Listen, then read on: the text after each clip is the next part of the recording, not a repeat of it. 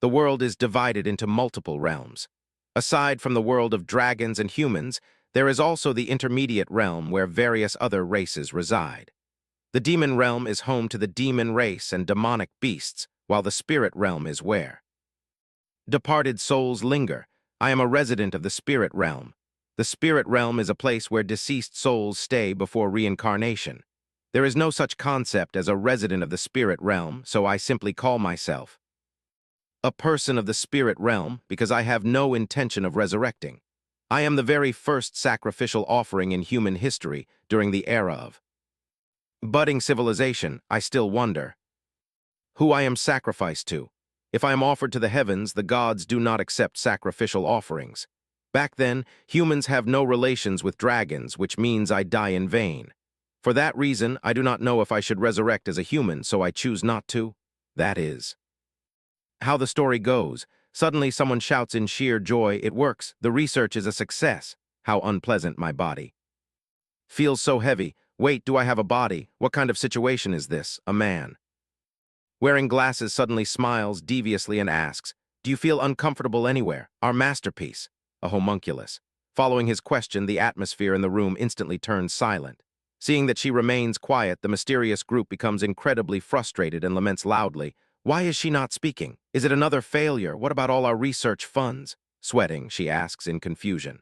The homunculus is aware of their dedication. Can speak, which fills the mysterious group with visible joy as they say, "She finally speaks. It is a real success, thank goodness." The bespectacled man smiles as he continues, "You are an immortal, powerful homunculus. The mages here spend their entire lives researching this body, but transplanting an ego is impossible. In other words, we summon your soul into this body. Now you can even easily kill a dragon. We succeed in our experiment of transferring power." She does not say a word, only scanning her surroundings. She notices that the captive people around this area are all bound in chains. Furthermore, their bodies are covered in wounds. Those who cannot endure lose consciousness, while those who can try their best to find a way to escape, even though it is impossible. Seeing her interest in the chained captives around her, the man with glasses sneers and explains, "Do not worry, you are different from those humans. As a homunculus, you cannot feel pain. To ensure your powerful soul is not easily destroyed by external stimuli, this body is also sturdy enough to withstand your spiritual energy."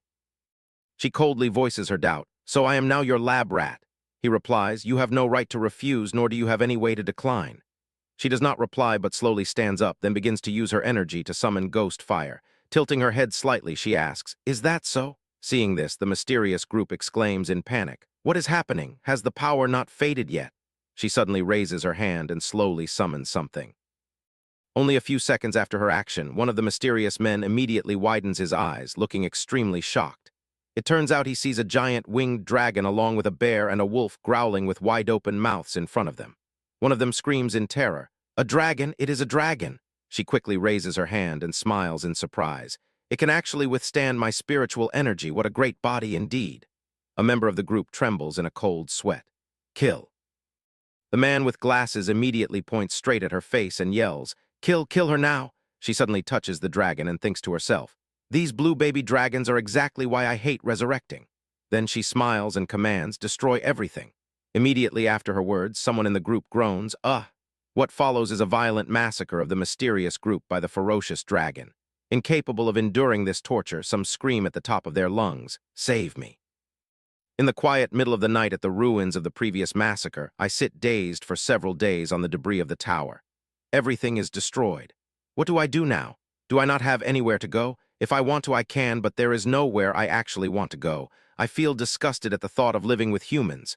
Since this body is a homunculus, it can neither die nor be injured. They will never accept me. I want to return to the spirit realm, but this body cannot die, so I cannot return. Even if I try to destroy it, it always returns to its original state and can never die because it is a homunculus. Those wicked scoundrels. Suddenly, someone approaches at this moment and speaks up. "You are not human. Did you do all of this?" She quickly raises her head and asks in curiosity, "Who are you?" The man crosses his arms and introduces himself coldly. "I am the ruler of the demon realm, Demon King Jeddu." She narrows her eyes slightly at him, ponders for a moment, and then asks somewhat naively, "Ah, then is your grandfather's name Chester by any chance?" He cannot help but gasp in shock. That is my great-grandfather's name, but... How do you know my great-grandfather's name? She suddenly points straight at his face, sighs, and says, back in the spirit realm, he always brags about his grandson. Back when you are still a pale little blue dragon, I remember the old man even calls himself an incomprehensible old codger. His entire body freezes like stone in panic, wondering who on earth she is, seeing this. She feels slightly doubtful and thinks to herself, what is this? Are you forced to come here? Then she speaks up, a test subject it is too complicated. Just as he touches the ghost fire next to Jedu, he asks in wonder, some strange things are appearing around here. Is this an experiment too? She gently cradles the ghost fire in her hands and replies, it is my power. Hearing her words, he comments, you seem very strong. She calmly replies, yes, so strong that I cannot die. He asks in surprise, do you want to die? She slightly lowers her head and thinks gloomily, I do, but this damn body is too strong. He hesitates slightly before saying, I have a son. Hearing this, she cannot help but exclaim in her heart, what the hell? He smiles and proposes, it will be wonderful if you become his nanny. She coldly refuses, no. Not giving up, he immediately continues, do you know that the demon race is born possessing one of three powers, absorption, charm, and destruction? My son possesses the power of destruction. Throughout many generations of demon kings, there has never been a young demon king with such power. She complains in her mind, is this the time to brag about your kid? As expected, Chester's bloodline is unmistakable. He chuckles and says, if the boy becomes the demon king, he will be strong enough to grant you death. She immediately stands up and asks in shock, what, I can go back to the spirit realm, really? He confirms, of course. But before my son becomes the demon king, you must serve as his nanny. She hesitates and says, but I have been in the spirit realm for too long, so I do not know how to read documents, and I do not know what a nanny does. He chuckles and explains, an assistant handles the documents, so do not worry. You only need to tell him what he must do and enforce the castle's discipline.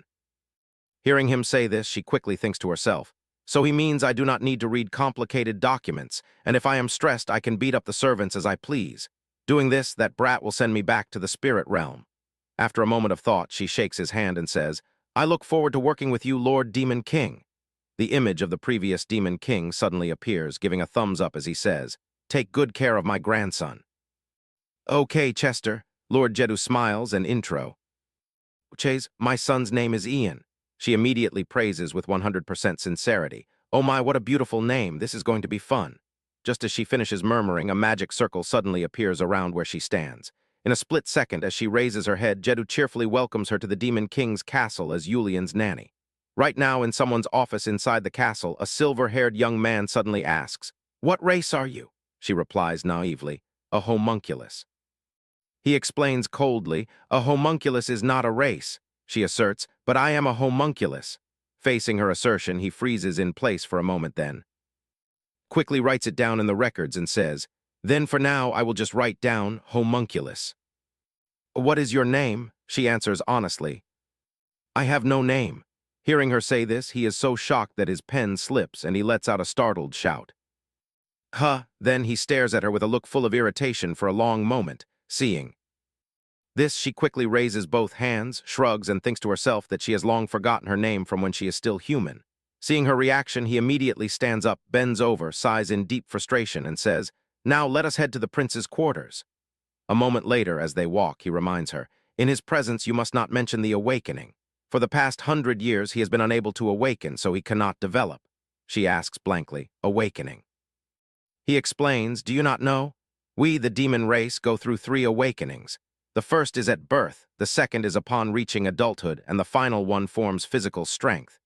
Usually it only takes 100 years, but for those of the demon race who are excessively powerful, the awakening can occur much later. She suddenly beams and thinks to herself, well, then that brat is probably strong enough to kill me. Sweating, he admonishes her, this is not a laughing matter. She replies in her mind, it is a joyful thing though. He suddenly pushes his glasses up slightly and says, as a nanny, you should know the names of the head maid and the chief assistant. Both of them are from the Dream Demon family. The chief assistant's name is Lion and the head maid's name is Lee. Saying this, he suddenly halts his steps, then breaks into a sweat, turns around and instructs, do not interfere with their work. She breaks into a sweat unconsciously and thinks in doubt, what is this? Why does he look so apologetic? He resumes walking, clears his throat, and says, as for how to address him, just call him young master. Before his second awakening, his soul is still that of a 5-year-old child, so you must be careful. As soon as he finishes speaking, they reach a door. He quickly opens it and steps through. Outside in the castle garden, she asks anxiously, do I have to take care of him? He immediately reassures her. The wet nurse is already there, so do not worry. A nanny only needs to fulfill her proper duties. Seeing a stranger, the boy of about 4 or 5 years old asks loudly, who are you? He immediately bows, places his hand on his chest, and introduces respectfully, this is your new nanny. He quickly turns to her and whispers, what are you doing? Quickly bow and greet the young master. Startled, she immediately places her hand on her chest and bows respectfully, saying, I look forward to your guidance, young master. He does not reply but stares at her for a moment. Seeing this, he turns around quickly and says, my introduction is complete, I shall take my leave now. As soon as his words end, he completely vanishes into thin air. Seeing this, she quickly reaches out, unable to hide her shock, wondering, why does he run away so fast? Then she thinks gloomily, what do I do now? He should at least tell me how to handle this kid. Is it fine as long as I do not let him cry? Suddenly noticing a leaf happen to land right on his head, she gasps, oh. Then she reaches out and says, wait a moment, there is a leaf on your head. Before she can finish speaking or even touch him, he suddenly leaps high into the air and bites down hard on her hand, leaving her utterly shocked. She thinks to herself, what? Are you a dog? After her silent exclamation, she immediately shakes her arm back and forth, aiming to throw him off balance so he will stop biting her hand. Contrary to her expectations, he not only refuses to let go but also mumbles, don't touch my body. Pulling him away from her hand, she asks in confusion, what are you mumbling? I do not understand. Say it again, I am listening. He snaps back loudly, I tell you not to touch. My body, she defends calmly. My hand is not touching you, I only touch your clothes. Furious, he points straight at her face and yells, you clearly touched my head earlier, let go of me. She gently releases her grip, sending him falling straight to the ground. Dumbfounded, she thinks to herself, I did warn him before I touched him. Seeing the expression on his face like he is about to cry, she explains, you are the one who told me to let go. With tears welling in his eyes, he screams, you should have set me down on the ground. She breaks into a cold sweat, averting her gaze, and thinks with annoyance, I did exactly what you asked, so why are you still unhappy? Children are so difficult. After thinking this, she suddenly grabs him by the collar and lifts him up, making him yell in anger, let go, let go. Then she gently opens her hand and drops him to the ground exactly as he wished. He glares at her in fury and yells, what are you doing? She smiles, replying casually, I set you down just like you said. Seeing his incredibly adorable sulking face, she suddenly reaches out to pinch his chubby cheeks, admiring in her heart, asterisk so soft, so cute. Suddenly a red aura radiates from his body, reflecting his current rage. He shouts at the top of his lungs, I told you don't touch me. The moment his words fall, the surrounding rocks and dirt fly straight towards her. And right after that, her body undergoes an unexpected change. Her head is no longer resting peacefully on her neck, but instead rolls down to ground. She has no choice but to bend down, pick it up, reconnect her 2 body parts, and sigh in her mind, ah, what a hassle.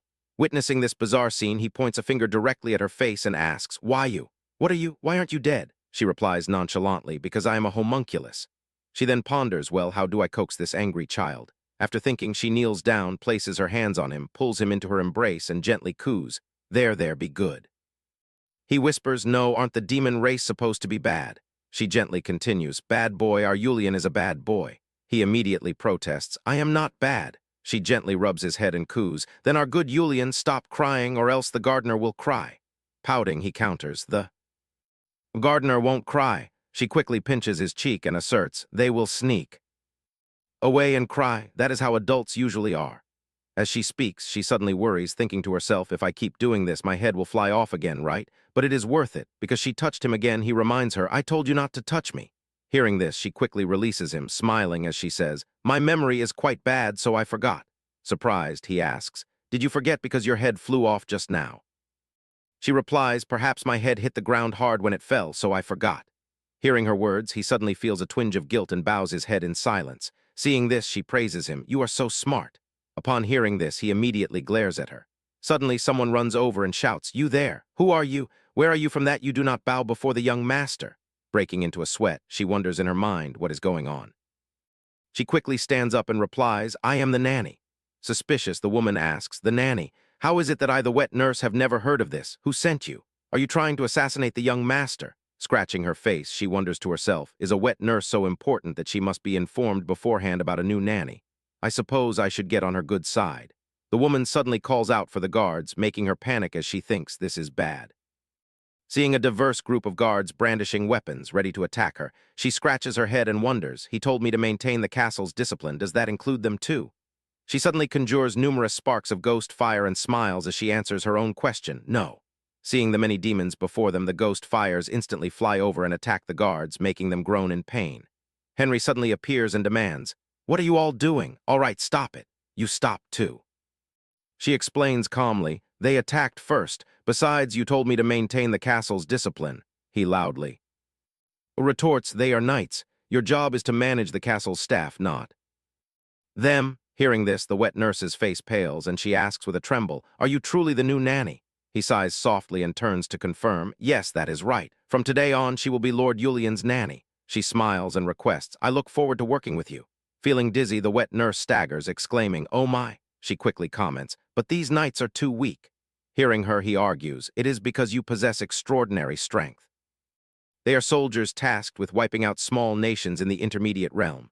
Strength and weakness are relative, aren't they? Please do not summon those monsters anymore. These knights are our valuable assets. She protests softly, I feel somewhat wronged. He coldly cuts her off. Do not let this happen again and let everyone know who you are. All right, I am leaving. The moment he departs, the guards and the two newcomers notice that the wet nurse has been lying unconscious this whole time. Before they can do anything, she suddenly sits straight up and says, Nanny, I am truly sorry. Clasping her hands behind her back, she responds somewhat reluctantly, aha.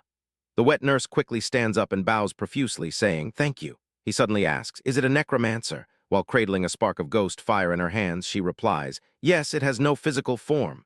To test whether her words are true, he immediately reaches out to touch it. But due to his limited height and their ability to fly, he cannot reach it at all. Seeing this, she quickly catches one, holds it in front of him, and says, here.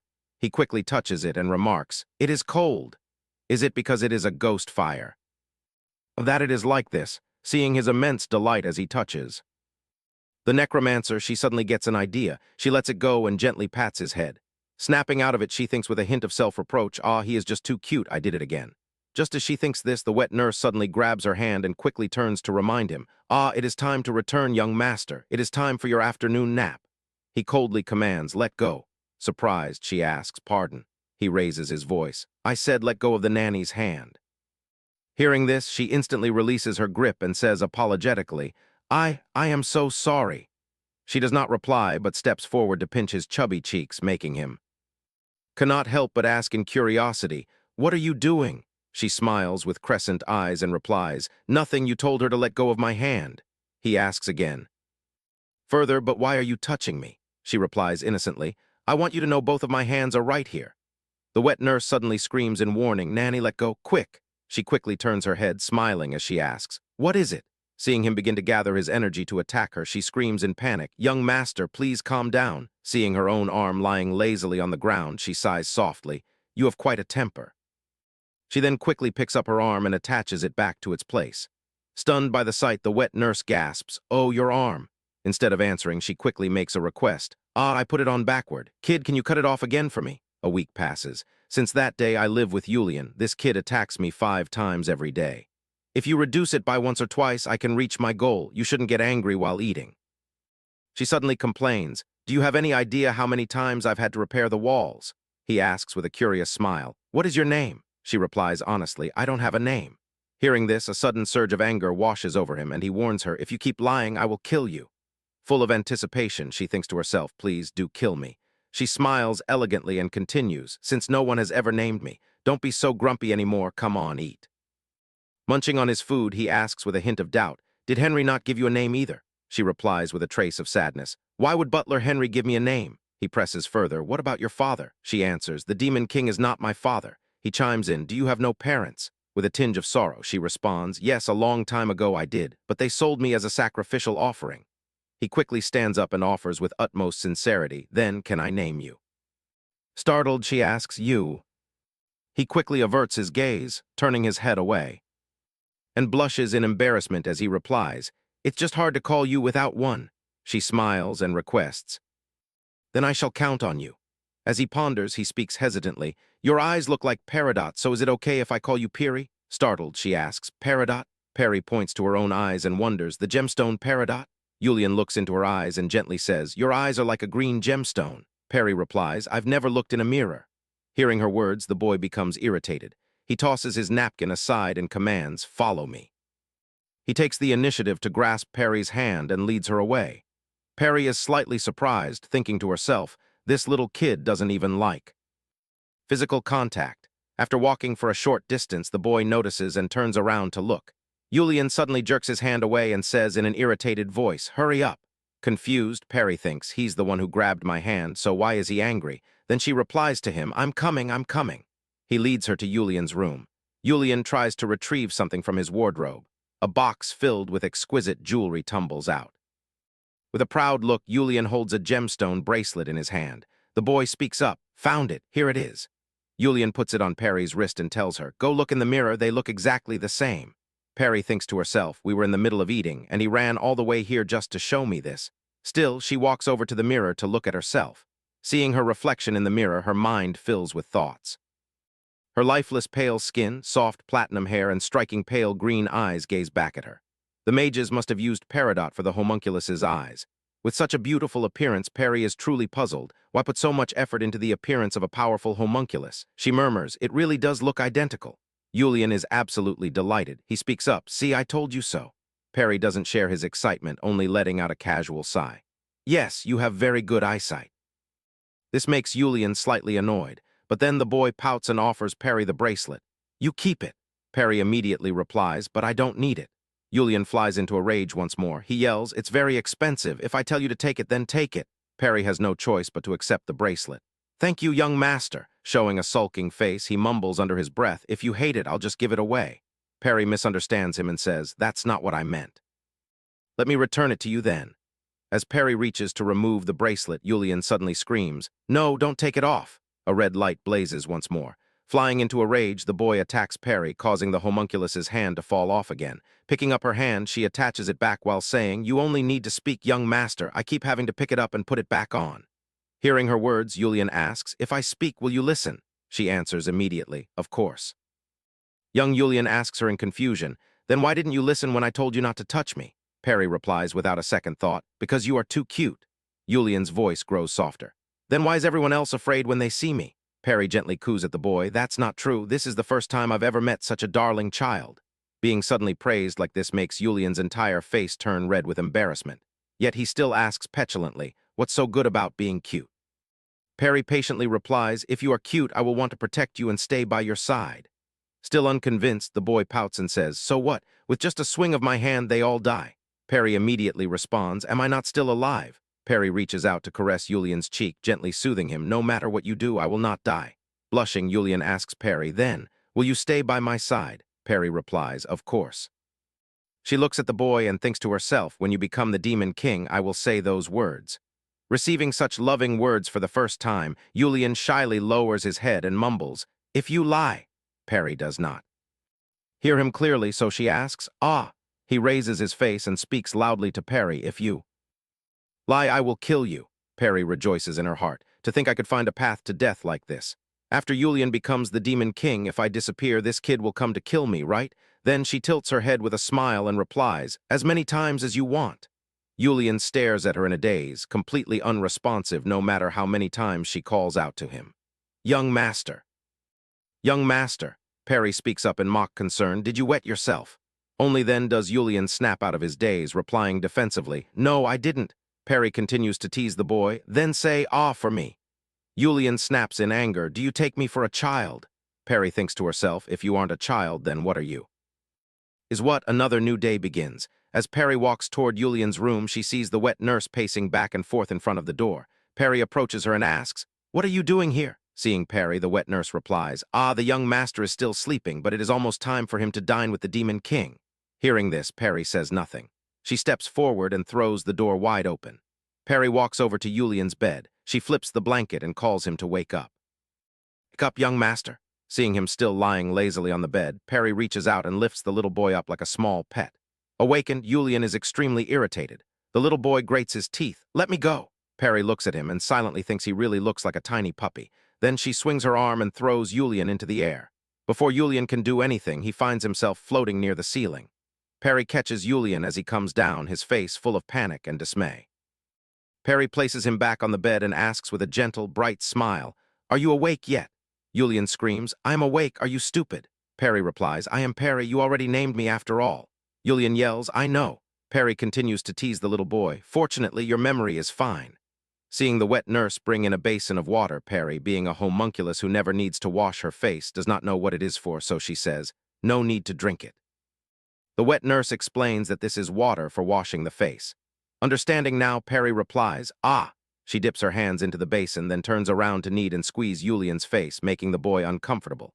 Julian glares at Perry, screaming in frustration, "I hate you." Perry does not understand Julian's mood. She wonders to herself, "I clearly washed him clean, yet he keeps screaming. He is so small, what if his blood pressure shoots up?"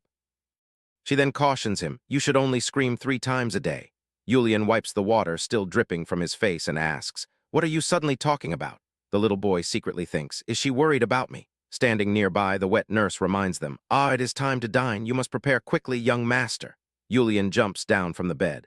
"Ha!" Then the little boy walks over to the mirror to get ready. Julian clumsily undoes each button.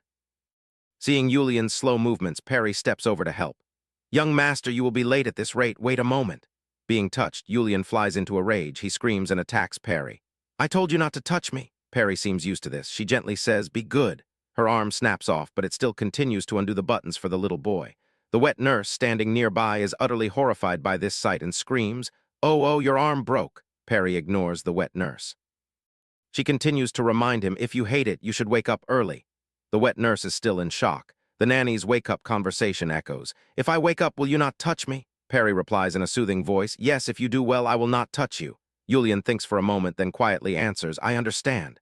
The wet nurse goes from shocked to deeply moved. She murmurs, "In this world." Perry suddenly looks at her in confusion. "What is this? Is she crying?" Wet nurse suddenly runs over and hugs Perry tightly. She weeps uncontrollably. This day has finally come.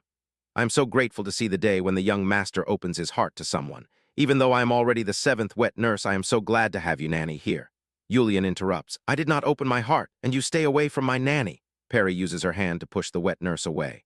Crying, the wet nurse says, "Look, the nanny also does not like me getting close." Julian suddenly realizes and quickly explains his previous words. I just do not like any demon race being close to me and touching another demon." Perry replies, "I do not belong to any demon race." Surprised, the wet nurse gasps, "Huh, then could you be human?" Perry cuts her off, "I am a homunculus." Another day begins. Julian uses his power, attempting to attack Perry. "If I go this far, will she die?" Though his power shatters a wall, Perry, being a homunculus, is completely fine. She calmly replies, "I will not die." Perry continues, "Now you should stop and believe me, young master. I cannot die, and please do not wrinkle your clothes anymore." Perry thinks to herself, "Lately, Prince Julian has accepted that I am allowed to touch him, but occasionally he still attacks me out of nowhere. When he sees that I do not die, he makes a face like this. How strange." She explains to him, "Because I am a homunculus, young master. Please sit down quickly on the chair." And sit down. Once he sits down to let her brush his hair, he is still murmuring, "Is it true? Is it really true that a homunculus cannot die?" Behind them, the wet nurse watches her work and says, "This is supposed to be my duty. I am truly sorry." Perry turns to her and says, "It is fine." The wet nurse continues, "Even so, it is fortunate to have you here, Nanny." She looks at Julian and praises, "You truly look radiant, young master." Hearing her praise, he blushes in embarrassment and grumbles, "Too noisy." The wet nurse holds Perry's hand, saying earnestly, "Ever since Nanny Perry arrived, I feel so much more at ease." Speechless, Perry simply murmurs, "Yes." Beside them, Julian snaps at the wet nurse, "Let go of her hand right now." She immediately stands up straight and replies, "Yes, young master." A while later, Julian wears a sulky, distorted expression because he is being carried away by Perry. Seeing Julian's discomfort, Perry turns to him and says, "If you feel uncomfortable, I will put you down, young master." Julian recalls the times Perry carried him and threw him to the ground like an object, and he suddenly startles, screaming in panic, "No, don't you dare let go." Julian's shout attracts the gazes of the surrounding servants. They all witness Perry carrying Julian away. The little boy slumps, feeling utterly humiliated. Seeing this, the wet nurse rushes over and suggests, "Nanny, please do not carry the young master like that. You should hold him in your arms like this." As she speaks, she demonstrates, but Perry does not seem to understand. The wet nurse turns around and notices a brown-haired boy who also catches her eye. Without keeping him waiting, she lifts him up to demonstrate. It should look like this. Perry looks down at Julian, whose arms are dangling limply. Seeing this, the wet nurse runs over to adjust their posture. She places Julian into Perry's embrace. Holding Julian in her arms, Perry asks the wet nurse, "Like this?" She replies, "It looks a bit awkward, but yes, that is right." Perry thinks to herself, "If I carry him on my hip, I only need to use one arm, but holding him like this requires both of my hands to cradle Julian." Then she says, "This is really annoying." The wet nurse explains, "There is no other way. You cannot keep carrying him like that in front of the young master's friends." Hearing this, Perry wonders in her mind, friends? Julian actually has friends. She looks at Julian and blurts out, "Those friends of yours aren't corpses, are they?" Julian replies, "They are not. I have friends too." As he speaks, his voice softens, "Even though I do not like them." Hearing this, Perry asks back, "Then why do you have friends?" Julian does not know why either. The little boy asks her in return, "Yes.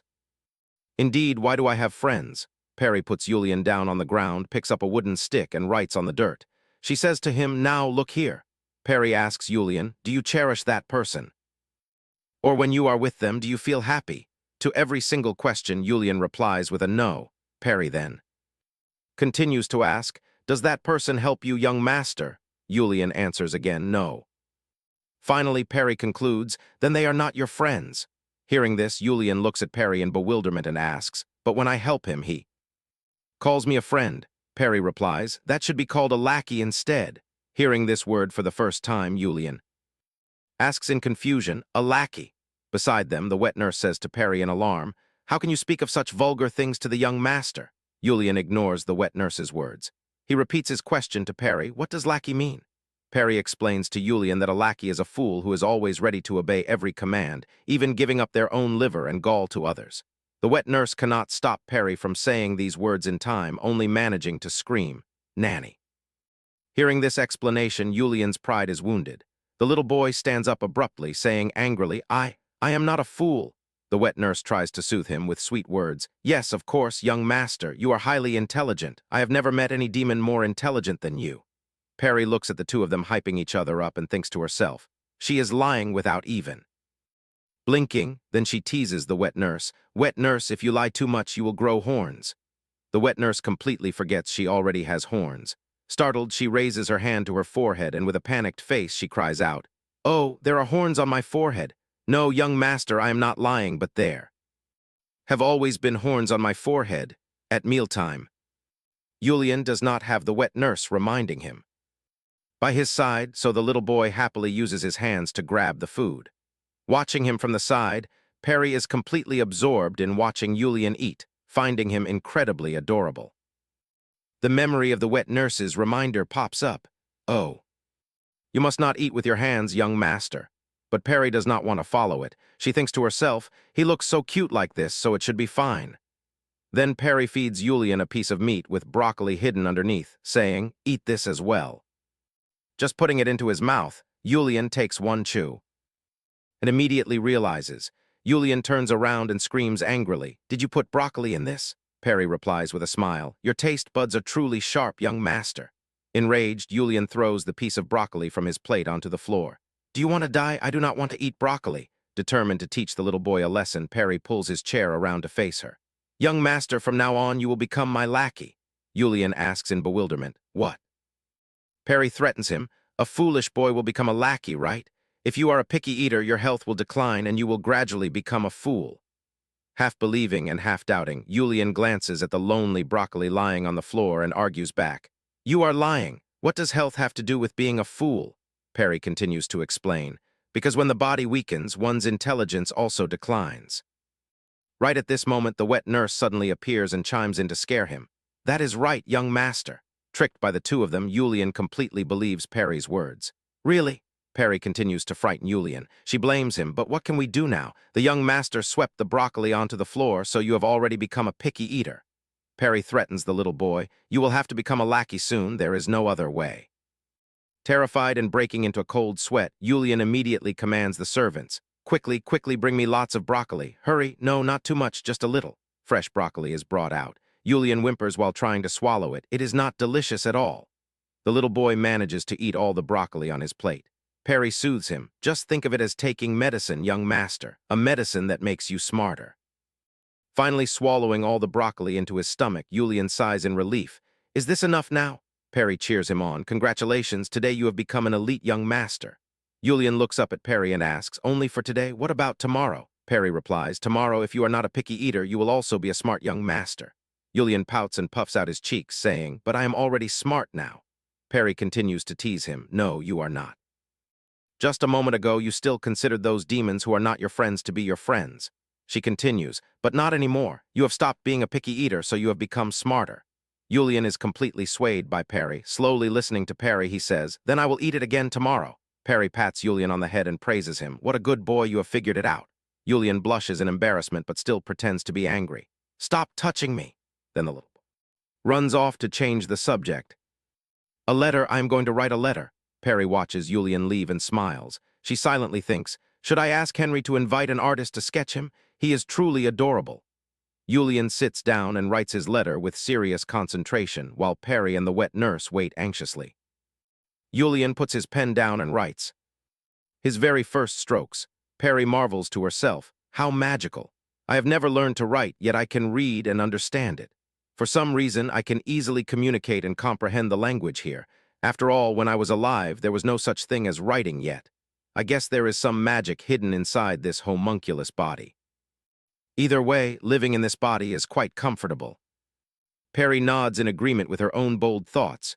If one has to summarize the contents of the letter, Julian is just engrossed in writing. It is, I will kill you. Julian raises his head and asks Perry, what does it mean? Perry, do you understand? That is about tearing limbs apart. Perry treats his question and his rather interesting explanation very seriously. Severing limbs, is it? Julian immediately flashes a bright smile at her, then instantly shifts to a dark expression. Yes, I will sever your limbs. Though Perry does not quite grasp the meaning of all this, she still tells herself that in the end, she does not know who the young master is writing to, but his vocabulary is quite rich. Julian hands the letter straight to Perry. I am done writing. There are no mistakes. Are there? The wet nurse stealthily edges closer behind Perry's back and sneaks a peek at the letter. I will throw your fingers to the beasts. Having read just those few words, the wet nurse instantly panics and flares up. She wants to rush forward and snatch the letter, but Perry's reflexes are swifter. Oh my goodness, young master, you cannot write such things. I will not allow you to use such cruel words. Julian nonchalantly replies to her. It is fine, I is only sent to Lep after all. The wet nurse seems extremely worried about this. She immediately interrupts him. A letter sent to young Master Lep is even more unacceptable, my lord. You cannot write such a letter to a friend. Julian frowns and stubbornly argues back. He is not my friend. Perry asks him who Lep is. Julian answers her in a completely calm manner. The child who treats me like a minion. Perry quickly understands. Ah, the friend whom Julian says he does not like, and with whom he feels no joy. The one who only takes Julian's help without giving anything in return, right? Perry points her finger at the letter and says to Julian, young master, here it is not beheading but beheading.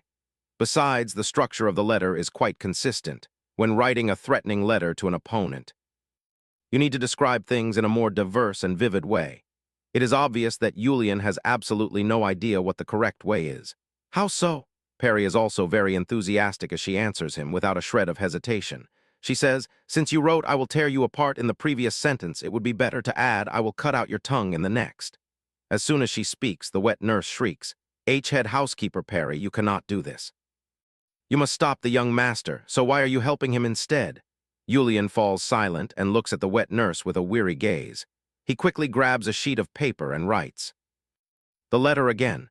Faced with Julian's blatant indulgence, the wet nurse can do nothing but stand there and watch Perry guide him word by word. Julian even asks enthusiastically, like this? Perry instructs him as usual, yes. If you use the literal meaning of this idiom, it will not achieve the desired effect. So, let us change it in a more creative way. Julian asks, then how about this? The wet nurse is now truly and utterly helpless. Julian finishes writing the letter. He muses, the previous letter was shorter, but this one is more intense. I think this is fine. He quickly hands the sealed letter to the messenger. Beside him, the wet nurse cries tears of despair. I really do not know what to do anymore. The young master has truly sent it. The wet nurse looks like she has lost her soul. She turns to Perry with an expression of utmost agony. Perry, young Master Lep is the son of the Duke. Do you really have no intention of stopping that letter? Perry nonchalantly replies, You cannot have. Forever the war you must face. The wet nurse says with discontent, Who on earth starts a war like this? Rather, is it not the young master himself who just started it? What if young Master Lep kills young Master Julian? Our young master has not even awakened yet. The wet nurse falls silent. Immediately, because Julian's state is truly off. An eerie demonic energy radiates from his entire body. The wet nurse quickly tries to explain, Why, young master, that is not what I mean. Perry, still oblivious, asks the wet nurse, Has that young master named Lep already awakened? The wet nurse whispers a warning to her, You must not speak of awakening or not in front of the young master.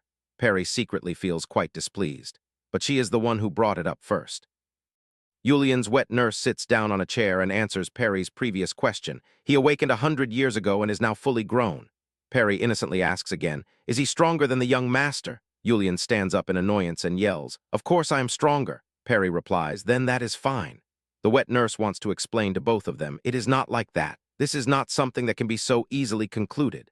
Perry ponders in silence for a moment. We just need to kill him. The wet nurse gasps, Excuse me.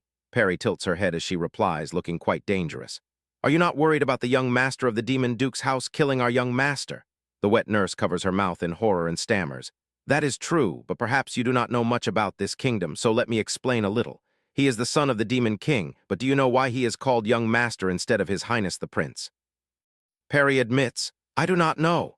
The wet nurse tells her that unlike the human world, the position of Demon King is not inherited. Whenever a stronger demon appears and defeats the reigning Demon King, that demon will become the Demon King.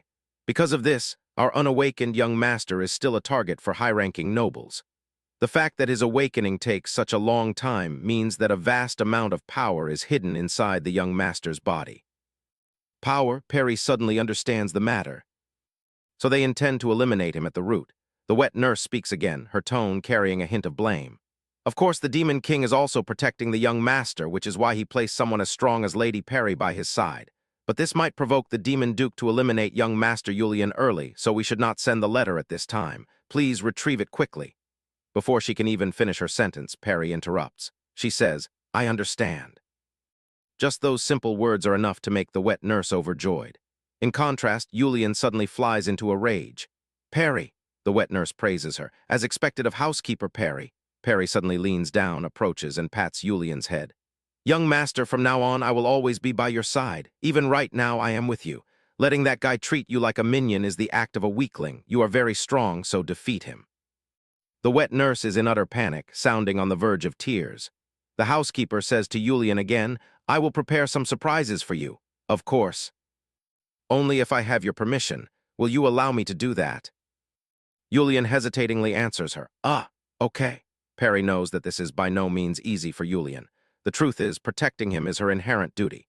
But for some reason, he hates interacting with other demons, so as a 5-year-old child, he has to do everything by himself, from bathing and eating to sleeping.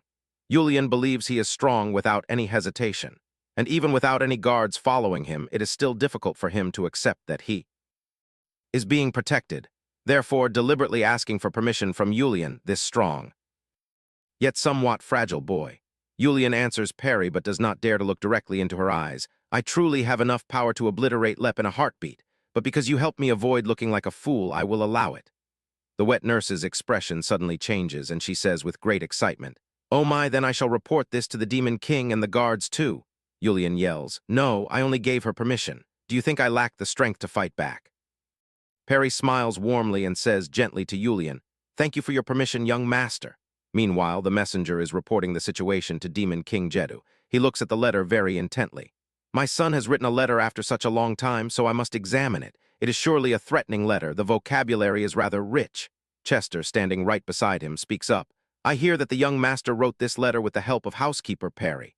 Jeddu suddenly bursts into laughter. I thought a homunculus would not be capable of anything.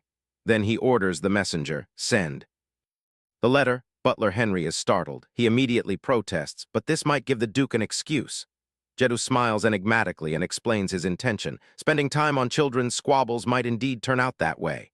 Henry asks hesitantly, Do you mean Jedu takes the letter Yulian wrote and asks Henry, among the human nations, which one is the most suitable? Henry ponders for a moment before answering, there is a kingdom named Blacklist. Its military is strong, and its border is adjacent to the demon realm, making it capable of fighting against demons. Jedu looks at him, showing absolute trust in Henry. Is that so? Then let us fight that country. Chester does not expect things to happen so easily, but we cannot act without cause. However, Jedu merely tells them gently, then make that country attack first. Henry clearly does not expect his demon king to solve the issue so easily with just words. If they attack us, perhaps the poison will also harm the other demons who come to their aid. They will surely think of the Blacklist Kingdom, right? Jedu ponders for a moment and nonchalantly replies, we will release that poison on the Duke's territory, if we can. Kill 1/3 of that land's population, that would be wonderful. Chester quickly takes the order. He says respectfully, yes, then I shall send someone to disperse the poison. Jedu and Henry fall silent, waiting until Chester walks away. Henry turns to Jedu and says, if the Duke conquers the Blacklist Kingdom, it will be like giving wings to a tiger. Jedu remains silent, as if silently agreeing with that, and then he finally says in a cold voice to Henry, it is enough to not let either side win. Jedu is lost in thought. He can do even more than this. To protect his child, he will do absolutely anything. Meanwhile, the wet nurse and Perry are playing with Yulian. The wet nurse says with excitement, well, look at this, it is called the cradle-rocking game. While the wet nurse babbles on, Perry sinks into deep thought. Is this a game that demons of Yulian's age like to play? The wet nurse continues, this is tag and this is hide-and-seek. I wrote this down, waiting for the day I can play with the young master at any time. Perry sighs wearily. She holds out the piece of paper and whispers, this list of the wet nurse's ambitions. The wet nurse flinches and stammers in self-defense. What ambition? I'm just curious to see the young master's happy face. For the first time in her life, Perry hears a truly helpless answer. And so the wet nurse says to Perry, since I cannot touch the young master anyway, I hope you will do it, Miss Perry. Perry quickly summons her necromancer to help her. As it turns out, its task is simply to hold the paper containing all of her chores for today. Young master, Perry's call makes Yulian feel tense. What is this? Wet nurse's ambition list number 1, holding a child. Perry quickly follows the instructions and lifts Yulian's entire body high into the air. Being hoisted up like that, Yulian panics slightly. Stop it, I am going to throw up. The wet nurse is utterly horrified by her actions. Oh dear, Miss Perry, what are you doing? Perry replies nonchalantly. She holds the child under the bewildered, shocked gaze of the wet nurse, setting down the retching Yulian and wondering, is this not it? The wet nurse screams at her. Who on earth holds a baby like that? Not even making a cocktail involves that. Perry looks at her with a puzzled gaze. What is a cocktail? She carefully rechecks the guide on how to hold a baby. Hold the child, then shake them up and down. I did exactly that. And then the necromancer speaks up to remind her. Height. Perry suddenly realizes she is supposed to toss and catch him at an appropriate height. Is that so? It is just like how I wake him up. Wet nurse's ambition list number 2, height. Perry reaches out and picks up the bewildered Yulian. She throws him even higher than before. Yulian cries out in terror. At the same time, the wet nurse screams as well. My young master! Yulian disappears into the sky. As soon as Perry catches Yulian, the wet nurse shrieks, enough, stop it, that is too high. The young master is not a ball, why are you throwing him like that? How can you do such a thing? Perry asks back in confusion, but I threw him to a moderate height. The wet nurse looks ready to cry. The young master is only maintaining his composure. If it were me, I would have burst into tears long ago. Yulian is now looking at her with a resentful gaze. The wet nurse suggests to both of them, how about we play tag? Miss Perry will be the seeker. If you play this, young master, I will bring you chocolate cookies. At the mention of chocolate, Yulian instantly forgets all his fear. Chocolate, then Perry, come and find me. Perry shouts out to prepare. As soon as she speaks, Yulian runs away swiftly. Start. Wet nurse's ambition list number 3, tag. Perry runs as if she has never run before. Her speed terrifies Yulian. Perry touches Yulian's shoulder. Caught you. Just then, the wet nurse catches up. Perry quickly turns around. The wet nurse tells her she is supposed to run at the same pace as the young master. How is it fun if you catch him the moment the game starts? Perry says to Yulian. Now I understand. Let's do it again, young master. This time, Yulian stubbornly pouts. It is not fun, I am not playing anymore. Yulian's response makes Perry a little sad. She sighs and laments. Playing with children is truly difficult. Yulian jumps up and yells, it is because you do not know how to play. The wet nurse immediately suggests, then let's play the final game, hide and seek. Yulian protests, no, it will definitely turn out weird again. The wet nurse insists, no, it won't. She promises to explain it thoroughly to Perry. Right, Miss Perry? Perry scratches her head embarrassedly and replies, yes. The wet nurse begins to explain, in this game you must cover your eyes and count to 50. Since the castle is not very large, we can only play in the garden. Thus, the three of them play rock, paper, scissors, and Julian ends up being the loser. The wet nurse tells the young master, you are the seeker, we will hide. Go find us, young master. Julian covers his eyes and begins to count. 1, 2, 3. Perry looks around for a place to hide. There is nowhere to hide in the garden. Suddenly, she spots a bush right in front of her and an idea sparks in her mind. Julian finally finishes counting. 49, 50, I am coming to find you. Wet nurse's ambition list number 4, hide and seek. Julian goes searching and quickly finds the wet nurse. Found you. Even though she is caught, the wet nurse looks delighted. Oh my, you found me. How did you find me? I hid so well.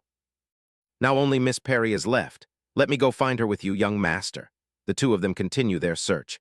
Miss Perry, where are you? Suddenly, Julian spots platinum hair behind the foliage. Julian shouts in joy, found you. Just then, the wet nurse runs over. Ah, young master, you found Miss Perry? Perry smiles at them. However, her hiding posture is rather strange, even the wet nurse. Oh dear, that. But I found Perry, however. Julian's expression seems filled with fear. Miss Perry? The wet nurse collapses onto the ground. It seems her twisted, distorted posture has terrified her. Perry runs out under Julian's panicked gaze. Wet nurse, are you all right? Julian cries out. That is so scary. When the wet nurse wakes up, she scolds me furiously and tells me to bring a mountain of parenting books and some nameless novels. Perhaps I need to learn more about the demon race. Julian sits up and sees Perry busy with a stack of books on the table. What are those things? Perry replies casually. They are the books the wet nurse gave me. Julian asks her, are you being punished? Perry answers, I suppose so. She gently coaxes Julian, do not worry about that pile anymore, go get some sleep. Julian answers her, but I am not sleepy. Perry smiles and says, then shall I sing you a lullaby? Naturally, Julian knows nothing about this. You know how to sing lullabies, Perry clears her throat and says confidently, I only know the lyrics of the song. But as long as there is a melody, it will be fine. Julian flinches in surprise. Wait a moment. Perry looks at Julian in confusion. Yes. Julian turns his head and changes the subject, leaving Perry even more puzzled. I think I am sleepy after all. The bedroom window is wide open, a gentle breeze drifting inside. After a while, I hear Julian's even breathing. A little sprite fire floats around catching mosquitoes as a soft wind blows through the window frame. It has been a long time since I felt such a peaceful atmosphere in the Demon King's castle. In my spare time, I take the opportunity to read the parenting books the wet nurse gave me. She does not read books in the usual way. The way she reads is just like using magic. Suddenly, Julian wakes up. His call forces her to stop what she is doing. Young master, are you not asleep yet? Julian rubs his eyes. I was sleeping, but I woke up. Perry tells him, it is not dawn yet, please. Sleep some more. Julian whines childishly, but I am not sleepy anymore.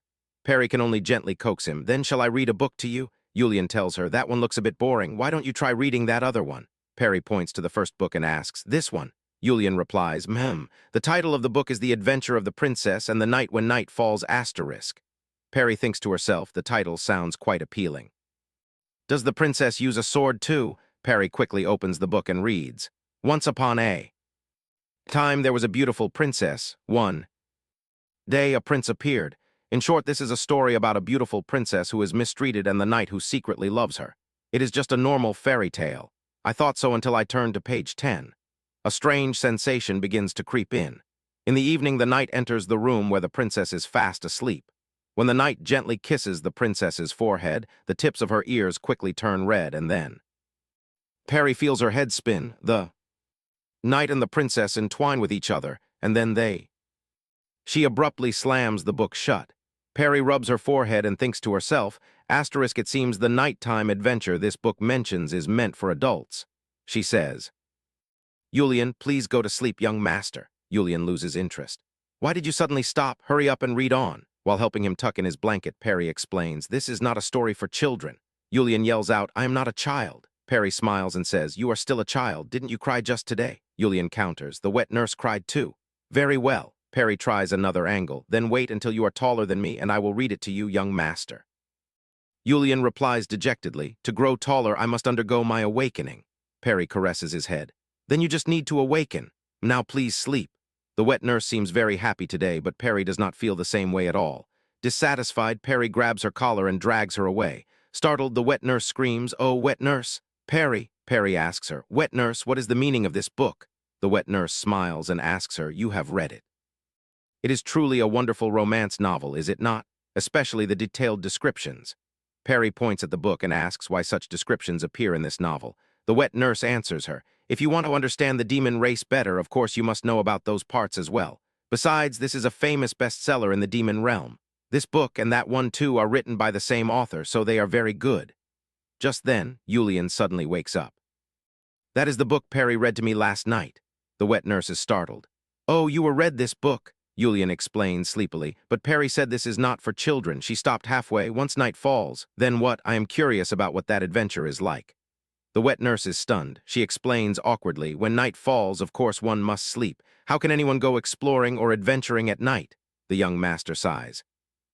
Perry sighs and says to the wet nurse, "Throw that book away immediately." The wet nurse hugs the pile of books and runs. "For dear life." "Why, yes, of course." Perry calls out to Julian, "Young master, wake up quickly." Julian says sleepily, "Just let me sleep a bit more." However, Perry does not let him be lazy. She hoists Julian up into the air. Perry catches Julian. "Are you awake now?" Julian snuggles into her arms and whispers, "Mem." Perry smiles with satisfaction. It seems he is so used to it that he no longer feels angry.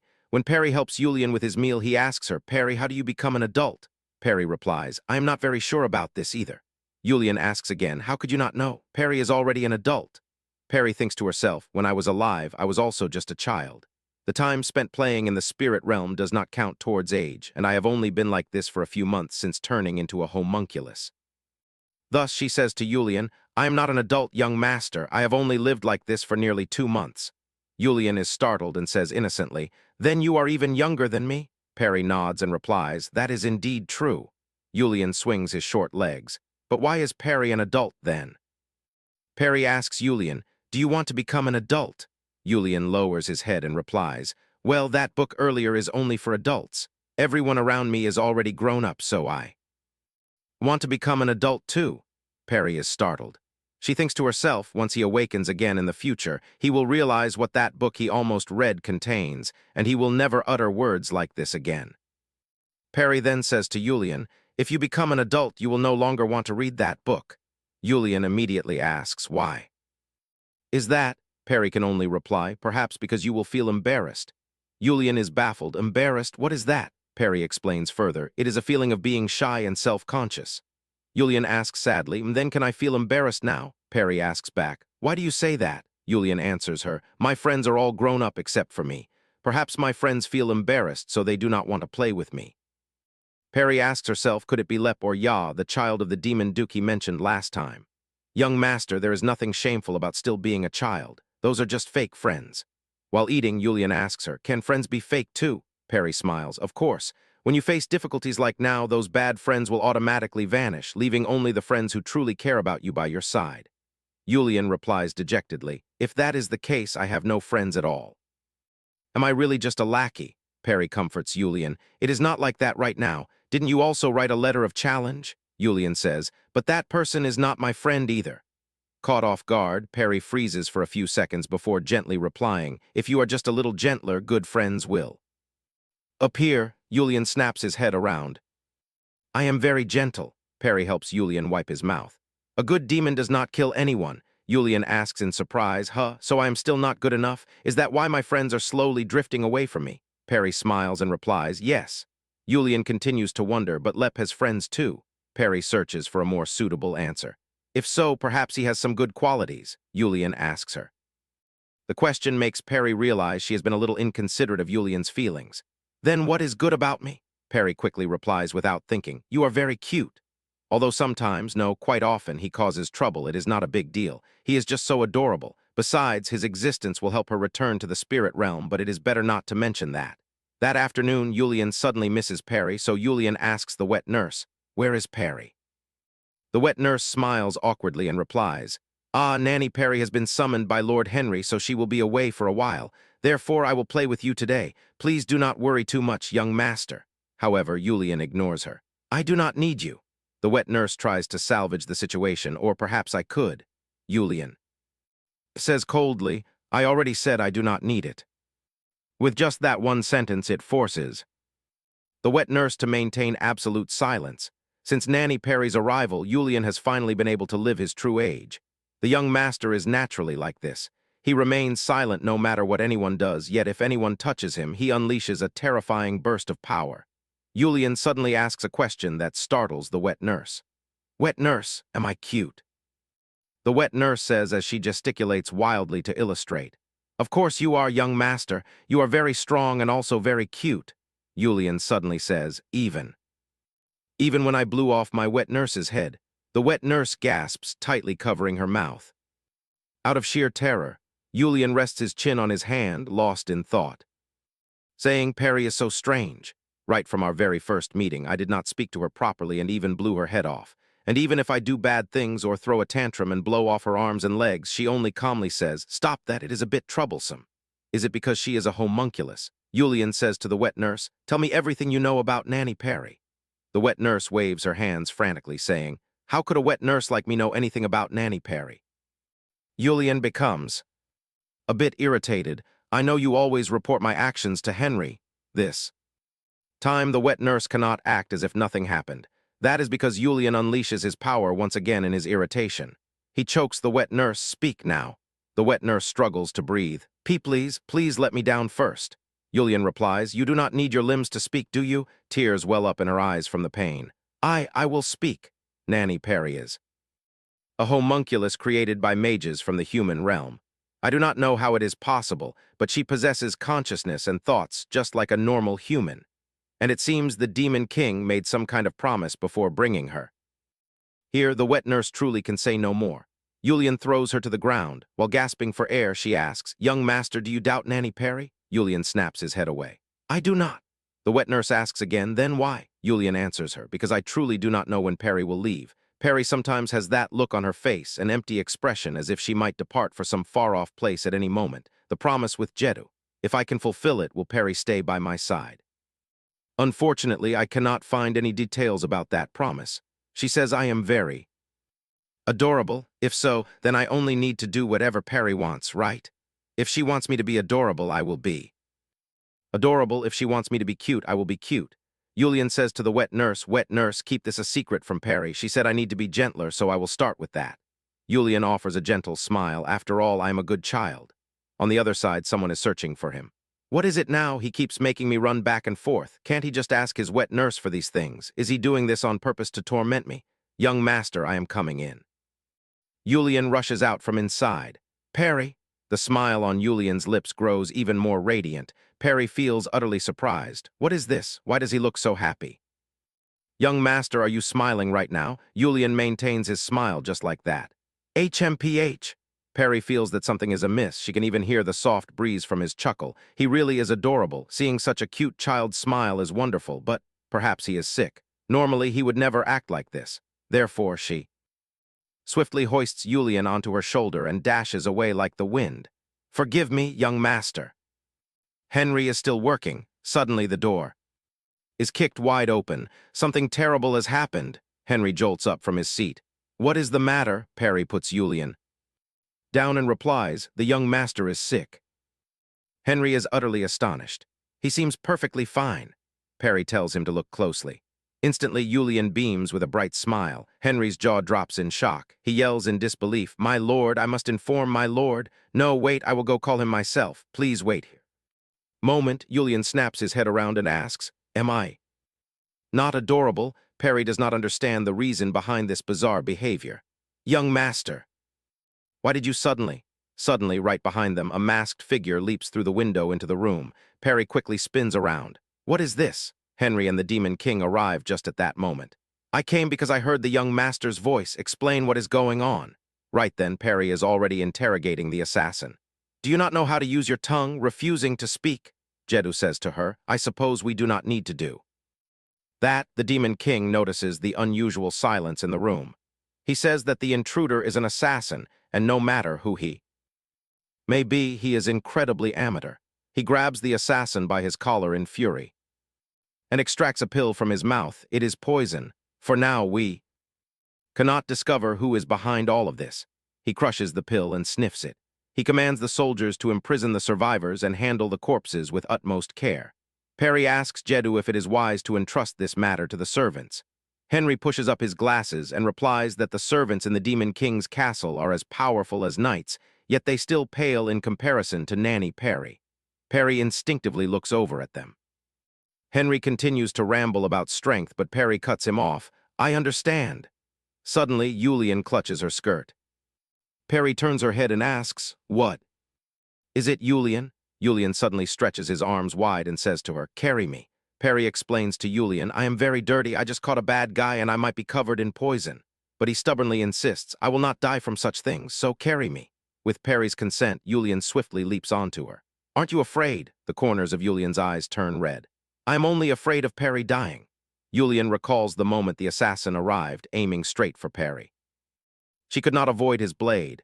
Yulian gasps in horror. Yulian screams. At this moment, Perry's head and hands are severed. That moment is truly terrifying for Yulian. The Demon King, Jedu sighs, there is no use raising a son. Henry chimes in. At any rate, he still misses his mother.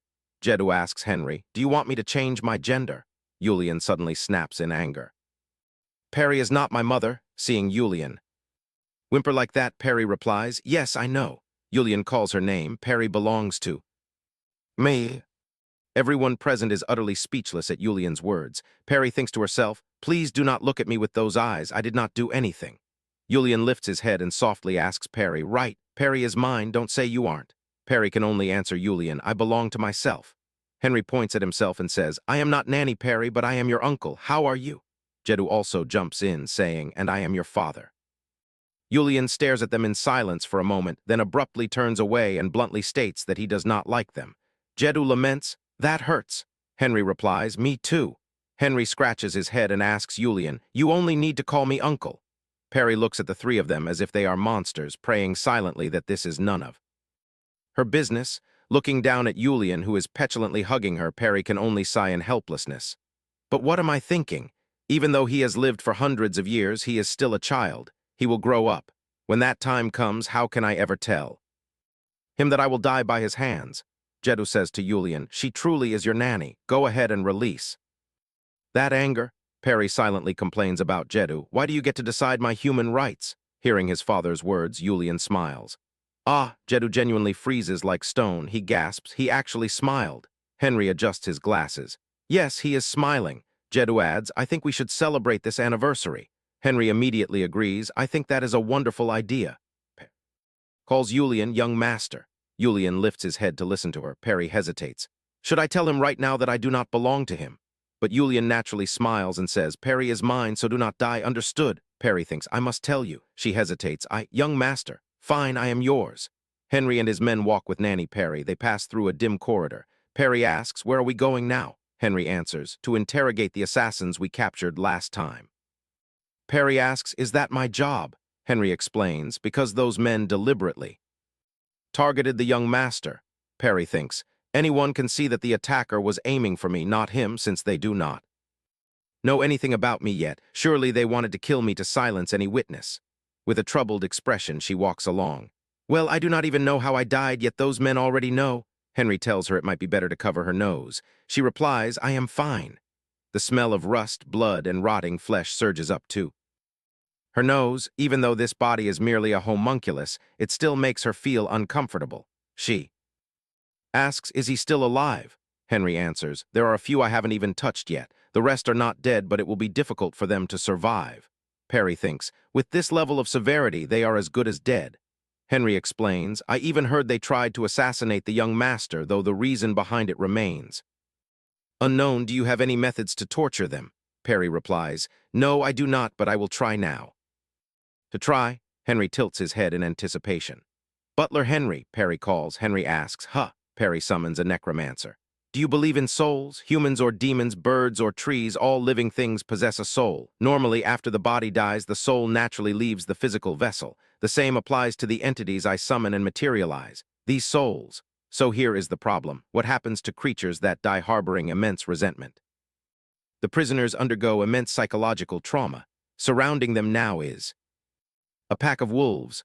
Someone is actually crying, screaming at the top of their lungs, "Arg, save me, please save." "Me, I beg of you," Perry thinks. "Save them, even though those souls died at your hands. Just because they died and became demonic forms does not mean they looked like that when they were alive." Perry silently addresses them all. "I assure you that you will not die today, but of course you must still pay the price for hurting my adorable Yulian." The sun is fully up. Yulian rubs his eyes as he wakes. "Where did you go?" Perry explains to Yulian. "I went to the dungeon. You wake up so early." Yulian does not answer her but asks in return, "The dungeon? Why?" Perry replies, "I went to punish the bad people." The wet nurse appears right behind her. "Oh dear, did Nanny go to kill someone again?" Perry answers, "No." The wet nurse mutters, "Strange. Why is there a scent of blood?" Perry sniffs her clothes. "Does it smell very bad? Isn't this smell fine?" Perry asks Yulian, "Do you want to bathe and eat by yourself today? I will go change my clothes and return quickly." Yulian suddenly shakes his head.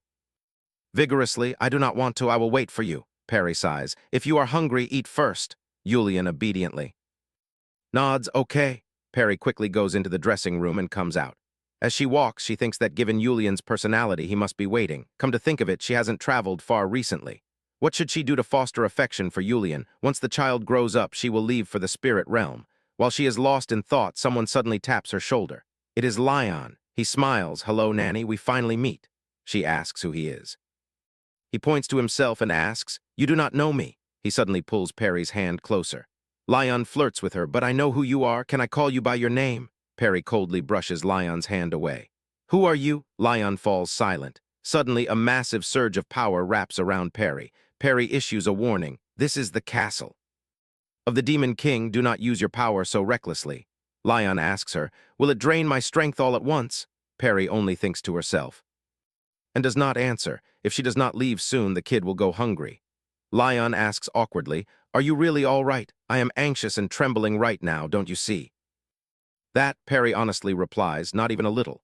Lion leans against the wall, the picture of a broken heart. Just then, someone asks Perry, "In that case, do you prefer women?" It is Lee. "As long as it is the nanny, it does not matter at any time." Perry inwardly screams, "Who on earth is this now?" Lee approaches Perry. "I have taken a liking to you, Nanny. Can you tell me your name?" Perry coldly replies, "No." She thinks to herself, "Think about losing first." The door is open, and now the two of them are being choked and lifted high up by Perry.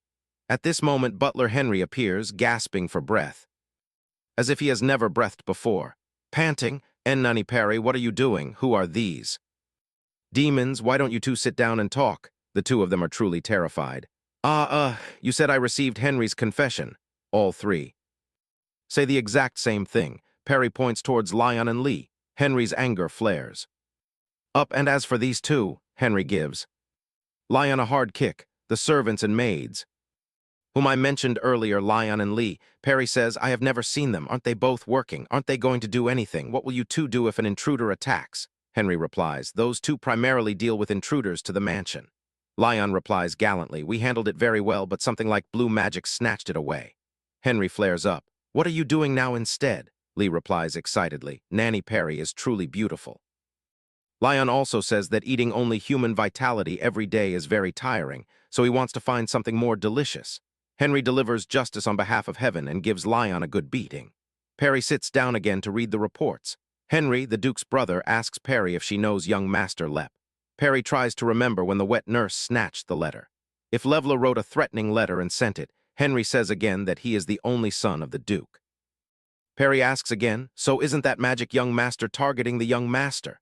Henry replies, "Currently, that magic young master has no peace of mind. The villagers slowly die at the castle of the magic duke." Perry thinks that Lep's letter indeed derailed his focus. "There is another thing I am curious about. Killing him does no harm, but instigating and threatening him is something we cannot do."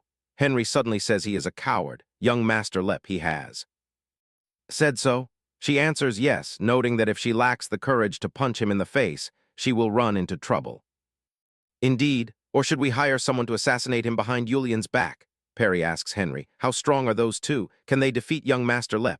Henry replies, "I do not know about that oppression, but in terms of strength, both of them have the advantage." Perry tells Lion and Lee, "Can you two escort the young master from now on?" Butler Henry answers her quickly, "No problem. Besides, with the nanny here, Lion and Lee are also not very necessary. You two please go with me." Lion and Lee quickly follow. "Yes, yes." Julian silently observes the newcomers. Julian asks why they have come here. Perry answers him, from now on they will accompany you. Julian coldly says, I do not like it, I am fine. Lee dares to protest, oh, we will follow you in a way that you cannot see. Lion chimes in, that is right, we will hide. In the shadows, Julian coldly says, then vanish from my sight. As soon as the words leave his lips, they disappear. Perry asks Julian, are you very hungry? Julian answers her, no. The wet nurse chimes in to help Julian, oh dear no, I already hear the sound coming from your stomach. Young Master Julian makes excuses, it is not like that. Perry feels deeply guilty. I am sorry for letting you starve, but how about writing a letter before eating? Julian asks in surprise, a letter. Perry explains, the assassins from last time were sent by young Master Lep. Do you want to be defeated? Young Master, we must go and defeat that bastard. Julian stops his pen, places the stack of written papers on the table, and says, I am finished writing, Perry, please have a look. Perry dutifully picks up the papers to check. Lion stands in the distance, unable to hide his curiosity, and speaks with a smirk. By the way, Nanny. The letter is sealed and Lion's voice rings out. Can I write something like that and send it? Young Master, are you trying to let them know you are attacked? It says nothing about being attacked. Lion stands with crossed arms, complaining, this terrible thing happening reminds me of an old friend. Do you think they will notice the things there? Or not? Hearing Lion mention her makes Perry freeze. She worries in her mind. It is so strange that he does not notice that I wrote it to notify him. Julian sits at the desk, looks up at Perry and asks, is nothing wrong? Perry hesitantly glances at Julian. She contemplates that the demon race undergoes a total of 3 awakenings, and a demon must go through the first awakening before they can release their demonic power.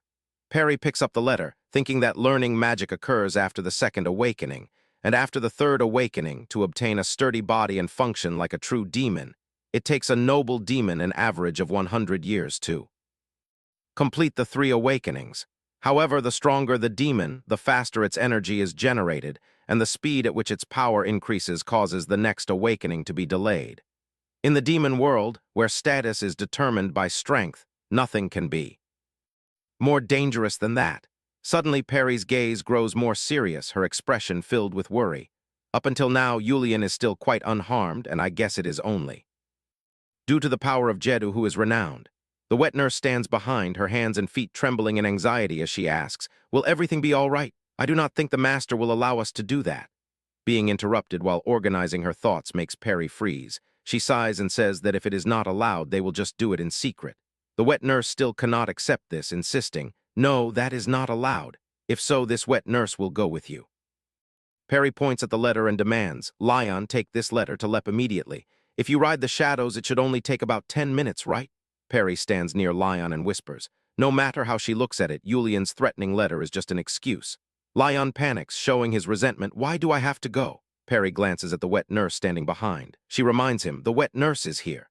Hearing her say that, Lion flees in terror. Despite his resistance, before departing, Perry does not forget to remind the wet nurse. And after we leave, please tell Butler Henry our destination.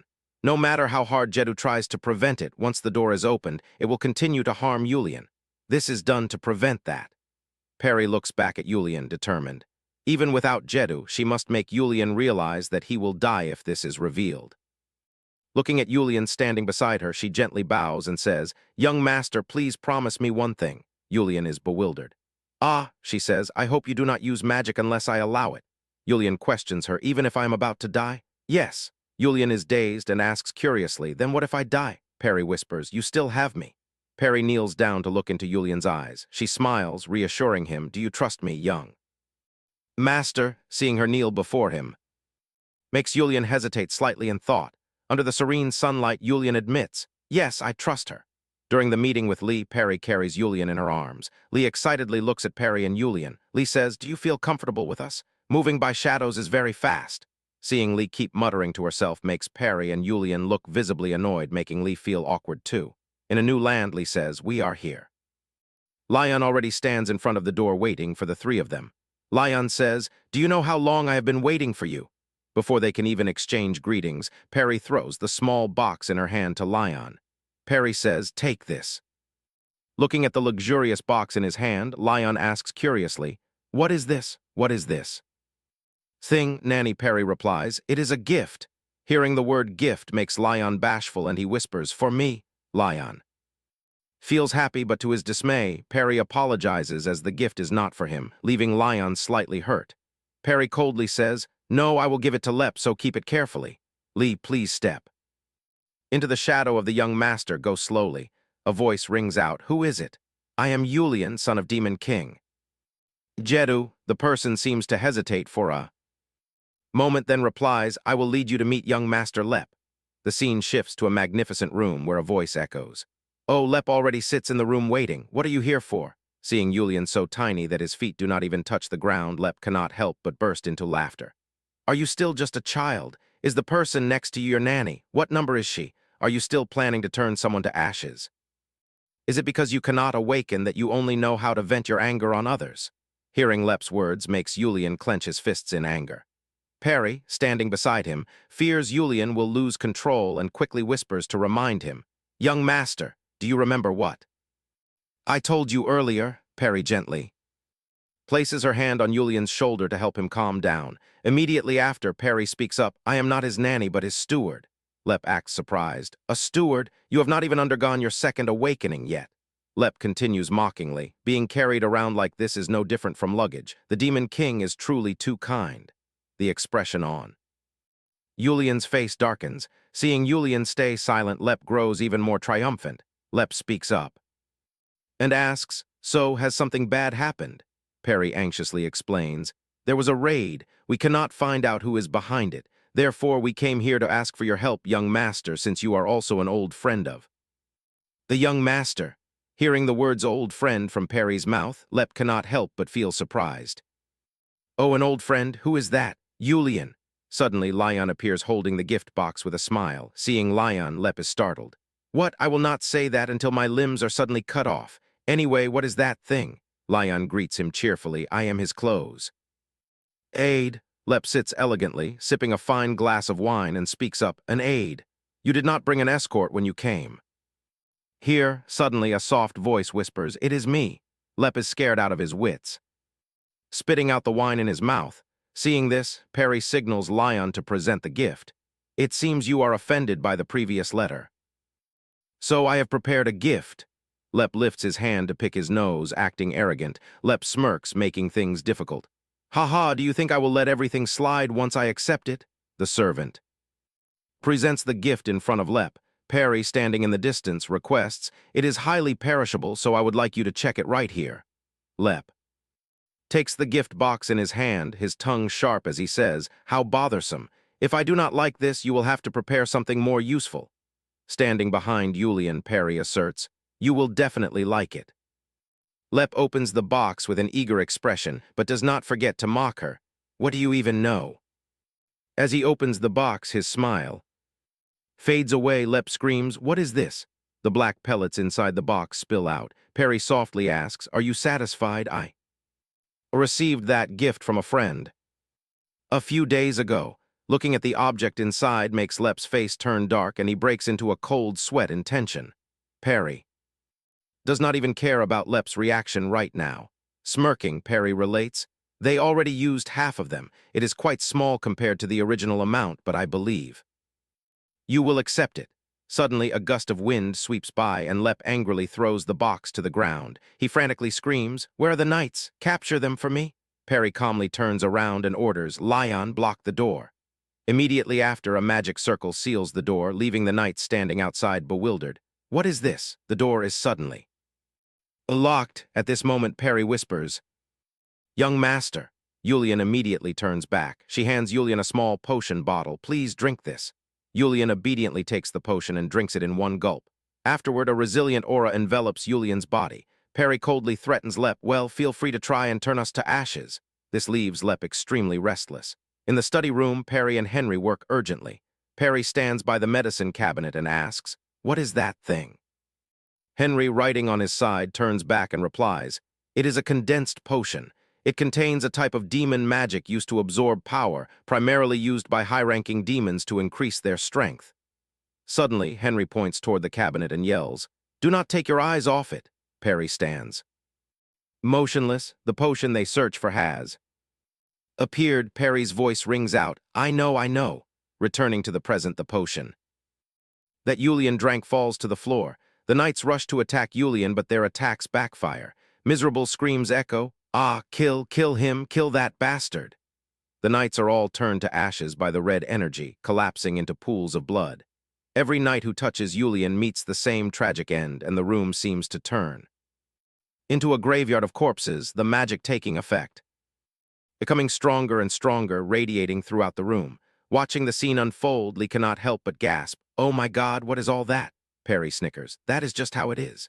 Suddenly, a sound startles Perry. Lep is bound by magic, sitting there shivering like a wet dog. Lep questions, "Why, there are no wounds at all." Standing among everyone, Yulian suddenly speaks. Yulian wipes his cheek with his bloody hand. Yulian coldly demands Lep to drag him to the castle. As dusk gradually falls, following Yulian's order, Lion drags Lep all the way to the castle. On the way, Perry laments, "It is a pity that the demon duke has cleaned up the castle." Looking at Perry's resentful face and clenched fists, Lion asks curiously, "Are you not happy?" Perry coldly says, "If the magic of the demon duke is here, the young master can probably awaken faster." Lee hears this and quickly chimes in, "If the demon duke is here, we cannot leave, can we?" Perry smiles and says, "It will not be a problem if I am here." The scene shifts to that deathly room. The groans of the night ring out. "Ugh, magic is enveloping my body." Returning to Perry's side, she looks back at Lep. She wonders why Lep has been like this all this time. Lee says excitedly, "No, the young master will not kill him, but let me do it instead." No one expects Lee to speak so coldly one day. Returning to the castle, night falls, and a voice of scolding rings out, "Are you crazy?" "No." Seeing Perry appear outside carrying Yulian, Henry panics. "Then what on earth are you thinking? Are you all right, young master?" There is a bit of blood on Yulian's cheek. Perry sighs and reports, "He is still fine, though a little dirty." Seeing the blood on Yulian's cheek, Henry screams frantically, "Doctor, quick, call a doctor." Perry puts Yulian down. Yulian reassures Henry, "I am not injured." Henry trembles weakly like a wet noodle, asking, "Then this blood stain?" Yulian says nonchalantly, "I killed them." Hearing Yulian say so, Henry feels somewhat relieved. "Yes." Immediately after, Lion carries Lep over. Lion throws Lep, who lies motionless against the wall. Perry speaks up, "This is loot." Perry cannot help but shower it with praise. "This potion is remarkably well made." Learning that she used the potion, Henry reprimands her in a panic. "When did you steal it? I wanted to give it to the young master." Henry remains furious. "What on earth? Do you even know what kind of medicine this is?" Perry stubbornly says, "But its side effect might leave him with only absorption power instead of his original strength."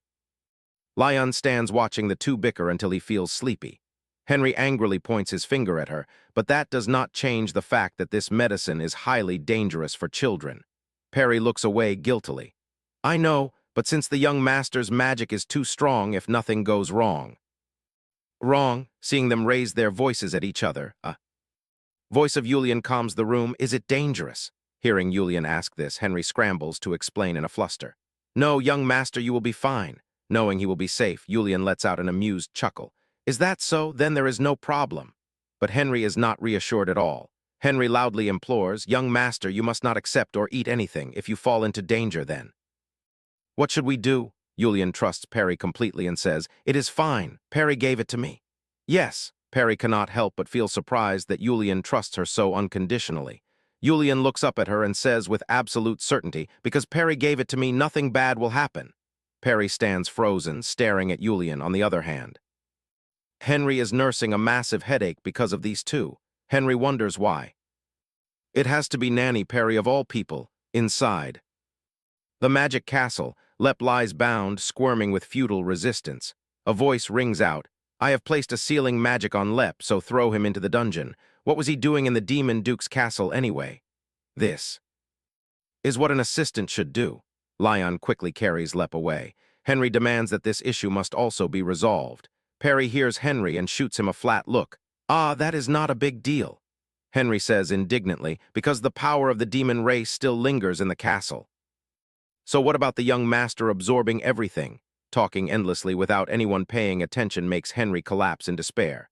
"That is not just a normal matter," Perry says in confusion, "but it is just a child's matter, so what?" Henry kneels in helplessness.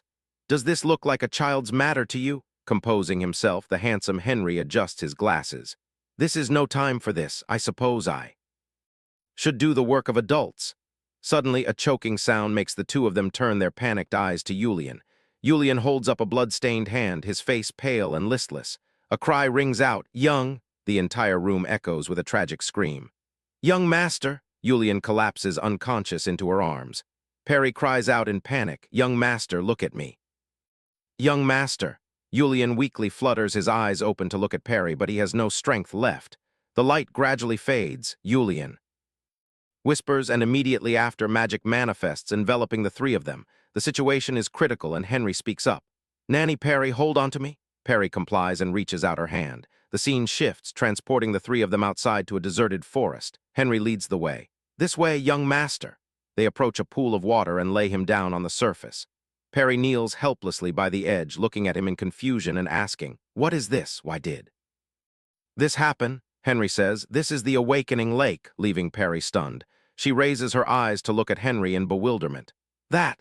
Yulian sinks deep beneath the water. Henry says, "The second awakening of the young master has begun. A week has passed since Yulian's awakening." Seeing Perry's gloomy mood, the wet nurse standing behind her tries to encourage her. "There is nothing to worry about, Nanny Perry. This happens to everyone in the demon race. This wet nurse also once went down into the awakening lake." Drawing from her own experience, the wet nurse recounts, "Demons who absorb power go into the blue lake. Demons with seduction powers go into the pink lake. Demons with destructive powers go into the black lake. I remember it being very gentle and warm." Perry is bewildered. Clearly, the black lake would be the same. She wonders about one thing. Strangely, Yulian has no problems. He also has to go down into the lake to awaken like all other demons. Why is it that the more I think about it, the more I remember things I cannot do? The wet nurse excitedly sets down the food she brought, saying, "Nanny, do not worry anymore. Come and eat a little." Right after that, meat pies, turkey, and broccoli soup are laid out on a cloth. The wet nurse says, "Come on." Perry curiously looks at the food. A voice mutters, "Try some." Perry politely declines. "You eat it." Looking at the broccoli Yulian offers her, Perry feels a twinge of pain in her heart. "I eat that broccoli every day." Yulian insists, "No, Perry, try it." Perry says helplessly, "I am a homunculus, young master." Seeing she stubbornly refuses to eat you, Lion freezes in frustration. He frowns and says, "Eat it." Finally, Perry eats. Yulian asks excitedly, "How is it?" Perry replies while eating, "I can eat it." Immediately after, Perry spits it out. Her face is full of disgust. "It does not taste good at all." Yulian asks indignantly, "Oh, why did you spit it out?" Perry says, "Because it is not tasty at all." Seeing her waste food like that, Yulian crossly points his finger, demanding, "So Perry must eat it." Perry stubbornly refuses, "I am an adult. Adults do not have to eat." Yulian says crossly, "HMPH, I will awaken soon." Regardless of what Yulian says, now it is her turn. Perry holds a piece of broccoli in front of Yulian. She smiles and says, "Even when you awaken, you still have to eat broccoli. Take a bite." Yulian's face turns grim. "I really hate it." But Yulian has no choice but to chew it helplessly. Resting her chin on her hand, Perry watches him eat and praises him. "Since you are eating so well today, I will ask the chef to bring your favorite dessert cake to you." Hearing her words, Yulian's eyes widen. He says, "Then I will not eat." Yulian suggests, "Instead, eat with me." Perry is stunned to hear him say this. Yulian's cheeks flush a light pink. He gleefully repeats, "Eat meals and dessert with me." Perry suddenly realizes that when Yulian steps out of the lake, he will no longer be the child of before. Shifting to the lakeside, Perry calls softly, "Wet nurse." Hearing her, she quickly replies, "Yes, go ahead." Perry's mood is deeply sorrowful. She only speaks words of heartbreak. "The young master will forget me, won't he?" The wet nurse waves her hands in denial. "Oh, of course not. Even after awakening, his memories remain the same. The second awakening comes to everyone," but Perry grows even sadder as she contemplates. "So he has grown up." Perry turns around, wondering, will he grow a lot? The wet nurse gestures wildly and chatters, "Look at the master, he is huge. Will the young master also be that tall? I think he will be around 23 or 24. Suddenly, Perry imagines his new appearance. At 23 or 24, a person is fully grown. At that age, everyone has a thick beard, Yulian with a thick beard. I remember the day Yulian first smiled brightly at me. If I knew this would happen, I would have brought a painter, no matter what Henry said. I should have had those squirming little fingers painted, because one day memories will fade. Suddenly, a voice cuts through her reverie. "Would you like to eat some, Nanny?" A bowl of hot soup containing the broccoli she hates. Under the clear sky, someone's inner voice echoes to the heavens. It is no longer delicious. Lion appears with his handsome face and a bright, cheerful smile. Hello, Nanny. Thinking of the wet nurse bringing food, Lee bringing books, and now it is Lion's turn. She thinks, is it Lion today? These three keep taking turns. Perry sits quietly on a stack of books, looking at Lion curiously. Lion picks up a book and says, well, this is not a library, but there are tons of books piled up. Lee, this. 1. The book Lion is holding is titled The Adventures of the Princess and the Dark Knight. Perry recalls that when it comes to books, she always chooses the same ones. Perry thinks to herself, I wonder if Lee talks behind my back every time he comes here. Lion turns around and shares, Nanny, listen, I am banned from the dungeon. Lion leans against a large stack of books and groans. Sometimes I only take a little energy from young Master Lep, but Henry always makes a fuss. Hearing Lion complain makes her question life itself. Perry questions, you are a man, why do you absorb a man's essence? Criticized by her, Lion acts innocent. How could that be? Some children are bullied, but I do not do that. Anyway, it is a meal, Nanny. Are you not going to share some food with me? She sits patiently listening to Lion babble. By now, Perry is furious and about to throw a punch. Lion trembles like a pup. Just kidding, just kidding. Lion hesitates. The young master treated you so well. Mentioning Julian makes Perry feel sad. Again, seeing Perry's silence, Lion realizes he misspoke. He quickly scratches his head, laughs sheepishly, and says, there I go again. The young master will not die from going there. Nanny, everyone must awaken. It just takes quite a while because the young master is too strong. That is all, so do not be so depressed. Perry lets out a sigh and whispers, it is not depression, it is worry. I fear something will go wrong with Julian. It might have been locked away for too long. I think I will have to look back at the time we spent together. I am afraid he will see my flaws. I am afraid I will no longer be able to hold him.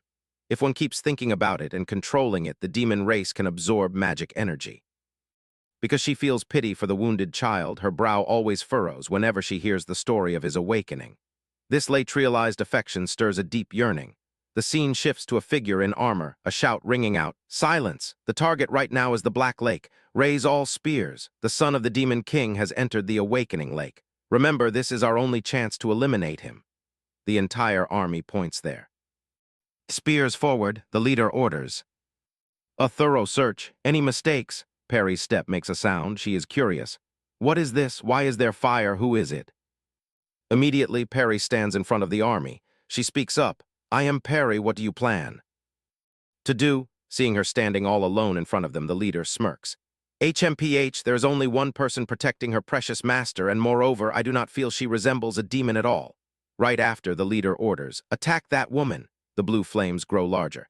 Perry calmly raises her hand and asks, who are you? The leader does not deign to reply, insisting on attacking her. At this moment, a hand squeezes his neck, making him groan. Perry angrily threatens him, gritting her teeth as she asks, what do you plan to do to the young master? The forest falls into chaos, birds scattering into the sky. A moment later, the soldiers are all dead, piled upon each other miserably. The sole surviving soldier trembles, his face pale. Perry corners him, holding a ring in her hand to remind him, go tell your master. Perry tosses the ring down, making him cry in terror. He stammers, who are you? Perry wipes the blood from her hand, saying coldly, a nanny. Inside the castle, a voice reports, my lord, the knight from the Awakening Lake has returned. The lord asks in surprise, a knight? The knight stammers, my lord. Seeing the knight trembling like a puppy, the lord angrily commands, speak quickly. The knight replies in haste, it is.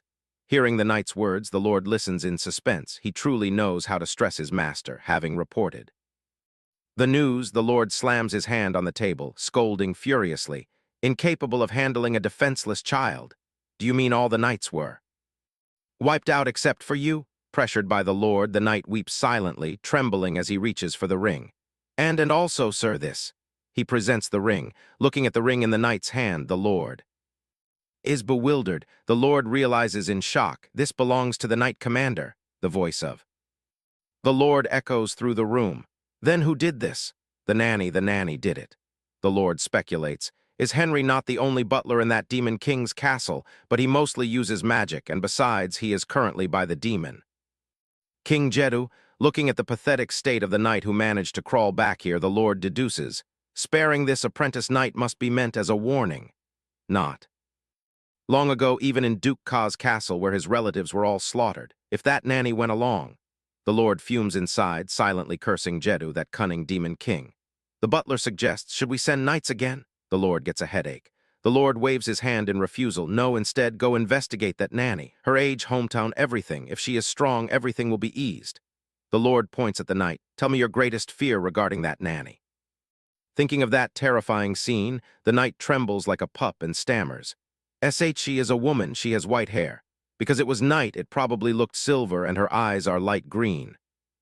Suddenly a memory flashes by and the knight blurts out, "Ah, her name is Perry." The Lord frowns in curiosity, and then... Knight adds, there are blue lights floating around that woman and their shape can change at will. Also, I did not feel any magic at all. Hearing this, the Lord contemplates for a moment.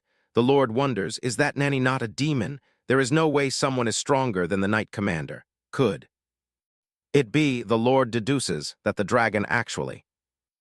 Then he guesses wrong. The butler standing nearby follows the dragon with curiosity. The Lord recounts that the demon race and dragons have never had a good relationship since ancient times. However, if you, Jedu, care deeply about his son, you will also have to bow your head to recruit a dragon. Thinking of this, the Lord, consumed by the flames of hatred, slams his fist onto the table. That mad bastard cannot hesitate any longer. The Lord demands, send a summons for a meeting to all the demon dukes, and as I said, find out everything about that nanny.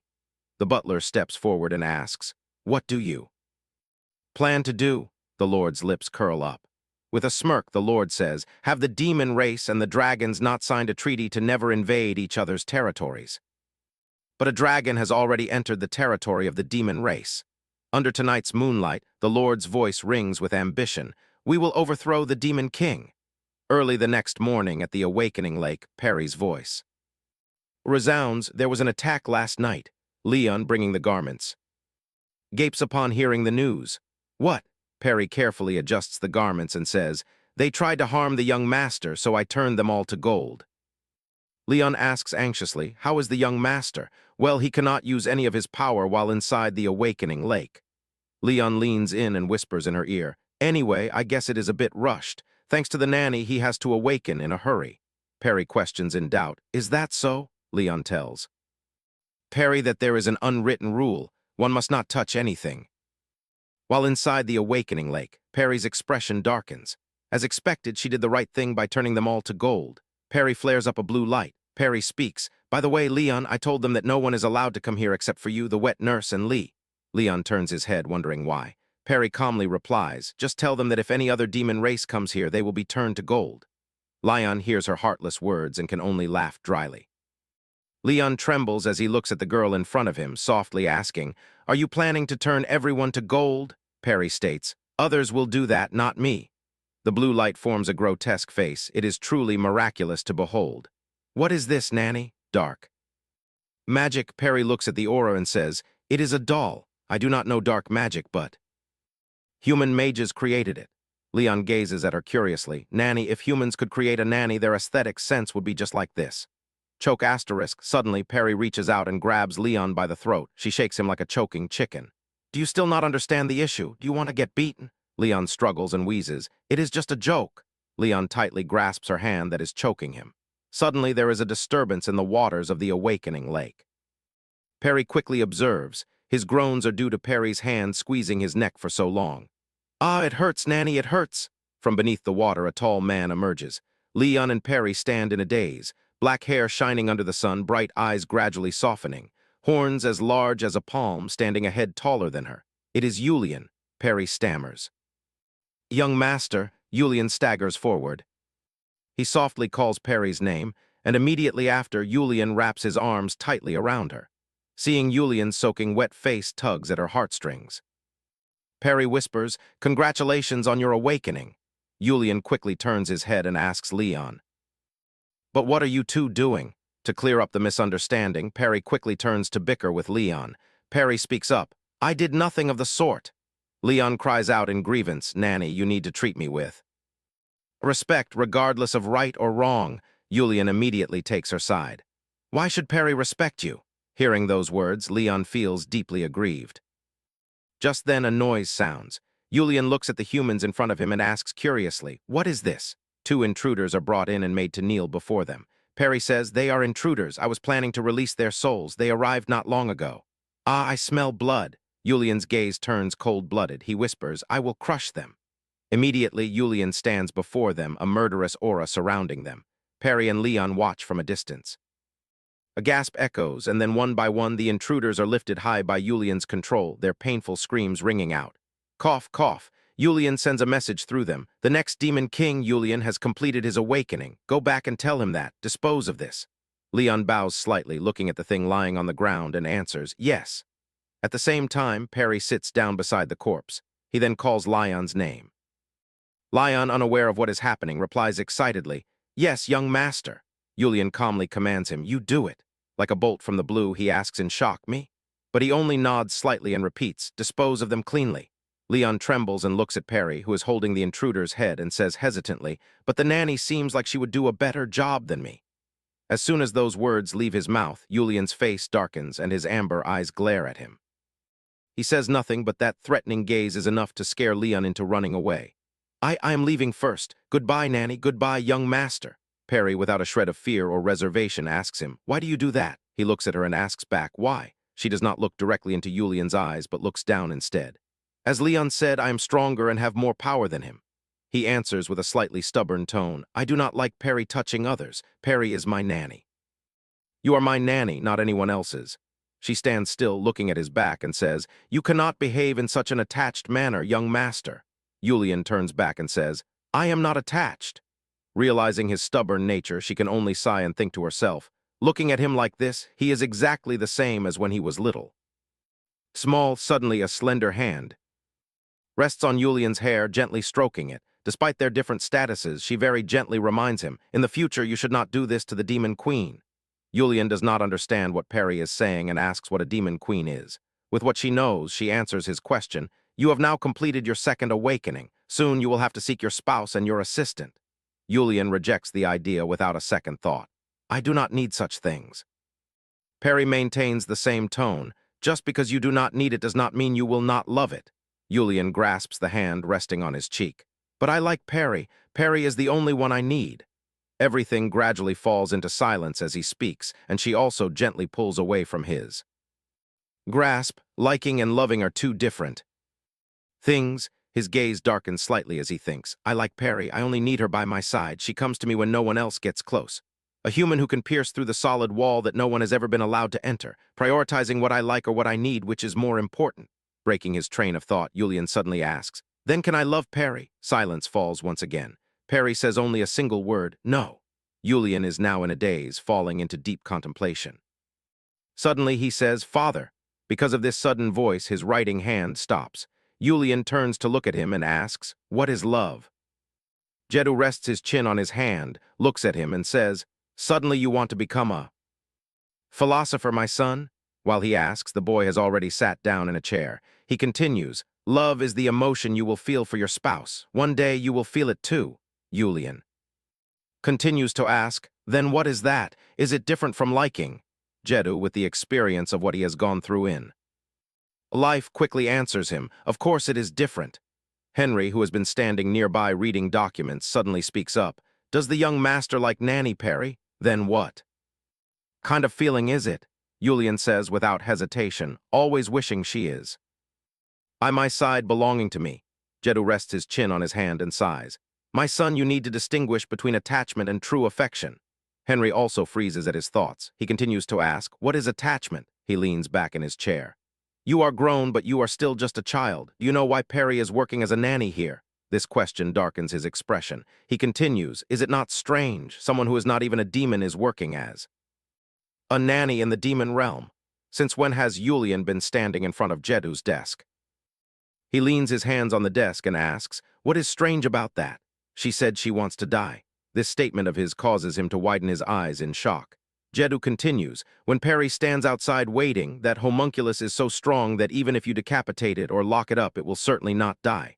Standing outside, she thinks to herself, "Why are they talking for so long?" Humph, he lets out a soft grunt while his gaze remains fixed on Yulian. "The way you look at this father of yours never changes." Julian is still trying to suppress his anger. Father, stop beating around the bush. He immediately says, even though I have told you this much, do you still not understand? The homunculus you are so attached to will eventually die by your hands. Out of nowhere, Jedu pulls out a few pieces of paper and reads aloud, to you, the one with the greatest destructive power in the history of the demon realm, I have come to beg you to destroy my body. Father made the first offer. How does it feel? Are you planning to grant that homunculus the right to die? Julian clenches his fists, thinking, will she die? That cannot happen. He says in a firm voice, I will not let that happen. The corners of Jedu's mouth curl slightly. Are you disappointed in that homunculus? Without hesitation, he says, no. He then says, then what should we do with that homunculus now? Henry stands nearby, listening to the entire conversation between father and son with worry. Is there anything else that can be done? Perry is mine. He immediately asserts his ownership over her in front of him. Having said that, he turns on his heel and leaves, leaving Carol and Henry inside. The room is now left with only the sound of footsteps and the closing of the door by Julian. He frowns slightly and says, if that is not attachment, then what is? Perry, who has been waiting outside all this time, can only lean against the wall in silence. I can tell just by looking at him that it is a power of destruction, so now I cannot return to the spirit realm. As Julian steps out of the room, she immediately takes notice. Did the trip go well? He nods slightly. Perry just remains silent and looks at his expression. As expected, she has to wait a bit longer, until the third and final awakening of Julian. Just wait until then. Did the trip go well? Perry asks curiously, but he only hums without giving a specific answer. With a calm face, she asks, who will escort you? Still not chosen. In contrast to her seriousness, Julian does not care at all. She freezes, thinking to herself, what should I do before such an important decision? Perry turns to leave, saying, I will go out to gather information and come back later. He does not answer, only looking elsewhere and sighing. Henry steps outside, sees them both, and asks, have you not left yet? The master has already chosen the escorts for the young master. Hearing this news, she thinks to herself that she is glad Carol has done a great job. Henry continues, the ones chosen are Nanny, Perry, and Leon. The expression on his face immediately shows clear irritation as he asks back, Leon? Henry remains calm as he answers, yes, and he said this, regardless, keep it within limits. Proceeding like this, having said all that needs to be said, he bows and greets them, then I shall take my leave first. Both fall into contemplation, but she quickly asks, when do we depart? He sighs softly and answers, any time in the coming days. Perry quickly walks away. Seeing this, he asks, where are you going? Perry answers as she walks, I am going to find Leon and prepare to hit the road. Do you want to pass a message to Butler, Henry? She can only force a smile upon seeing his dissatisfied expression. Julian only answers her with a light hum. She steps closer to him and says, then I will say goodbye to the wet nurse as well, and then I will return. Not understanding why, he asks, why the wet nurse again? Perry answers, perhaps she still does not. That you have finished your awakening. Thinking of that girl's excitement, he grunts in annoyance, I do not like it. Seeing Julian's look of disgust, she steps up and grabs both of his shoulders. Try to like other demons of the demon race. He asks, why do you suddenly say that? She thinks to herself, she is worried that if this continues, they will not even be able to find an assistant, let alone a companion, before the journey ends. Thinking this, she answers differently, because it is good. He grabs her hand and pulls her along. Follow me. Though pulled along in confusion, she does not resist. Young master, somewhere, young master, Nanny Perry, hello, please come in, young master. She is still being pulled by him. Please let go of me. He remains silent for a moment before answering, what do you like? Now that both have stopped, she answers his question, I am not sure. Julian continues to ask, like jewelry or accessories. She replies, I do not care. What about food? Do you not have any hobbies? Mentioning food, Perry answers half-heartedly, not really. I hate broccoli, but why do you keep asking? Julian stands in front of the door and speaks to prevent her from leaving. Not understanding his intention, she asks, yes. So I should fill this castle with things you like. Even if you want to leave, you will find it hard to do so. She quickly replies, I will not leave, young master. Julian's voice deepens. You are lying. Perry, without a shred of fear or guilt, softly asks, have I ever lied to you? He hums, trying to remember. She confidently asks back, when? Julian flashes a bitter smile and holds out his pinky finger. Then promise me now you will not leave. She does not hesitantly answers, "All right." But when Perry reaches out her hand, he instantly grasps it. Surprised by his sudden action, she looks up. Just as she lifts her gaze, Yulian places her pinky finger into his mouth. In Jedu's office, a man steps up to the desk and says that the movements of those courtiers are highly unusual. Looking casually at the documents, Jedu says, "Why are they investigating Nanny Perry?" Lion bows slightly and says, "I only know this much, master." Jedu then says, "I still do not quite understand. There must be many things left to discuss, correct?" Perhaps recalling the past scene. Yes, it is even the legacy left behind by Duke Jekka. Resting his chin in his hand, he looks at both of them. "Well, since the goal is already achieved anyway, go find out why they are targeting that homunculus." He places a hand over his chest in a respectful bow of agreement. After he leaves, Henry speaks up. "Master, will everything be all right? Since Nanny Perry is the target, is it wise to let the young master travel with her?" Jedu calmly raises his teacup and takes a sip. "On this treacherous journey, he will find a companion and an assistant, but I worry that Nanny Perry might become a poison to this expedition of his. Moreover, the young master speaks very bluntly with Nanny Perry." He sets his teacup down and continues, "During this time, we should spend more time by each other's side. Even within the castle, dangers still lurk. When I think of the young master, I regret that I cannot accompany him." Jedu smiles faintly and speaks with confidence. "He can handle it. Yulian is grown up now. Do not underestimate him." Henry says with concern, "But he has only just completed his awakening. Shouldn't we still protect him?" As he speaks, he gently adjusts his glasses. With a contemplative look, Jedu says, "The one who needs protection is not Yulian, but that homunculus." He involuntarily recalls what Perry did to those two brothers. He says, "Nanny Perry."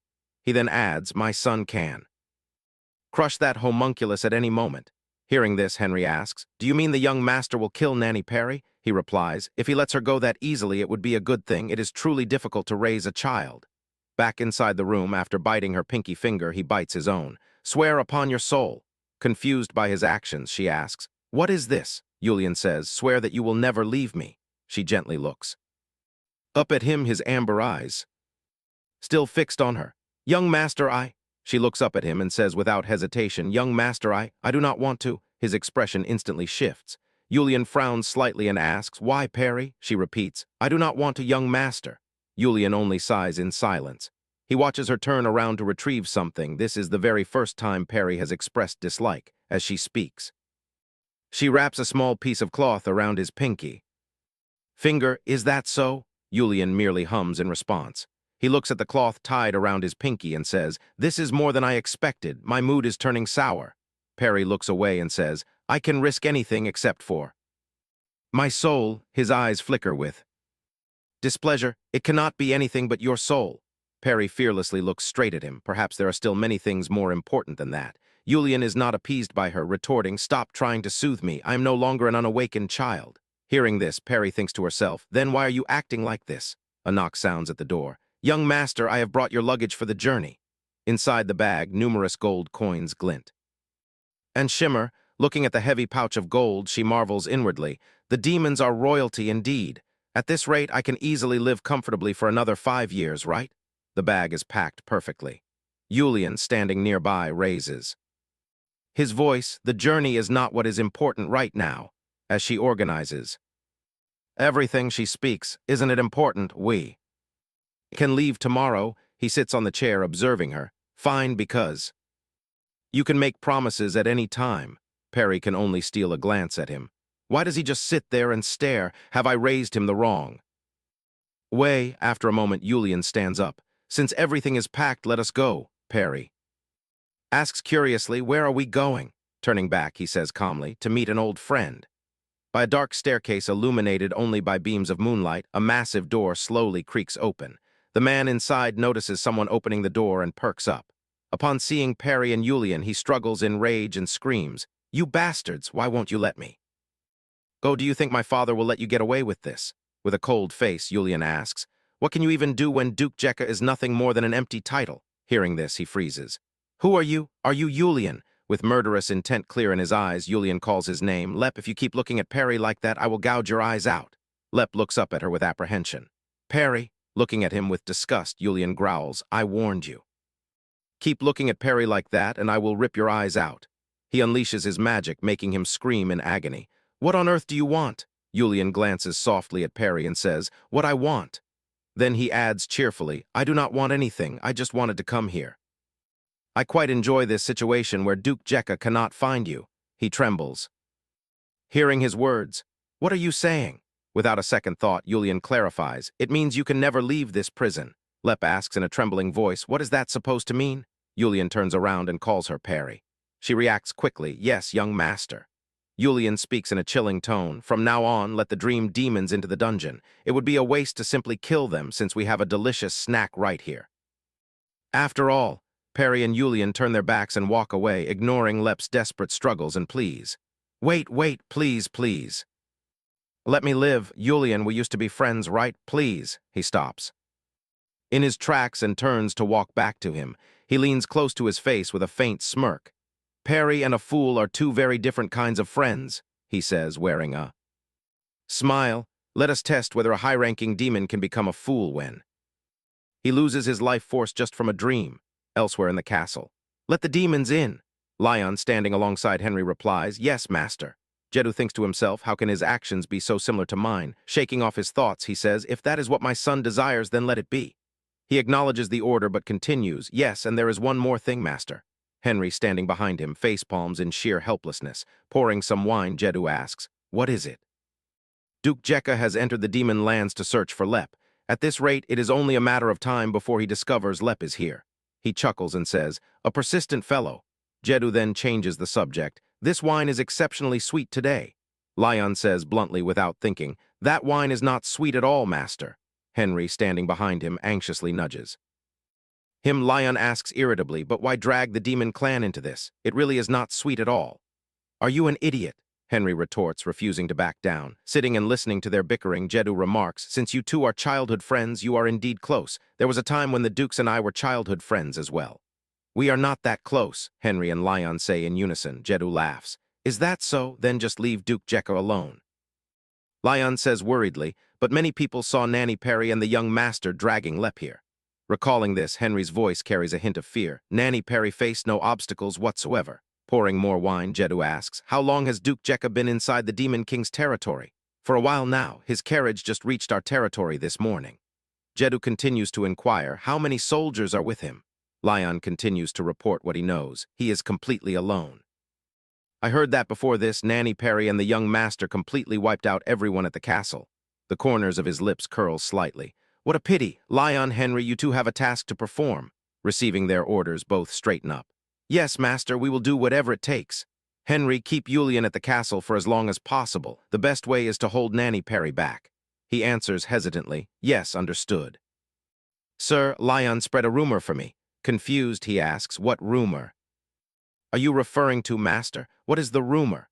"The rumor that Lep might die soon. It would be better to describe his condition as horrific." Hearing this, he expresses some worry. "But if we do that, it will bring Duke Jekka right to our castle gates." Resting his chin on his hand, Jedhu nonchalantly says, "We cannot let Julian leave, which is why we must lure him inside." Isn't spreading vicious rumors more effective than those related to nightmares? Lion does not quite grasp his intention, but still complies. "I understand, sir." Wine is poured into the glass once more. Standing before the table, Henry gently cautions him, "Drinking too much will affect your health, master." He raises his glass and says, "Today I find myself thinking of Julian. What does a soul oath even mean? Accidents are simply unavoidable." The night passes quickly and dawn begins to break. Perry stands before the door, hesitating. Come to think of it, this is probably the first time she is waking Julian up. Can things still be like they used to? She feels as though his height has doubled. After a moment of thought, she prepares to knock. But before she can, the door is opened by the person inside. Julian stands before her, looking slightly surprised. "Why are you here?" he asks with a cheerful smile. "What is it? Is something wrong?" Stepping aside, he says, "Come inside." A voice pipes up, "Oh, my nanny, you have arrived." Perry looks warily at the speaker. It is the wet nurse buried in a pile of clothes. Perry asks warily, "Why are you buried in that pile of clothes?" She replies cheerfully, "The young master has grown, so I must clear away these old garments. These are the clothes he wore before his awakening, and they will be given away." Julian walks over to her and asks, "Hey, why aren't you washing my face?" She asks, "Have you not washed your face yet?" The wet nurse says gleefully, "Oh, say no more." He has been waiting for his nanny's arrival. Julian turns silent and looks away. Even though she is staring at him, he acts like a bashful young maiden, too embarrassed to look directly at the one he likes. Perry, on the other hand, looks at him blankly, as if observing a child experiencing their first crush. It does not hurt anymore. As Perry wipes his face, she asks, "What?" Julian replies placidly, "In the past, every time you wiped my face, it hurt, but now it no longer does." She thinks to herself, has his skin become firmer than before? Having finished wiping his face, she reaches out and pinches his cheeks. Only when he calls her name does she snap out of it. "Perry!" Perry stands up in a daze, realizing he is definitely no longer a child. Hearing this, he flashes a bright smile.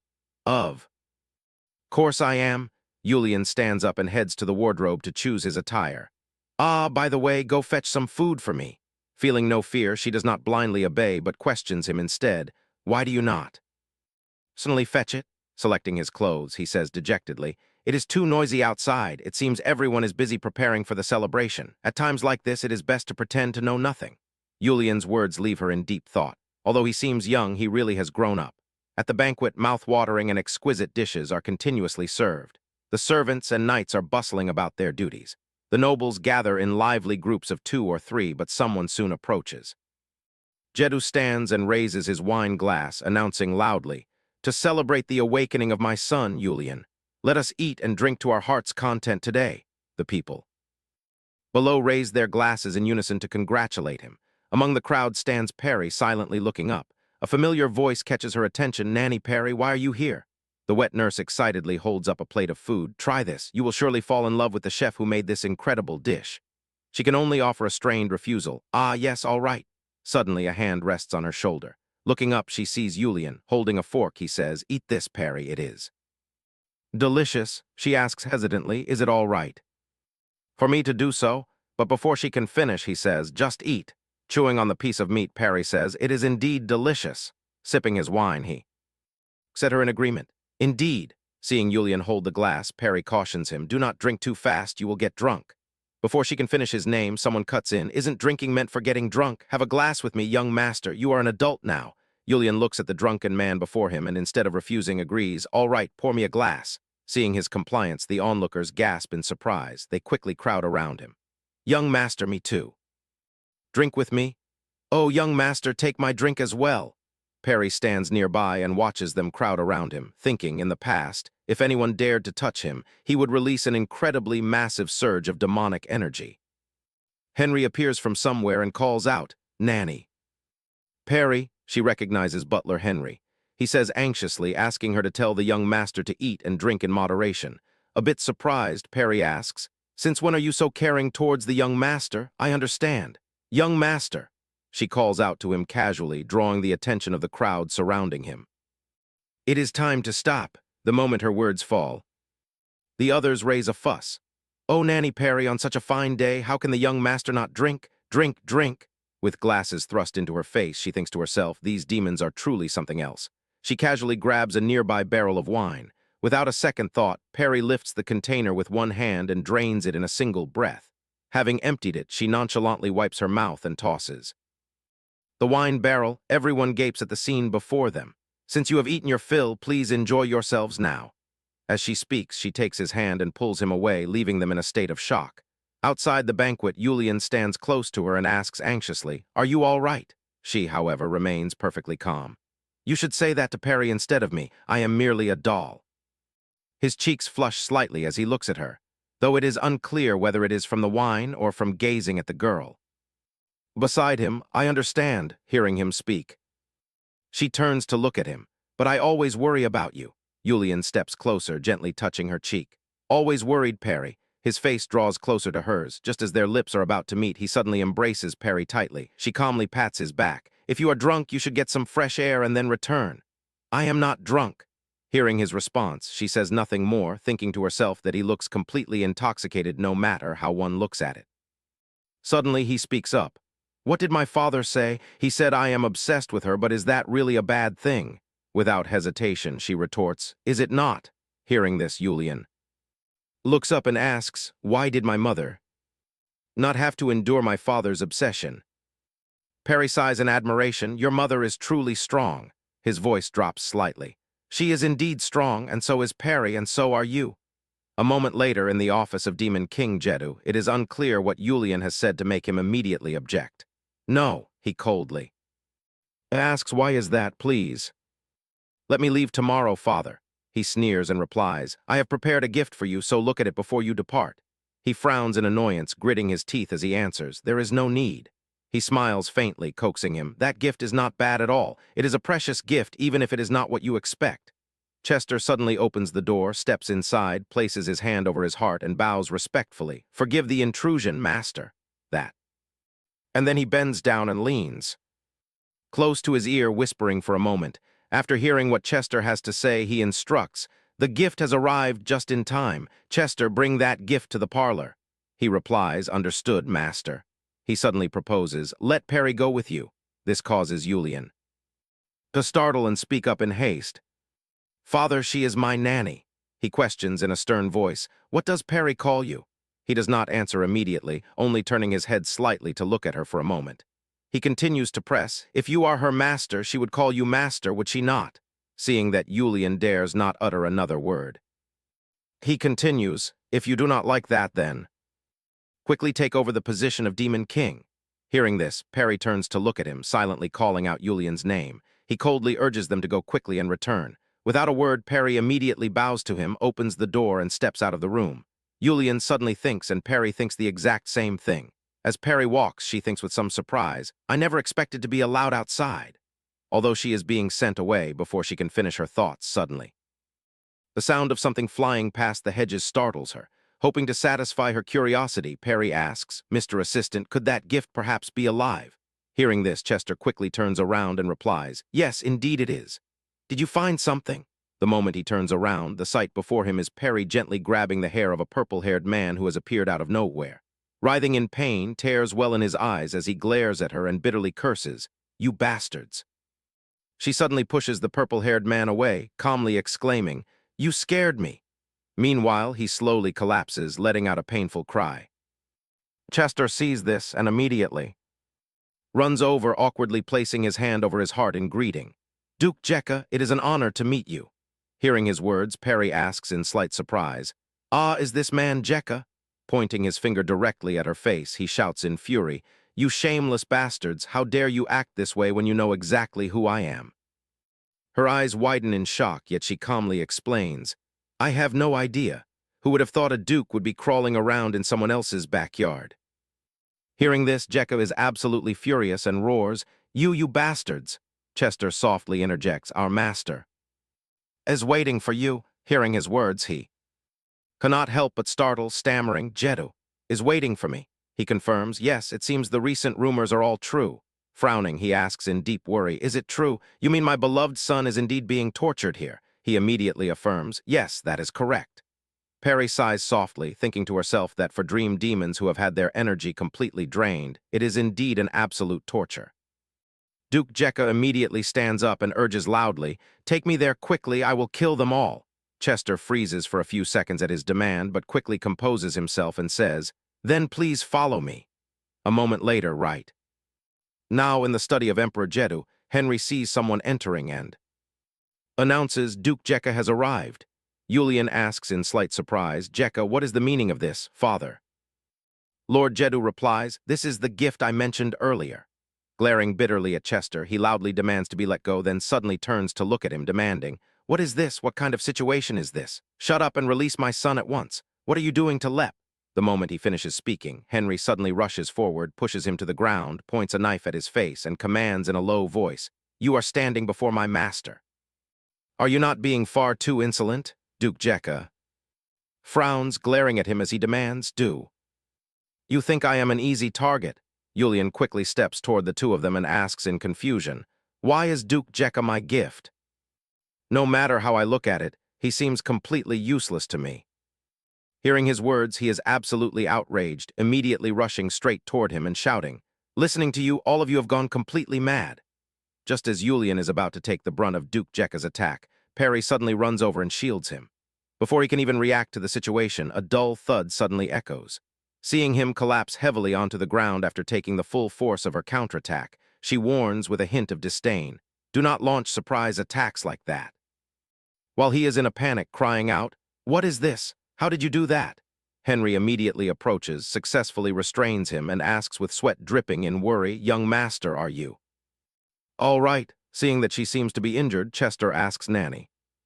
Perry, your neck. She calmly replies, I am fine. I am a nanny doll. I will not die from something like this. Julian smiles with concern, asking, are you all right? She answers, yes. Once he confirms she is completely unharmed, he steps in front of Duke Jekka and says, Demon Duke, I will let you see your son, so be quiet and follow me. Hearing Julian say, I will let you see your son, so keep quiet and follow me. Lord Jeddu comments, you are being far too merciful to this. Uninvited guest, my son. Approaching the cabinet in front of him, he sneers, we shall see if that is truly mercy, father. Catching sight of a clear glass vial containing a strange white liquid on the shelf, he quickly picks it up, walks over to Jeddu, casually opens the lid and downs it in one gulp. Seeing this, he smiles and praises, you are indeed very much like Julia. The moment he finishes speaking, Julian empties the vial and casually tosses it to the floor. Wiping his mouth with his hand, he replies, of course. Sometime later, in a dark room where Lep is being held captive, sensing someone's approach, Lee immediately turns her head and asks, who is there? Is it the young master and Nanny, Perry? Seeing that it is indeed Julian and Perry entering, her face lights up with joy. He coldly demands, that is enough for today, you may leave now. Hearing this, she asks with regret, but I have not eaten yet.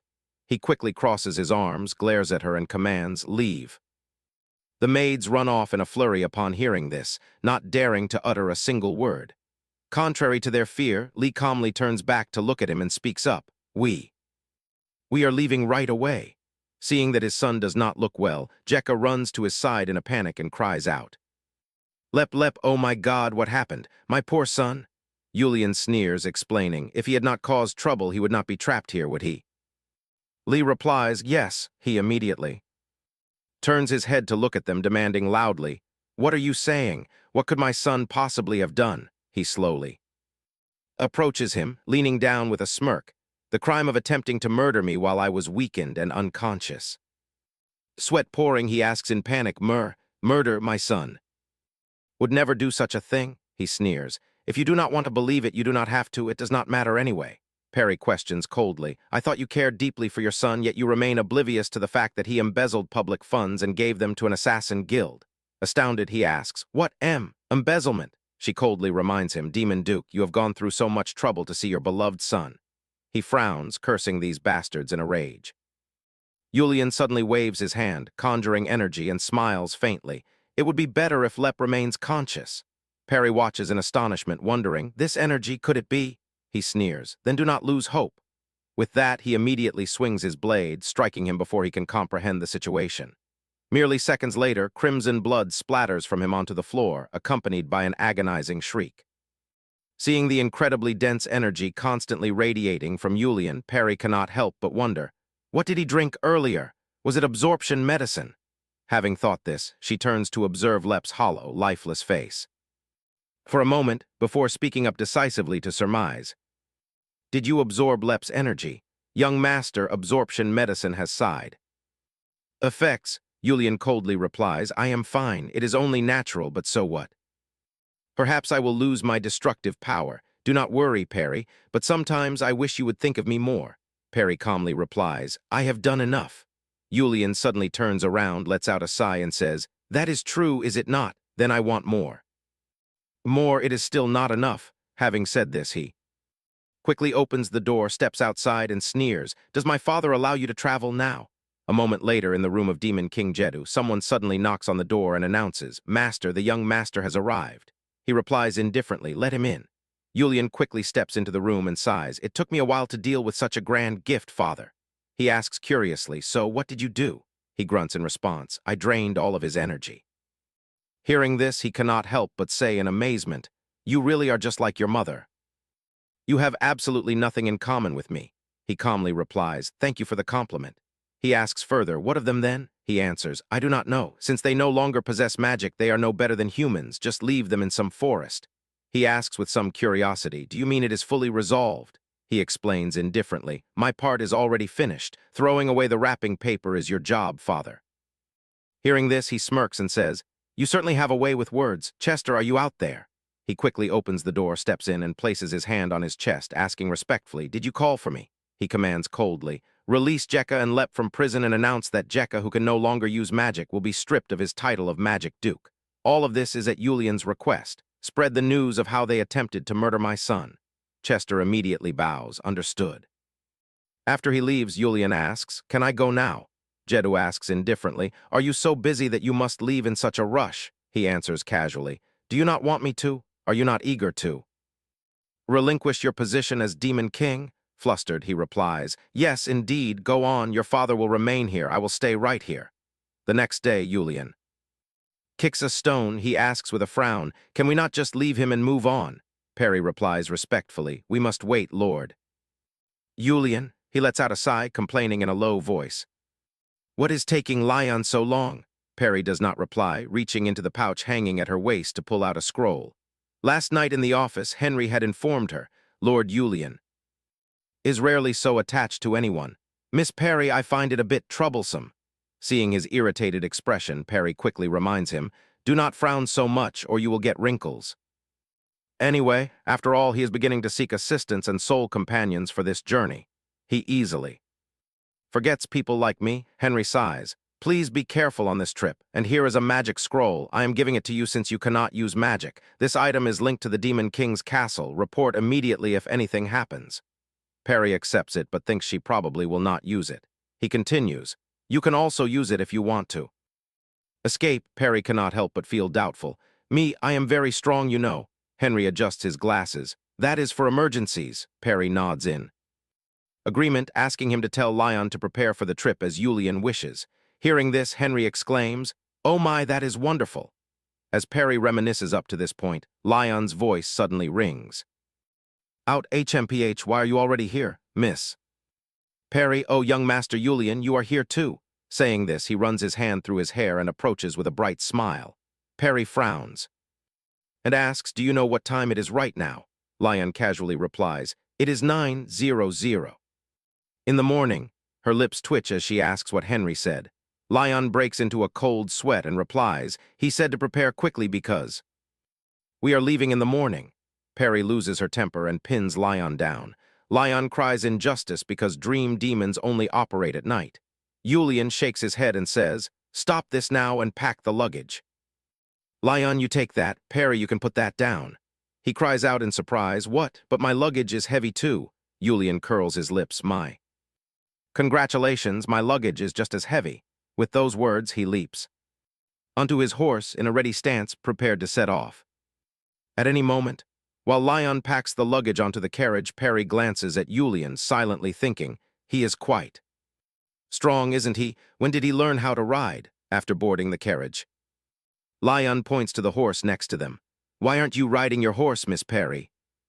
She turns her head back, her expression slightly awkward. "But I have never ridden a horse before." Thinking this, Perry climbs onto the horse's back, feeling puzzled. "Why isn't it moving, isn't it's supposed to move just by me sitting on it?" Seeing this, Yulian is curious. "Perry, have you never ridden a horse before?" Perry stammers, "No, I never have." He immediately suggests, "Then you can sit in front of me." Perry remains silent for a long moment. She looks into the eyes of the horse, then raises her hand to summon a wolf. She pats its back and says, "I will ride this instead." Lion cries out in surprise, "Miss Perry, that is a divine beast." Yulian says it is unnecessary. "Perry," he stretches out his hand and smiles, "sit behind me." Perry hesitates, "But won't there be a problem?" Yulian pulls her onto the horse's back and says seriously, "Here, hold onto me tightly. That will keep you from falling." Perry blushes slightly, thinking it would be quite embarrassing to fall off while riding, wouldn't it? Along the way, Lion suddenly laughs. "I am surprised you cannot ride a horse. I thought you could do everything, Miss Perry." She calmly replies, "There are many things I cannot do." He asks in surprise, "Really? What else?" Perry utters 4 words, "I cannot die." Lion laughs it off. "That is funny. You just mean you are not ready to die, right?" Perry shakes her head in confirmation. "No, I mean it quite literally." He continues, "Even so, you are still very resilient, Miss Perry." Just then, the horse suddenly stops. Perry cannot help but wonder. "Young Master Yulian," he looks back in confusion. "What is it?" she asks. "Why are we stopping?" Yulian does not answer, his eyes gazing forward. Let's go. Saying this, he pulls firmly on the reins, adding, "We are headed to Dioka." Lion calls out from behind, "Young Master Julian, wait for me." The sunset gradually falls along the trail. The three of them are still traveling. To break the boredom, Lion suddenly says, "There is a festival happening in Dioka." Julian turns his head back. "A festival?" Lion excitedly mentions that it is a flower festival, the perfect opportunity to find someone to drain of their energy. Perry suddenly gets a bad feeling. Why is Lion so excited? Like that, she feels a little anxious. The three of them arrive in Dioka, the largest city in the demon realm where many races gather, a fitting place for Julian to find an assistant and spouse. Looking at his face, Perry unconsciously tightens her embrace, silently praying in her heart that everything turn out for the better. Amidst the noisy, bustling streets, after leaving the carriage, the three of them begin to stroll around. Couples can be seen kissing everywhere here. Perry glances around, silently thinking that she now knows why Lion is so excited to such an extent. Just then, he suddenly turns around and asks, "Do you mind if I head over there for a moment?" Perry replies, "Yes, I do." While Lion slumps in disappointment, she turns her head and says, "Young Master Julian, please stay here while I go get some food for us." He immediately says, "I will go with you." But Perry shakes her head, pointing at a certain someone who is about to slip away over there. "You keep an eye on Lion." With that, Perry heads toward the food stalls, looking at the barbecue stalls. Around her, she silently thinks, "Grilled skewers and lauka juice with honey, I will have to buy them here." While she is busy waiting in line, a call suddenly comes from a man behind her. "Hey, young lady, are you here alone?" "I'm alone too. Why don't you join me?" Perry coldly glances back. "No, I came here with others." He still does not give up. "Really? Who are they?" As he speaks, he drapes his arm over her shoulder. Perry maintains her cold tone. "I see no reason why I must tell you that." Man asks, annoyed, "Are you playing hard too? I bet you will have more fun if you come with me, right? Don't be stubborn and—" Perry turns around. "I am buying food for my young master," he laughs. "Young master, huh? Fine. What kind of demon are you?" Just as Perry is about to answer, Julian intervenes. "She is my nanny." Perry gasps in surprise. "Young Master Julian, where is Lion?" He raises the battered figure in his hand. "I brought him here. Do you have business with my nanny?" Still not knowing when to stop, the man curls his lips and asks, "These days, anyone can be called a young master. What are you? The son of some wealthy family?" The moment those words leave his mouth, Perry grabs his hand. With a sharp crack of bones, the man immediately screams. "Ah," Perry warns, "you should watch your mouth. He comes from a family far more prestigious than yours." Julian suddenly asks, "Perry, why is it taking so long?" She replies, "I am waiting in line." Hearing those words, the crowd waiting in front quickly parts to both sides, clearing a path for her. Seeing this, Perry cannot help but be stunned. After purchasing the food, Julian shakes his head and says, "I should have come with you when I asked earlier. I do not like that you let him off with just a broken arm." Perry quickly responds, "If we meet him again, I will break his legs." Hearing this, Julian orders Lion to find out which family he belongs to. Startled, he replies, "Ah, yes," while thinking to himself that Julian is terrifying. Just then, Perry suddenly speaks up. "Lion, this is for you." Seeing her hand him a cup, he smiles and says, "You do not have to buy anything for me. Nanny, have you found a place for us to stay tonight? It will be hard to find a vacant room at the end of the day because of the festival." Perry calmly replies, "No, I did not think about that because I do not sleep." Lion asks in disbelief, "What? How can you say that so proudly?" "Let me tell you beforehand, I absolutely refuse to go anywhere this time." Catching Julian's gaze, he suddenly freezes. "Ugh." After Lion dejectedly slinks away, Perry turns and asks, "How is the drink, young Master Julian?" He answers, "Ah, it is sweet and fragrant." She curiously says, "By the way, isn't this region part of the demon realm?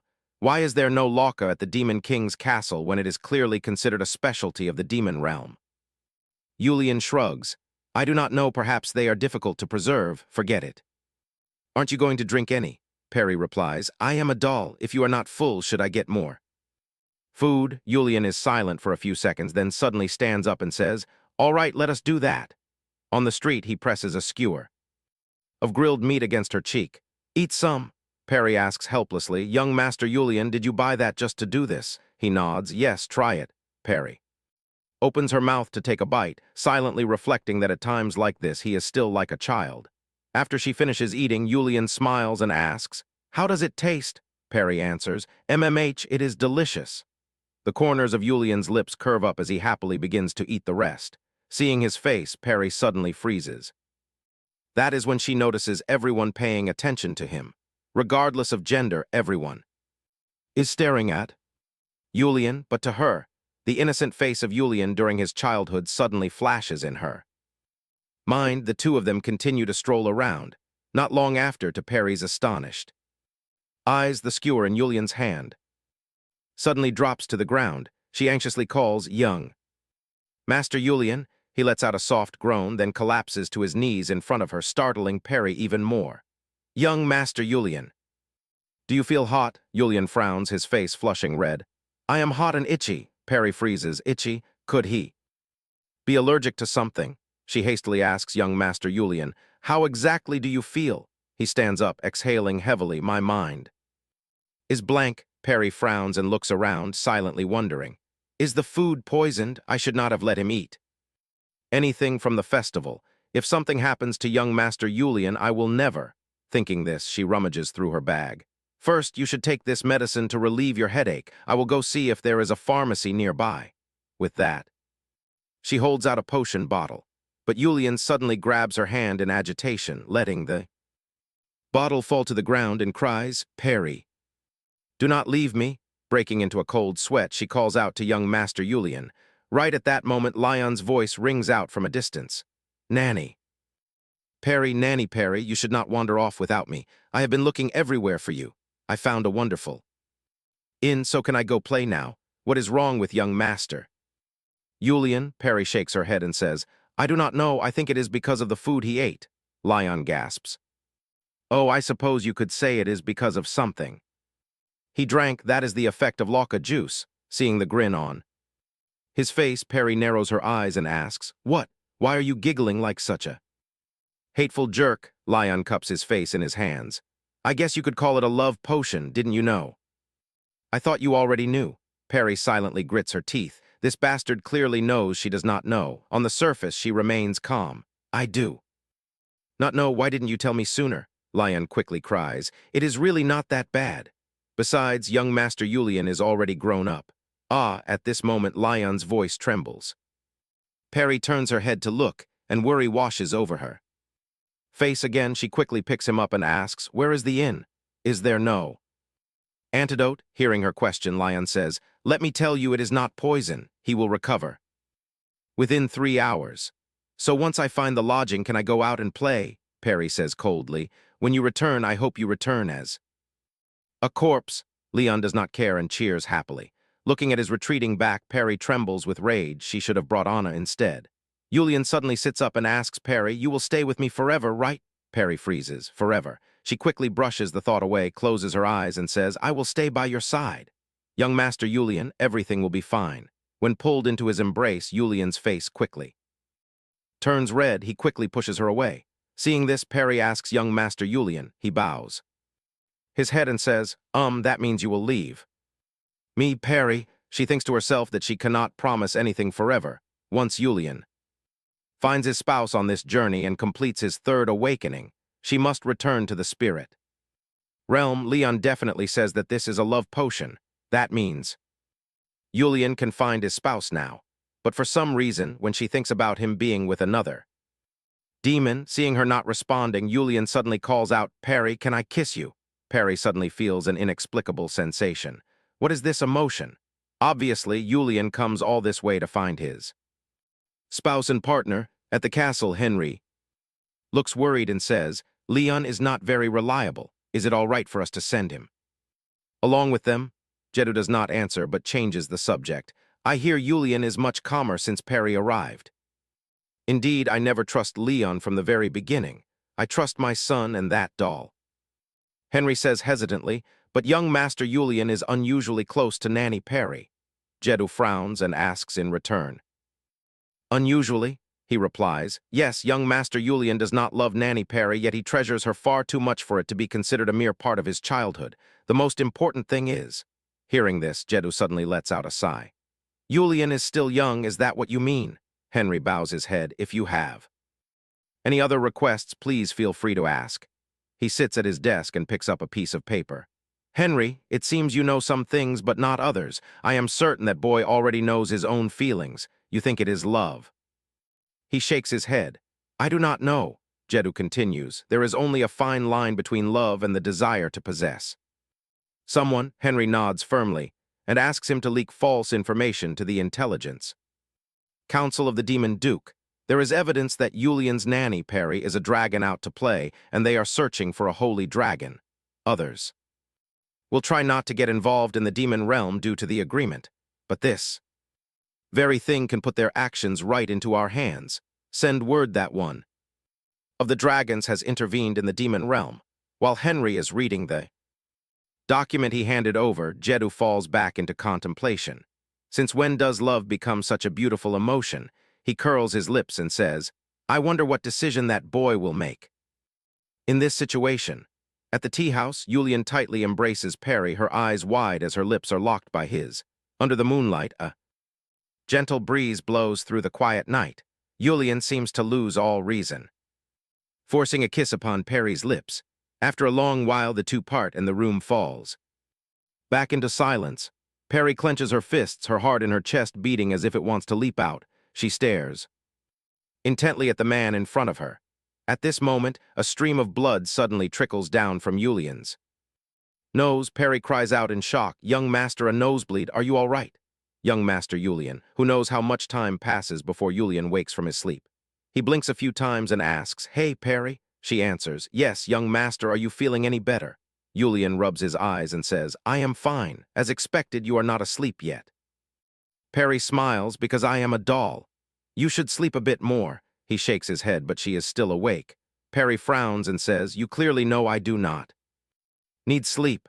At that moment, Julian suddenly flashes a smile. He abruptly reaches out and pulls her into his embrace. Perry is dazed for a moment, then she suddenly bolts up and heads for the door.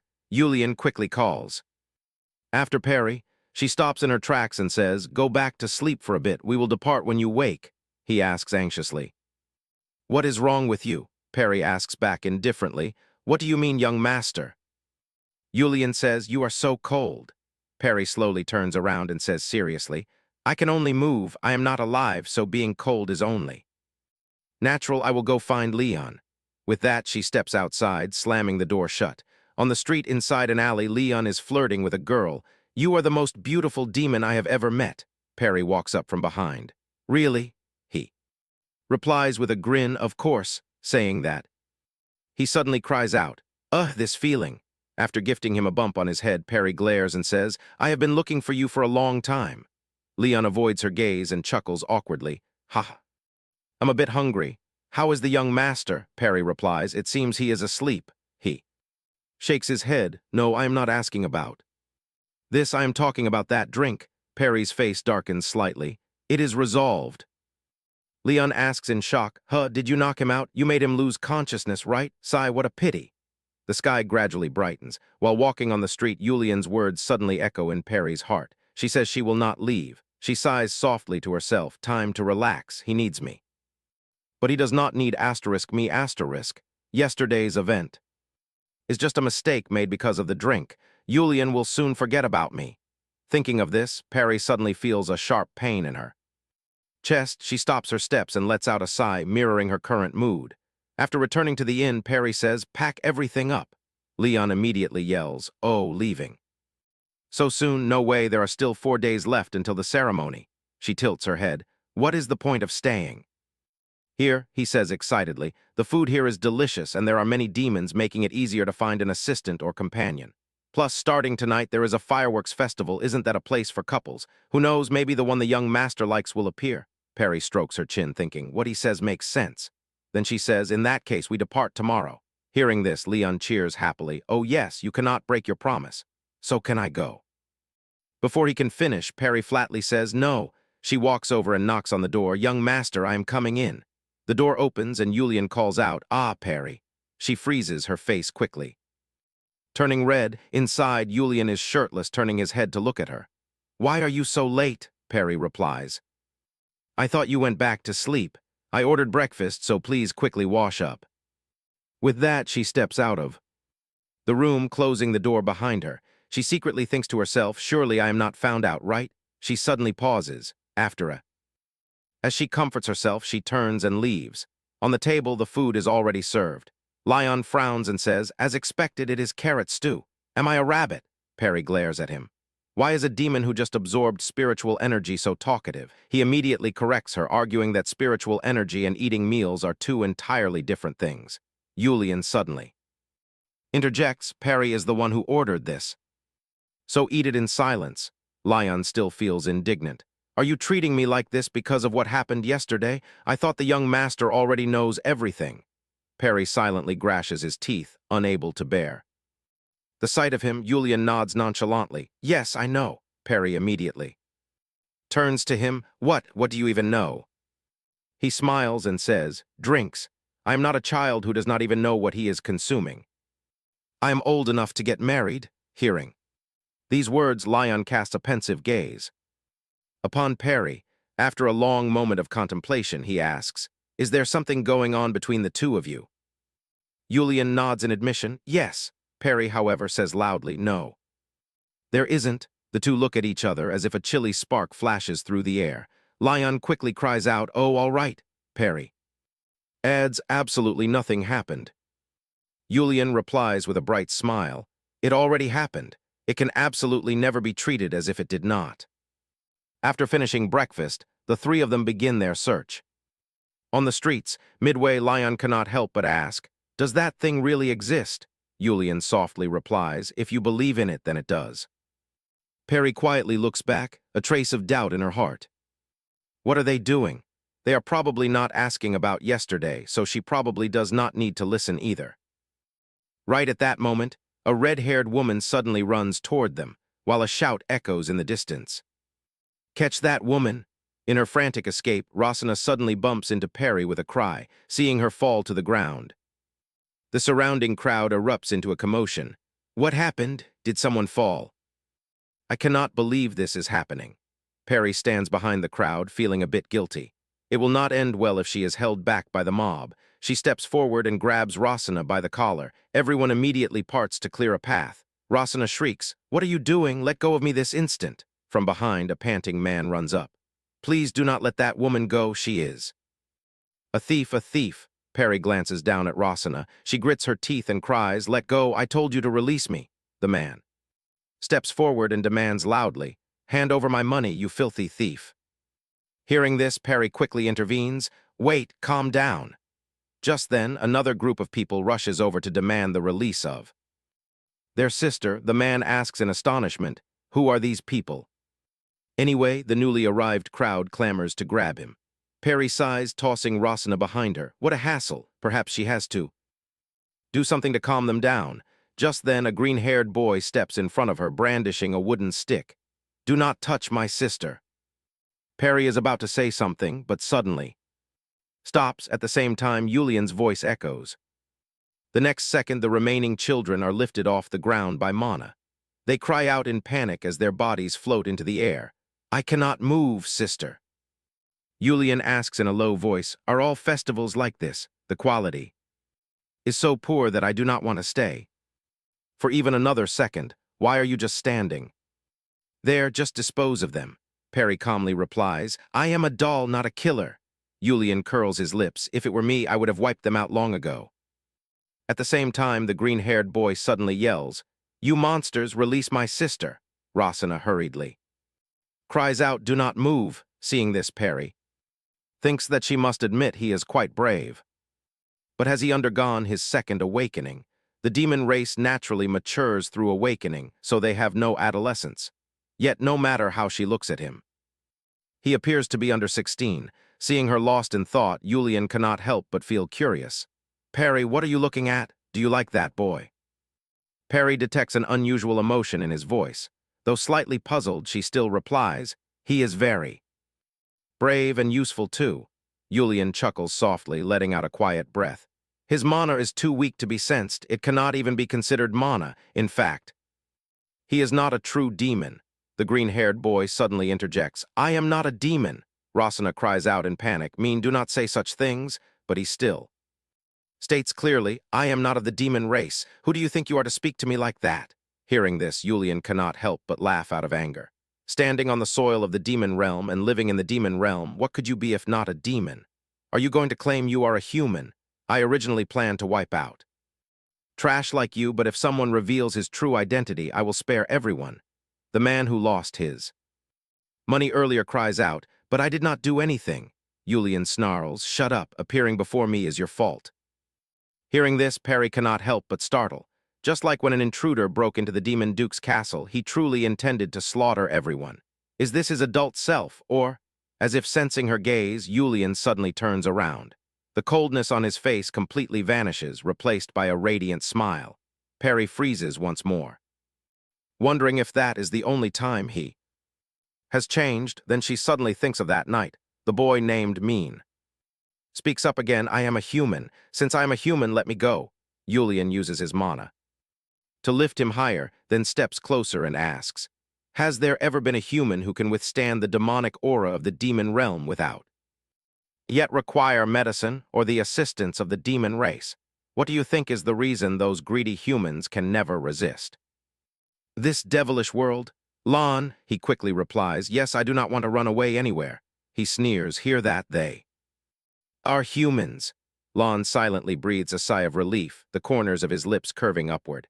Ha, can humans overcome the demonic miasma of the demon realm? How amusing if humans can do that. Seeing him about to make a move, Rasana from afar hurriedly screams, wait a moment, we are just ordinary members of the demon race. Your lordship, wait a moment. At this moment, Lon suddenly grabs Mean's hand, a joyful smile blooming on his face. Can you be my lover? Perry stares blankly, thinking he is starting again. Such situations always happen at this. Suddenly, a burst of light flares up. The source of that intense light is actually the boy who claims to be human, Leon. Curls his lips and says, as expected, not a human, but a variant race. Perry is also secretly startled. During the era of humans, variant nations were very common. When nature was in turmoil and civilization did not yet exist, humans had to rely on the power of variant races to survive. She sighs softly to herself, to think the descendants of the variant race have fallen so low that they must live under assumed names in the demon realm. Then she asks, you are an elf, aren't you, Mean? Only now does he begin to show fear. No, that is not true, we are just ordinary demons. Perry tilts her head slightly. Just a moment ago you said you were not a demon. Mean tries to defend himself. I made a mistake. Perry is somewhat speechless. Really? Then your tongue is quite nimble. Indeed. Leon steps forward and asks, do you want them? The nanny, she turns around and asks, do you want to try? He immediately freezes, his expression awkward as he replies, yes. Yulian suddenly chimes in. I hear that some variant races entered the Demon King's city and are running wild in the narrow alleys, but I never expect us to meet in this manner. What should we do? She glances over. Are you asking me? Having said that, she suddenly remembers, wait, how does he know the news about the Demon King's city when he has only just awakened? She does not want to treat them too harshly. After all, back when she was human, they were one of the few races who treated her well. And most importantly, he is an elf possessing extraordinary power, which will definitely help Yulian become the Demon King. After weighing her options, Perry replies, we should try to listen to what he has to say, young Master Yulian. Without waiting for his consent, she turns to Mean. There are too many people around here. Surely you do not want your secret as a variant race to be exposed, do you? You only need to answer yes or no. He bows his head and mutters, no. So Perry calls out to Leon. He raises his head and asks, huh? She points at the surrounding crowd, deal with these people. Not long after, on the way back to the inn, Mean curiously asks, what is that thing flying around everyone just now? Lon says strictly. Ask politely, he immediately tucks his tail, please tell me. Lon replies, I only mess up their memories. If they ever recall the variant race, only chaotic memories will surface in their minds. Your lordship, the variant Race, Mean hurriedly corrects him. My name is Mean. Leon nods. I know, my memory is excellent, your lordship. The variant race, Perry suddenly turns her head and chimes in, because as long as they are not the target from whom he takes memories, he does not care. Mean grits his teeth and asks, Is he a dream demon? She asks in return, You were almost tricked by Leon just now, did you not know?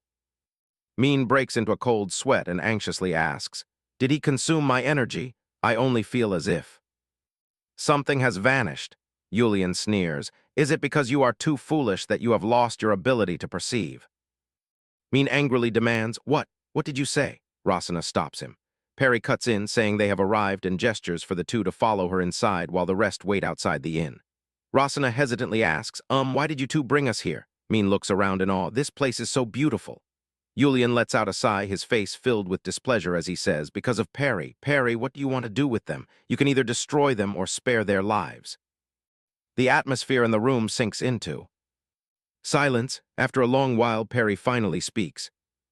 The two of you shall work under the young master. Rosana stammers, Are you saying you want us to work for him?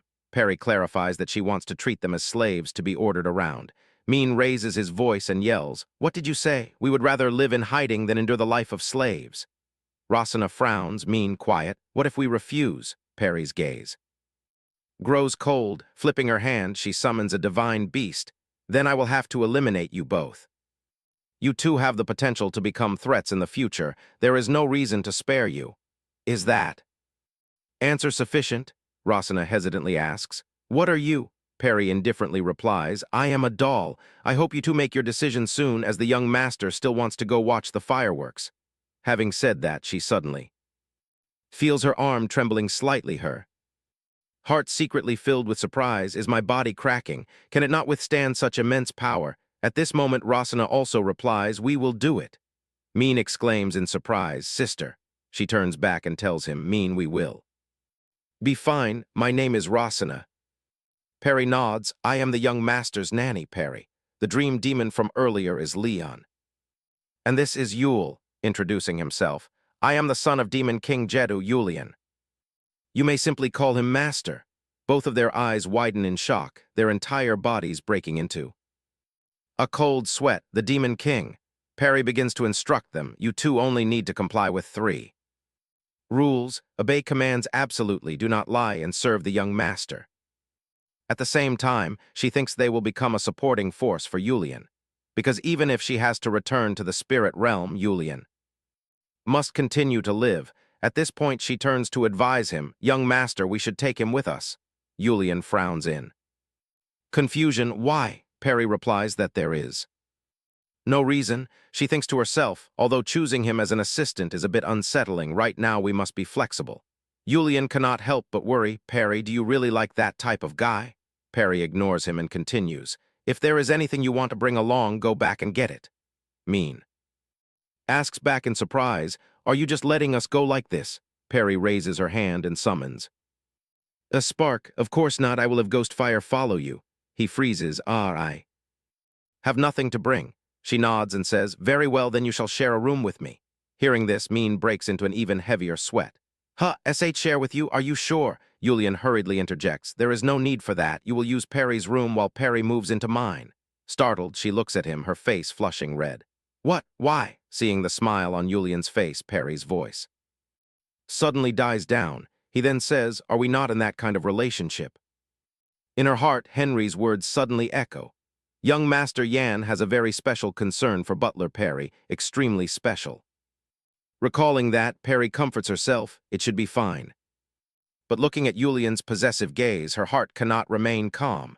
Will nothing really happen? Time passes as Rosana is instructing her younger siblings. Perry thinks pensively, is there a way to send them all to the Demon King's palace? They cannot be allowed to go there on their own asterisk. But if I let Leon accompany them, we will have no guard left on our side, even though it is fine at that very moment. A flash of inspiration crosses her mind. Perry hurriedly says, Young master, how about we try that soul oath from back then? Julian asks excitedly, You want to? Perry shakes her head slightly, pointing at Rosana outside the window. Not with me, but with these variant races. If we can make them swear loyalty to the young master, they will not be able to escape. Not bad, right? A blue vein pops on Yulian's forehead. As he chuckles softly, not bad at all, a soul oath. Can only be performed once in a lifetime. Lon beside them turns around in utter confusion. What is this? What is going on here? Are the young master and the nanny getting married? Perry glares at him. What nonsense are you talking about? How is that possible? He exclaims in surprise. Is it not, but a soul oath? Is originally meant for spouses. This time it is Perry's turn to freeze. She blankly exclaims, Then she turns to look at Yulian. On the other side, Leon quickly covers his mouth. Yulian rubs his forehead in frustration.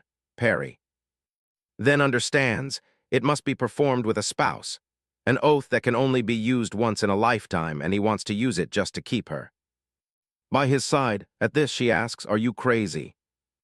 Yulian lets out a laugh and asks back casually, Do I look like a madman? Perry sighs, Let us talk about this later. Many people are watching. Min turns around and says, I did not hear anything. After a few seconds, Perry opens her bag and takes out a scroll. Leon asks in surprise, Nanny, you even have something like this? She nods. Yes, it can transport everyone to the Demon King's palace, though she thinks to herself that it was not designed for this purpose. At the same time, Rasana enters, leading her younger brothers.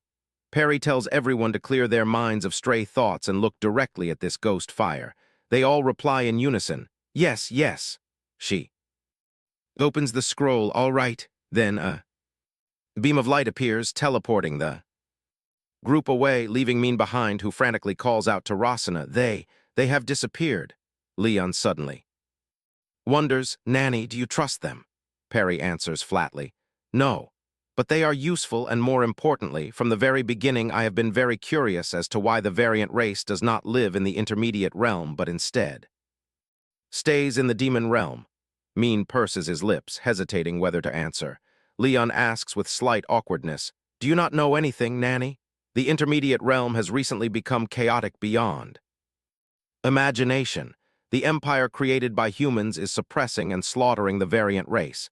Therefore, some variant races have sneaked into the demon realm. Perry asks in surprise, Is the relationship between humans and the variant race not very good?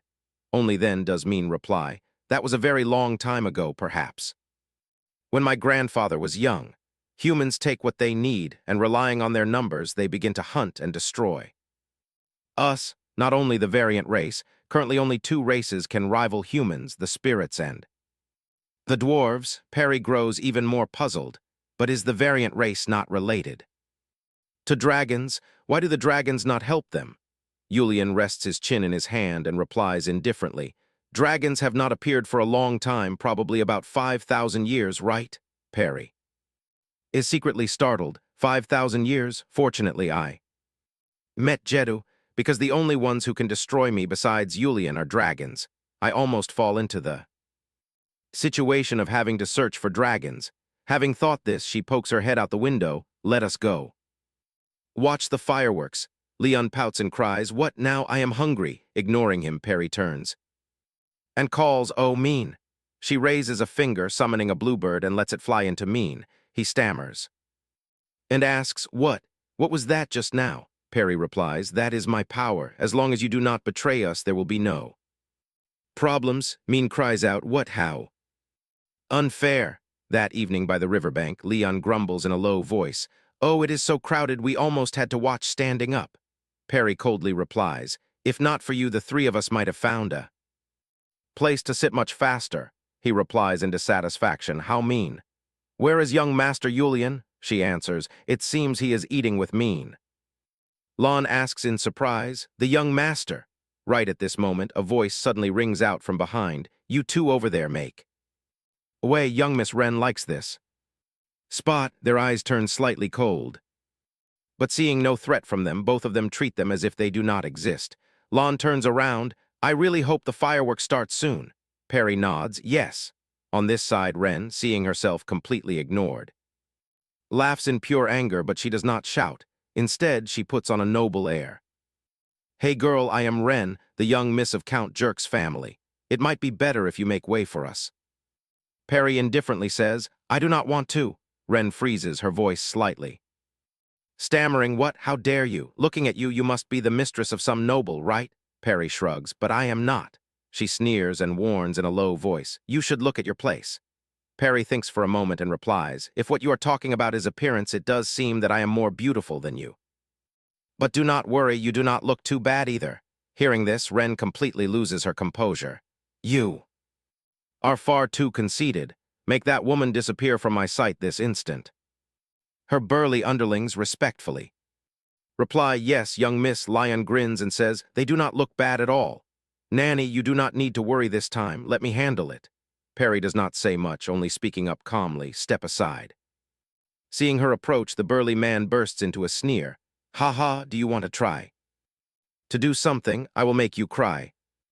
And beg me. With that, he lets out a sudden scream. Ah! His massive body is easily tossed into the river by Perry. Ren witnesses this and orders in a panic, quickly stop her. A few seconds later, while Perry is thrashing them, Lion chuckles and says, Nanny, if you need help, just say the word, though I am certain you are more than enough on your own. Before long, Perry finally stops. She dusts off her hands and lets out a breath. This should be enough, right? Hurry up and get lost. Young Miss Jerry, she hastily corrects. My name is Ren. She tilts her head and asks. In return, what is the difference? Ren tries to regain her composure and warns in a low voice.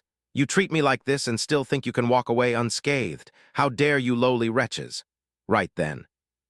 Yulian walks over and suddenly asks, who are you calling lowly? Ren turns around and says loudly, and who are you?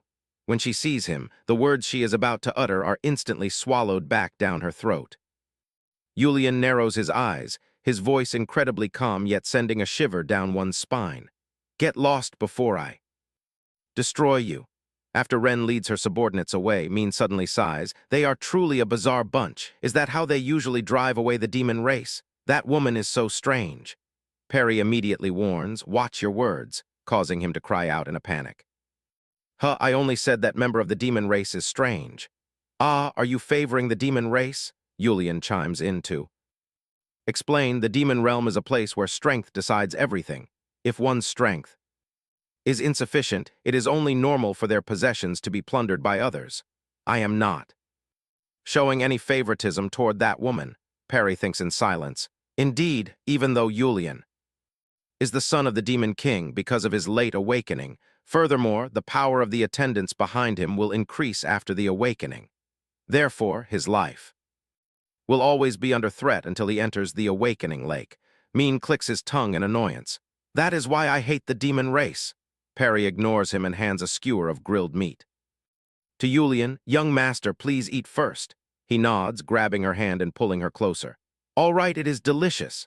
Perry's face turns slightly red, thinking to herself that even though he is still a child. Wait, she lets out a soft gasp. Then she silently prays, I hope. A strange, numbing sensation comes with the memories of last night. Lion suddenly cries out, young master. Yulian, look, it is starting. Perry looks up at the sky, continuing to contemplate. Will not become something too hard to bear for a doll. Like me, if I accidentally develop some sort of feelings, I hope they will explode along with the fireworks tonight, so that they can never grow any further. After a while, another young lady approaches. Excuse me. Yulian coldly spits out a single word, scram. Seeing the girl run away, Perry feels helpless as this is the 6th time Yulian has rejected someone. She turns to him and says, young master, you are truly rude. You cannot keep turning away potential girls at a time like this. Yulian tilts his head and asks, why did I do something wrong? If I knew, I would have scolded them directly to their faces. Perry says with dissatisfaction, do you have any plans to get married? He nods. And nods, of course I do. I want to marry. Perry is astonished and asks, but how old are you now, young master? Yulian replies, 26 years old. She glares at him and continues, you are not a child anymore, so why are you acting like a 5-year-old? Yulian laughs and asks back, haha, are you teasing me? Perry, the average lifespan of the demon race is 1,000 years, so I am still very young. Perry smiles and says, being young is nice, while thinking to herself, though he looks like this, he smiles much more than before. He used to frown or get angry all the time. When did he begin to change? She suddenly remembers Yulian's words from when he was little. Perry is mine, so you absolutely cannot die. Understand? At that, she thinks again. Clearly not much time has passed, yet I feel a sense of vagueness. It must be because of what happened With Yulian that time, right? Amidst the sound of fireworks, a distant call echoes by her ear, but Perry is still lost in her thoughts. I still need to check the cracks that appeared when I first awakened my spiritual energy. It is a bit troubling, seeing that she does not. Answer, Yulian suddenly calls out in a startled Perry. He shakes her firmly, calling out loudly, Perry, why? Are you not answering me? She snaps out of it, staring blankly at his face just inches away. Is this numbing sensation because of the cracks? Yulian asks once more, why are you not answering me? Only then does Perry snap back. To reality. I was just thinking about something else. What is the matter? I did not hear anything just now.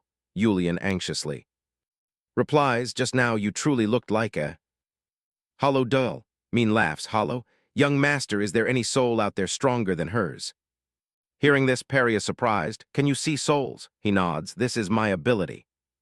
Lion steps forward curiously. Then tell us, is the nanny's soul strong? How strong is it? Mean rubs his chin thoughtfully, replying, roughly speaking, this is the first time in my life I have seen a soul so strong. Lion continues to ask, how old? Are you? Mean replies, about 500 years old. The moment the words leave his mouth, Lion cries out, then how old is Rasana? Do you not call her sister?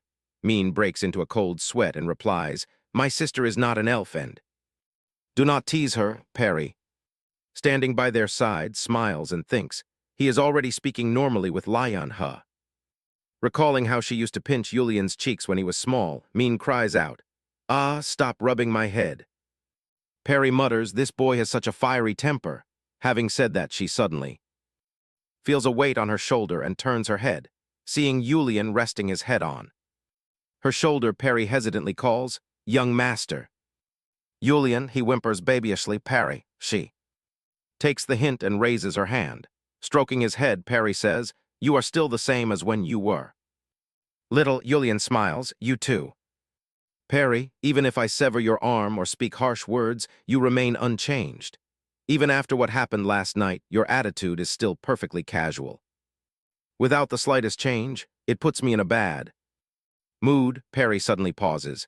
Yulian sits up straight as well, lowering his head to whisper, sometimes I miss the times you carried me around. Perry replies, I can still hold you now. Hearing this, Yulian grabs the arm that is stroking his head.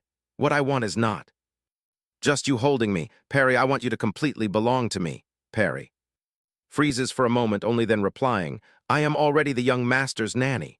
Yulian shakes his head. That is not what I mean. Perry hastily stops him. Do not say another word.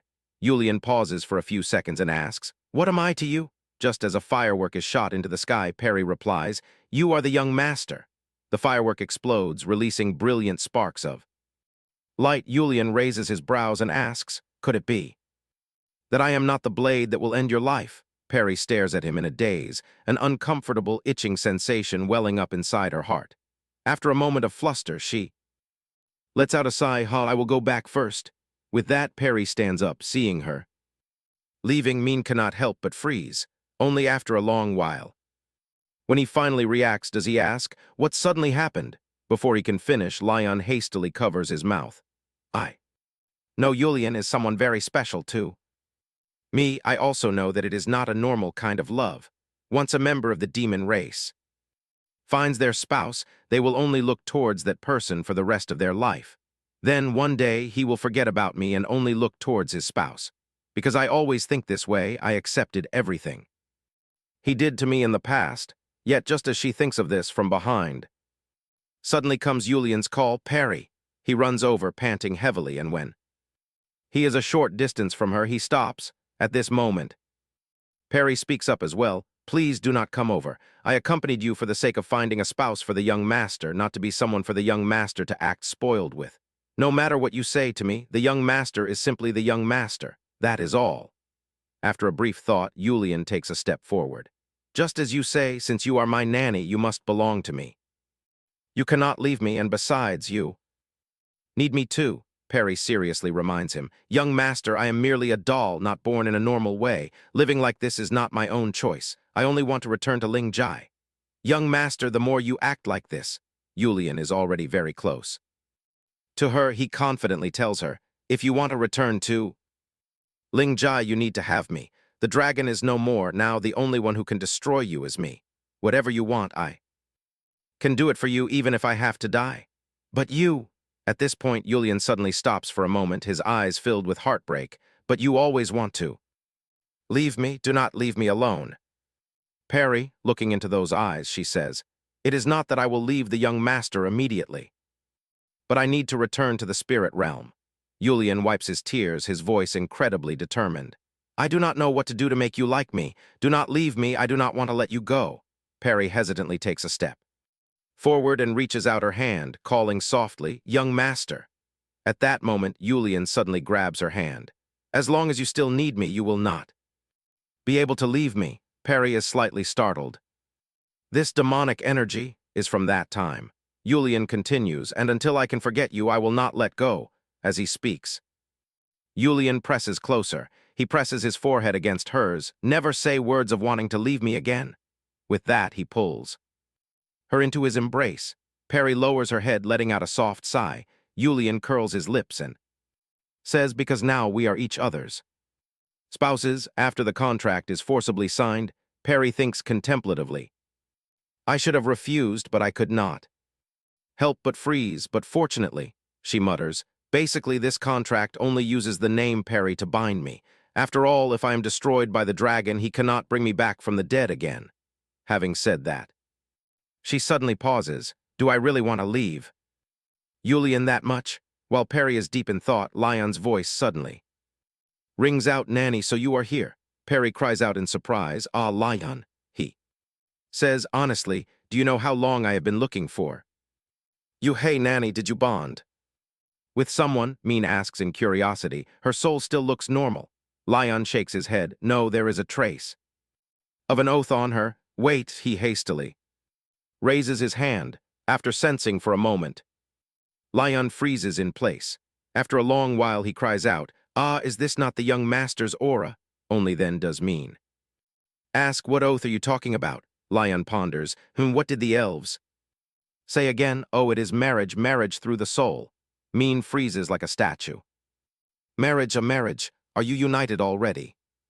So you two are dating? No, that can't be. Lion, however, cares about another matter. Did the oath take place without the nannies consent? Perry nods. You could say that. Lion breaks into a sweat and asks, is the young master out of his mind? She replies hesitantly, perhaps. Lion cries out in confusion. This is a big deal this time. There is no way he does not know about this.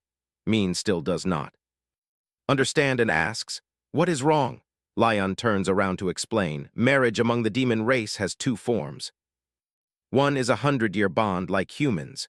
The other is a soul-exchanging oath, as long as the normal contract is not broken, it remains in effect until death. Depending on the vow's terms, it can even persist beyond death. What are the terms of the oath? Nanny, Perry replies. As long as I need the young master, I cannot leave him, and the young master will not let me go until he forgets me. He continues to ask, why do you need the young master, Nanny? She lowers her head, her gaze shifting away. I want to die, but ordinary methods cannot destroy me. Lion blinks a few times, then says, wait, let's think of it this way. Are you happy with this marriage, Nanny? Perry shakes her head. No. He wonders if she does not love the young master, does she? This time, Perry does not answer immediately. She clutches the hem of her skirt, deeply flustered. If asked like this, she has nothing left to say. Love must have many forms, right? Seeing her hesitation, Lion exclaims in surprise, what is this? Do you love him? Why are you not answering? Perry snaps back, please stop writing your own script. Min, standing beside them, chimes in, feelings reside within the soul and I can see them. Lion's eyes light up instantly. Give it a try. Something exciting will surely happen. Seeing Min reach his hand out, Perry sighs, forget it. What is there to see? A few seconds later, as soon as Min opens his eyes, Lion asks, well, does she love him? He replies, this is clearly love. Perry brushes Min's hand away, her face flushing. Impossible, I am a homunculus. It is impossible for me to feel love. He shakes his head. Inside a homunculus, is there not also a soul? I do not look at the physical body. What I see is the soul. There is no soul. That does not engrave emotions. Within your soul, Nanny, this also exists. She says hesitantly, but before she can finish, Lion shouts, then let's look at the young master's heart. I am so curious. Perry Glances inside, her eyes showing a hint of interest. Is this even possible? Since he was a child, if anyone so much as touched the young master. Mean. Suddenly says, well, it is not entirely impossible. To see, inside the inn, Yulian asks in surprise, what is going on? I did not expect the three of you to get along so well. Lion scratches his head and says, that is right, young master. We heard that you and Nanny are married. He asks back in surprise, did Perry say that? He replies, no, I saw it myself. Yulian's voice suddenly drops. If you came here just for this, then leave immediately. He pauses for a moment, then suddenly adds, Perry, stay. Hearing this, Lion has to say honestly, since things have come to this, young master, our little elf says he can see emotions. Just now he even saw Nanny's feelings. It seems Nanny has some feelings for you. What about you? Yulian says with a trace of gloom. Stop this nonsense right here. Perry thinks to herself, I knew it would turn out like this. At the same time, she grabs Lion's collar and drags him out. Indeed, everyone should go back, he sighs, pouting and muttering. I still haven't seen it yet. Yulian only watches the three of them leave the room in silence. On the way down the stairs, Min thinks deeply. There is absolutely no need to examine that demon. I felt it when I left that room. The atmosphere there is so suffocating. Thinking of this, he lets out a sigh. After all, this is none of his business. Honestly, he dislikes both of them. Meanwhile, Perry walks back into the room. Yulian approaches amid the sound of both their racing heartbeats. He smiles and says, Perry, so you like weak little boys, huh? Perry ponders blankly. What weak little boy? Could he be talking about Min? Without waiting for her to answer, Yulian continues, are you not curious about what happens if we violate the oath? We will be torn to shreds. Not just our bodies, but our souls will also suffer that punishment. The corners of his lips curl into a slight smile. After a few seconds, Yulian asks again, but do you really have to care about that elf? Perry frowns and asks back, what does the oath have to do with Min? Yulian smiles brightly. How is it not related? We are spouses, so I hope you do not pay attention to other men. Perry coldly brushes his hand away. I am already your nanny, young master. Why do you still have to do this? Anyway, Yulian lowers his voice. Perry, I do not trust your heart. Perry replies indifferently. Then why don't you just destroy all of them, Min and Lion as well, since I cannot make the young master trust me? Will you also destroy me too? Yulian pauses, his eyes filled with surprise. Why do you say such things? I will never destroy you. Ever. Hearing Yulian whisper, I am sorry, Perry is utterly stunned in her heart. Why has he suddenly become so obedient? Her expected reaction was that Yulian would say, perhaps I will think about it for a while. Perry suddenly says, furthermore, young master, this is definitely love. Perhaps. Yulian raises his head in surprise. The moment he touches her shoulder, he suddenly freezes. What is this? Perry looks down at the crack spreading across her chest, sighing secretly in her heart. Oh dear, I was so focused on other things that I forgot about this. Yulian continues to ask, have you always been in this state? Perry shakes her head. No, this happened not long ago. In short, if I can just meet a skilled doll artisan, it will be fine. Yulian frowns and says, liar. At this moment, Perry suddenly clutches her chest and thinks, what is happening? It hurts so much. He immediately says with concern, Perry, wait for me in the room. Perry hurriedly cries out, oh wait, when do you plan on sleeping? In Lion's messy room. He looks at his reflection in the mirror and says with a smile, not bad, now let's go, let's. The moment he opens the door, he sees Yulian. Lion freezes on the spot, only after a few seconds does he recover, frightened out of his wits. He says, you scared me to death, young master. Yulian steps into the room, looks around and commands, Lion, bring the map here. He asks in surprise, why do you suddenly need a map? After searching for a moment, Lion hands over the map. Yulian spreads it on the table and asks seriously, where are there many doll artisans? Lion says that to find doll artisans, one has to go to the dwarf territory, but there is an ongoing war there.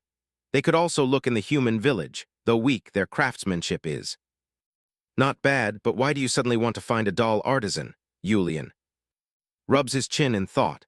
Perry is not an ordinary doll that others can easily harm. As he ponders, his eyes suddenly flash, and he thinks, wait, Is it possible that even the regenerative energy of Asterisk, Perry's dull body, cannot withstand her power? Currently, there is only Perry's spiritual energy. He then tells Lion to call the elf over. Lion asks in surprise, "Don't you hate him?" Seeing him tightly grip the map, Lion panics. "I am going right away." Not long after, Lion returns. Following him is Mean, who rubs his eyes and complains, "I barely fell asleep. Why did you call me here? There better be a good reason." For this, Julian speaks. Elf, Mean lets out a long yawn. Julian turns his head. "You once said you can see souls, right?" He replies, "Yes." He continues. "Perry's body has begun to develop cracks." Mean scratches his face. "Well, is it that unusual for a doll to break?" While Julian is stunned, Lion suddenly cries out, "Oh, is Nanny injured somewhere?" At this moment, Julian regains his composure and says firmly, "We must heal Perry. I called you here because I want to know if you can look into this." Mean lowers his head and remains silent for a moment before saying, "I saw the nanny's soul back then." Julian asks curiously, "And?" He replies, "The nanny's soul is bound to her doll flesh, though I do not know how cracked it is. A level like this should be fine. However, you must still be careful." He asks in confusion, "Why?" Mean rubs his chin and explains, "The blood of humans and the demon race is red, while the blood of elves is white. Everything inside our bodies has a physical form, so whenever we are injured, the blood circulating inside will flow out. But what if there is only a soul inside an empty shell? Based on her condition, what is leaking is not blood but her soul itself." Julian stands frozen on the spot, completely dazed. The substance leaking from the cracks is Perry's soul. If it continues to leak like this, will Perry eventually turn into an empty shell? He asks in a hurry, "Is there no way to find out what causes this?" Mean shakes his head. "I am not a mage, how would I know?" Julian's eyes light up. Looking at the map, he asks, "Where do human mages usually gather?" Lion picks up the map. For human mages, this place was originally a human magic tower, but they say it vanished overnight. Everyone says the master did it, but the actual culprit is Perry. Lion, unaware of this, continues, "Moreover, this is also a magic academy founded and taught by mages. Naturally, they are human mages, but why do we have to find human mages? Clearly, the magic of the demon race is much stronger." Julian folds his arms in silence. Lion thinks to himself, of course, it is because human mages created Perry. You can tell just by looking at her. She has none of the characteristics of the demon race or other variant races. He ponders for a moment, then says, "Once morning comes, we are going to the human realm." Lion gasps in surprise. "What? So suddenly, young master?" Mean is also secretly surprised. "What?" He stands frozen, his expression gradually turning into terror. His heart pounds wildly, and old memories resurface along with his thoughts. "No, I do not want to go. I do not want to go back there." Mean turns around, his eyes brimming with tears. Everywhere he looks, those scenes flash back, and his heart grows even more frantic. "If I go, I will definitely be captured. If I go, I will die." Just then, a sudden slap sounds out. Lion looks back in a daze. Perry walks over and asks, "What did you do to make him look so terrified?" Julian asks anxiously, "Perry, did I not tell you to wait for me?" She brushes her hands off and replies calmly, "It is already bedtime and you still have not returned. I have no choice." Lion quickly cries out, "You came at the perfect time, Nanny. Please quickly persuade the young master. He is forcing us to leave for the human realm as soon as morning comes." At that moment, Mean also regains his composure and stammers, "I." Lion turns around and asks, "Oh, what is wrong with you?" He pulls down his clothes, letting them fall to the ground to reveal a brand on his shoulder and a body covered in scars. Only then does he say, "I cannot go." Lion is stunned. "These scars surely cannot be." Mean says seriously, "The one who engraved this brand said so. This brand is infused with magic. As soon as I appear in the human realm, they will know my location. If I return to the human realm, they will capture and destroy me." Julian suddenly says, "The demon race is the master of magic. Humans who copy dragon magic are simply not on the same level as us." Mean asks back in confusion, "What are you saying, young master?" He glances over, his voice brimming with confidence. "I will help you remove that brand." Mean freezes for a moment, then hurriedly asks, "But how do you plan to remove it?" Julian answers. Just as you said, humans have engraved the brand and cast magic upon you. There are 3 ways to remove a magical brand. Find the one who marked you and have him personally remove it, or have a mage with stronger magic than his undo the magical formula. But with these 2 methods, you must face the very mage who branded you. Therefore, only one way remains, using the destructive power of the demon race to forcefully erase the formula. All right, what do you want to do now? Min lowers his voice. I have no other choice left, Lion chimes in. It is hard on you, young master, but not many of the demon race possess such destructive power. So can the young master truly remove this brand? Julian contemplates. But using this method comes with a price. Min says resolutely, no matter what the price is, it does not matter. With a thud, he drops to his knees and says sincerely, I beg of you, please, Julian says calmly. Your body cannot withstand my power. Once the brand is removed by destructive force, it will need something to fill the void left behind. The position of the brand. When the human's mark is broken, I will engrave my own mark at the same time. This means you must sign a new contract with me. This brand will follow you for life, so choose the design you want. Min is shocked. What? Perry thinks to herself from behind them. To avoid being bound by humans, one must bind oneself to the demon race. If it were me, I would definitely hesitate. Lion says with a smile, don't worry, the demon realm does not have slavery. Seeing Min look over, Perry thinks to herself that his expression clearly says, what if I do become a slave? She shakes her head and replies, because there are also many things I do not know.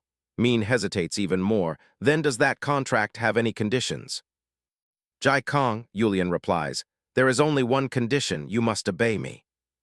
Min frowns, his eyes flashing with anger. Obey? You also force me to obey and make me do so many terrifying things. They do not view me as a living being. Is that what you mean by obedience, young master? Julian glances at Perry, then shakes his head. No, my intention is for you to be my assistant. Min asks blankly, assistant? Both Perry and Lion are also dazed for a moment, then she claps her hands cheerfully and says, wow, you actually found an assistant on your own. Do you want me to praise you? Julian says with a touch of embarrassment, no need, please remember I am already an adult. Perry continues to ask, why do you want an assistant? He smiles and answers, because this is what you want. Perry stands dazed. How does he know? I didn't even tell Min. At this moment, Julian turns back to Min. So what is your answer? I will do it, the elf replies. He nods. Very well. If you refuse, Perry will feel deeply regretful. Then draw the brand of your choice. Min takes the paper and falls into contemplation again. Before long, he writes down a line, the deep forest brings life, yet it also brings death. Perry thinks in surprise, it has indeed been a very long time since I last heard this phrase. This is the motto that every elf holds dear in their heart. Elves are born in the deep forest, live, and also end their lives there. But he is forced to leave the forest, becoming a deserter. It is only natural for him to feel regret, although this has nothing to do with me. Seeing her lost in thought, Min asks, do you understand the language of the elves? Perry nods. I know a little, he asks in surprise, and continues, how do you know it? Who taught you? An elf taught me, she answers. Min asks urgently, then where is that elf? In the demon realm? She thinks and says, he is probably dead because when he taught me he was already an old man with white hair and a white beard. Min sighs dejectedly. Perry shrugs at this. It was a very long time ago. Soon he looks up and asks, can I also write numbers? Kong, Julian replies, you can. Before long, Min finishes drawing his desired brand. Julian takes the paper. Then let's begin. He presses the paper onto Min's shoulder from behind. A powerful wave of magic immediately radiates throughout the room. Lion touches his disheveled hair. I spent so much effort doing this hair. The brand on the paper glows, pressing onto Min's shoulder as wisps of black smoke drift out. He grits his teeth and groans softly. Ugh! Seeing this, Julian asks if he needs to be so dramatic. As soon as the words leave his mouth, Min screams aloud. As time passes, the process of replacing Min's brand also comes to an end. He stands up, his body swaying slightly as a pair of hands reaches out. Perry supports Min, frowning as she says, it seems your mouth is injured, let me have a look. He opens his mouth with an ah. Julian suddenly feels a squeeze of jealousy in his heart and says, annoyed, helping him that much is enough, what else do you want to do? Perry looks up and replies, "He is bleeding." Yulian instantly pulls her aside. "You don't need to care, isn't Lion still here?" Min thinks helplessly, asterisk how frustrating. Lion asks in disbelief. "Huh, me?" At this moment, Perry suddenly lets out a long sigh, then changes the subject, asking, "So why does he suddenly want to go to the human realm?" Yulian answers, "Is it not obvious?" "Enough, it is because I want a cure." "You, how long are you planning to hide it from me? If I had not noticed, I would have always assumed you were fine." Perry tries to maintain her composure. "I am fine, really." Yulian firmly objects. "No, you need treatment and proper rest." Perry answers stubbornly, "It is not." "That's serious, I am very strong." He nods, "I know." "But Perry, your body." Perry quickly changes the subject. "We will talk about it later. Now let's go back to sleep. It seems we have to stay up late again." Yulian frowns gently. Shaking his head, "You go back first, I will sleep here." Upon hearing this, Lion cheerfully exclaims, "Young master, sleep in my room." Perry says with concern, "But there is only one bed here, young master." Yulian replies nonchalantly, "Lion can just sleep on the floor." Hearing this, Perry becomes even more determined. Leaving him in the same room with Lion is not a good idea at all. She says seriously, "Isn't your room better, young master?" He shakes his head, "No, I want to sleep in Lion's room." Perry cannot help but start to feel angry. "Why are you so stubborn? Didn't you say you wanted to share a room with me?" Yulian breaks into a sweat, his eyes slightly timid. "Because you are a patient and need peace and quiet. It is better if I stay a bit far away from you." Perry is left blank-faced. "Why though?" Yulian answers. "Because at this moment Lion suddenly screams, 'Whoa, is the sun already up there? Nanny, if we don't go to sleep now, we won't be able to sleep at all." Perry pushes him out. "Did you hear that? Lion and Min also want to go to sleep. We should head back quickly." Seeing Lion smiling, Min's face suddenly darkens as he thinks, "Is this that funny?" On the way back to the room, Perry suddenly says, "Anyway, I don't sleep, so I will patrol around a bit." Yulian shakes his head. "You need to rest." Perry, feeling helpless, says, "You also know that whether I sleep or not is all the same." Yulian remains silent for a moment, then suddenly pulls her into the room. "Let's go in together." By this time, the sunlight is streaming through the window. Perry asks hesitantly, "In short, am I your spouse now?" "Young master, it cannot be cancelled either." Yulian nods. "Yes, because that is a sole oath." Perry suddenly turns around and says, "Let's do this. As long as the contract is not erased, I will remain your spouse." "Young master, but if the contract is erased or your true spouse appears, then please treat me as your nanny again." Yulian mutters, "If the contract is still maintained, then Perry will forever be my spouse." She smiles, "Only until your spouse appears, after all. You need someone to marry." He says resolutely, "Perry, my spouse is you whether you want it or not." The next morning, birds chirp merrily. Yulian is still fast asleep, and Perry quietly slips outside. After taking a walk around the inn, she wonders to herself, "Starting from the ceremony, I didn't expect assassins to follow us as soon as we stepped out. Who could it be? Is it the subordinates of the demon race who stole our position? Or are there other forces trying to harm Yulian, regardless of which one?" Perry raises her hand to summon a spark of blue fire, then turns her head with a disdainful smirk. "A single strike is enough." Before long, after defeating all the assassins, she interrogates them, "Who are you?" Not talking, one assassin struggles to crawl up, his lips parting slightly. Perry suddenly freezes. No, something is suspicious. It isn't that they refuse to speak. She finds it suspicious, and after checking the assassin's mouth, she is startled. There is no tongue, nor is there a larynx. At the dining table, Lion hears this and says, "Perhaps they are members of the Pandora organization." Perry asks in surprise. "Pandora," he replies, "this organization cuts off tongues and removes larynxes to keep secrets, which is why they are famously ruthless." She remarks, "You know a lot, Lion. Finally, you prove yourself useful." He shrugs and says proudly, "What do you mean, finally? There is nothing I don't know." Min suddenly raises his hand. "Ah, if that's the case, I also know about this organization. On the surface, they look like an intelligence agency, but in truth, assassination, covert investigation, human trafficking, there is nothing they don't do." Perry asks curiously why those people want to assassinate the young master. Lion contemplates. The target they are aiming for does not seem to be the young master, but rather the nanny. They are tracking the nanny. Min looks over in confusion. What could they possibly want from her? Perry is also puzzled. I haven't committed any wrongs. I think so too. They are actually up in that tree right now, looking this way. Lion turns outside. Really? Where? Julian stands up to look outside. You mean those people are watching Perry? Lion nods in response. Probably. Aren't they waiting for the nanny to be alone? He draws the curtains while asking if they have any weapons in hand. Perry shakes her head slightly. No, they don't seem to have any intention of suicide either. His brows immediately furrow. Where are those men? She says hesitantly. Ah, that. They bled too much from the ghost fire bites and they are all sweating and calling for the nanny. Julian returns to his seat and asks seriously, is that organization named Pandora also present in this city? Min answers.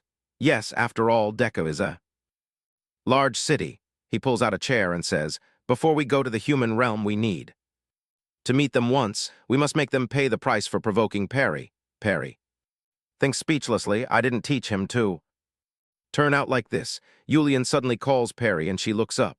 Huh, he turns to ask, did you just think my personality is bad? While Lion and Min look at her in shock, Perry lets out a soft gasp. Ah, do you also know mind-reading magic? Julian shakes his head. No, even if I cannot read your thoughts. I still know what Perry is thinking.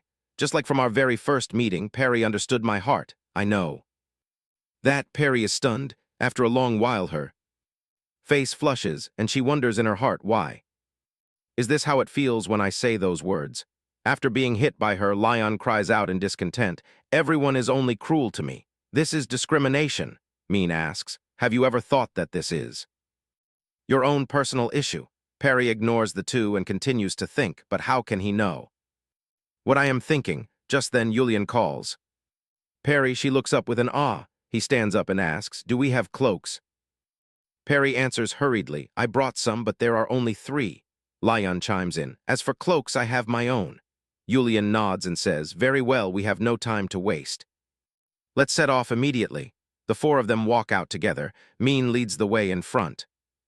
Road, from here, it begins to turn into a narrow alley.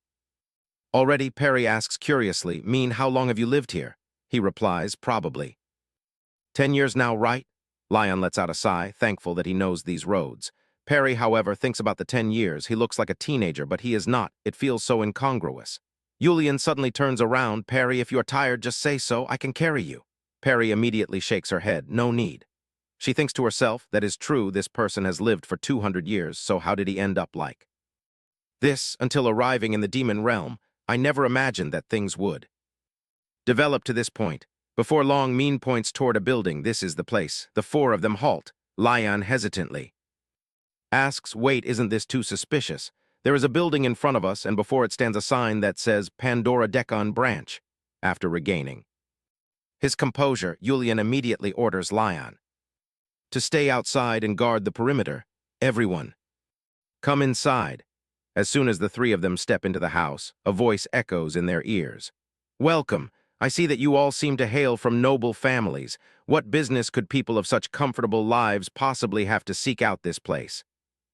Julian silently places a pouch of coins on the table. The person quickly snatches it up and says with a beaming smile, oh my, I almost failed to recognize our distinguished guests. What business brings you all here? Julian says in a low voice. We are here to commission you with a task. The man lets out a soft smirk, then turns and says, please follow me. Leading them this way, the group is guided into a room where a woman sits sipping tea. She gestures to them, please have a seat.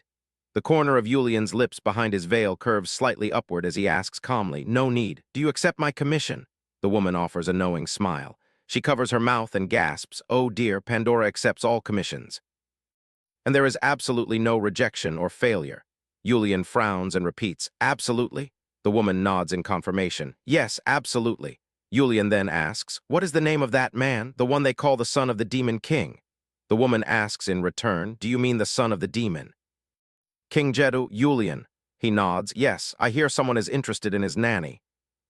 Woman narrows her eyes, questioning, what is your connection? Julian answers, we are among the demons who are interested in that nanny. He thinks to himself, asterisk though it is interest of a different kind. The woman suddenly bursts into laughter, her gaze filled with deep meaning. Oh, my interest. In what way? Perry cannot help but speak up. The young master did not come here to chat with you. The woman cries out with a hint of displeasure. Aha. The companion you brought is quite interesting. Our information-gathering capabilities are far stronger than you. Think, this young master is the son of the Demon King, is he not? Min is startled. Looking outward, with a snap of her fingers, the room is instantly filled with assassins. Min cries out in panic. Ah, Nanny, the young master is behind you. Yulian turns and says, how bothersome. He raises his hand, and before an assassin can even react, he is dealt with. The woman gasps in sheer terror.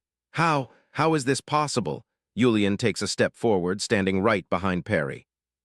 She turns her head to call Min over. By now, he has already been knocked down by an assassin. Perry cries out in shock, Min, you. Groans softly, then bends over, wildly dry-heaving. Seeing this, Perry remarks that, now that she thinks about it, Min's combat skills were rather terrible when they first met. She lets out a sigh, comforting herself that her father's assistant is not the fighting type anyway, so it is fine. She sighs with deep emotion, noting that no wonder Butler Henry has to do so much work. Seeing the two of them just standing there bickering, Min loudly screams, stop chatting and come help me. She nods. Yes, I know, so impatient. Just as she is about to summon ghost fire, Yulian hurriedly calls out, stop, Perry asks in confusion. Are we not going to help him? He shakes his head. No, before we go to the human realm, do not do anything. Perry frowns with stubborn determination. Protecting the young master is my duty. Yet Yulian is even more stubborn. Put aside your nanny duties for now. I will handle this, please. Trust me. Meanwhile, the woman gradually loses her patience and screams loudly. What are you doing? Kill them at once. The group of assassins stammers in response. Oh, our bodies cannot move. Perry has no choice but to compromise. I will trust you, but do not kill that woman. Yulian nods. Understood, thank you. Perry sees demonic energy emanating from him, enveloping the entire room. The woman cries out in shock. What is this? Just as the words leave her mouth, the sound of bones snapping echoes through the room, crack, crack, one after another. Seeing this, the woman's pupils contract sharply in sheer terror. After a moment, all the assassins are slain. Perry thinks to herself that this demonic aura is slightly different from before. She steps forward and asks, young master, this is... Yulian explains. This is not demonic energy, but the power that destroys the host. Perry falls silent, thinking, so that is it. This is the very power that will destroy me in the future. Just then the woman's voice suddenly rings out. You too surrender now? Yulian murmurs, Min, I forgot about him. Perry steps forward and asks indifferently, are you all right? Min asks back with a grim face, do I look all right? The woman presses a blade close to his neck and screams, do not move, kneel if you do not wish to see him die. At this very moment, a spark of ghost fire suddenly darts forward, in the blink of an eye, knocking the knife from her hand. Having done so, Perry says apologetically, I am so sorry, young master. You told me not to do anything, but I have to go against your wishes for this. In the anxious eyes of Yulian, she smilingly steps forward, turning to the side to say, Min, go back first. Return to the inn, there is medicine there. I want to go back with everyone, he replies. Perry does not force him. Very well, then wait a moment. And as for you, who is behind this? Who commissioned you? The woman says in terror, please spare me. That was not a commission our branch accepted. I do not know either. Min reminds them in a low voice. Information is shared between branches. She is lying. Perry's brow instantly furrows. You still dare to lie?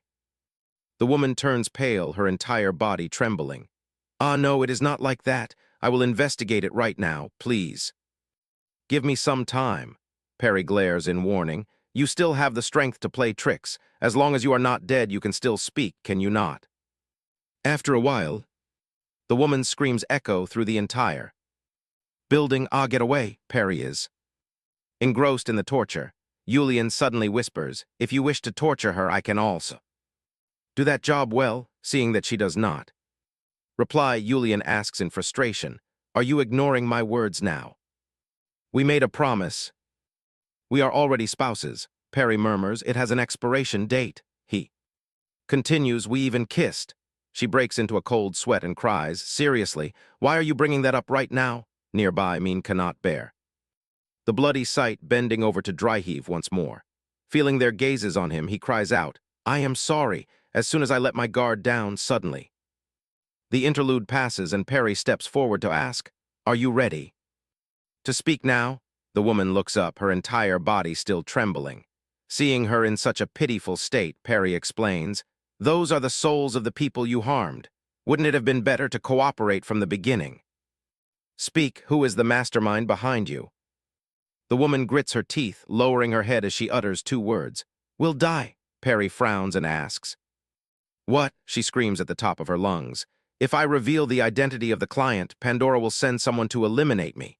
Perry nods, so that is how it is. But if you say nothing, will you not die right now? After a while, Min enters the room accompanied by a burly man. Nanny, I brought him. Upon seeing the bound woman, the burly man bellows, Leader, what have you done to her? WH, who are you? Julian says calmly, customers, let me make this clear. You attacked first. Min secretly marvels at how shameless he is. Perry steps forward to question further, is there no other demon helping you? Call them out quickly. The woman bites her lip and says slowly, the Archduke of Demons, the Archduke of Demons, Dragon, Julian's butler, Perry, she utters the words one by one.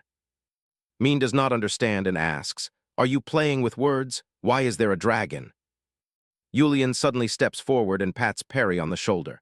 Let's go. She turns around in surprise, but we haven't heard anything yet. He shakes his head. That is enough. She seems to have lost her mind. We will not get anything more out of her. Perry hastily cries out, wait, let us hear what else she has to say.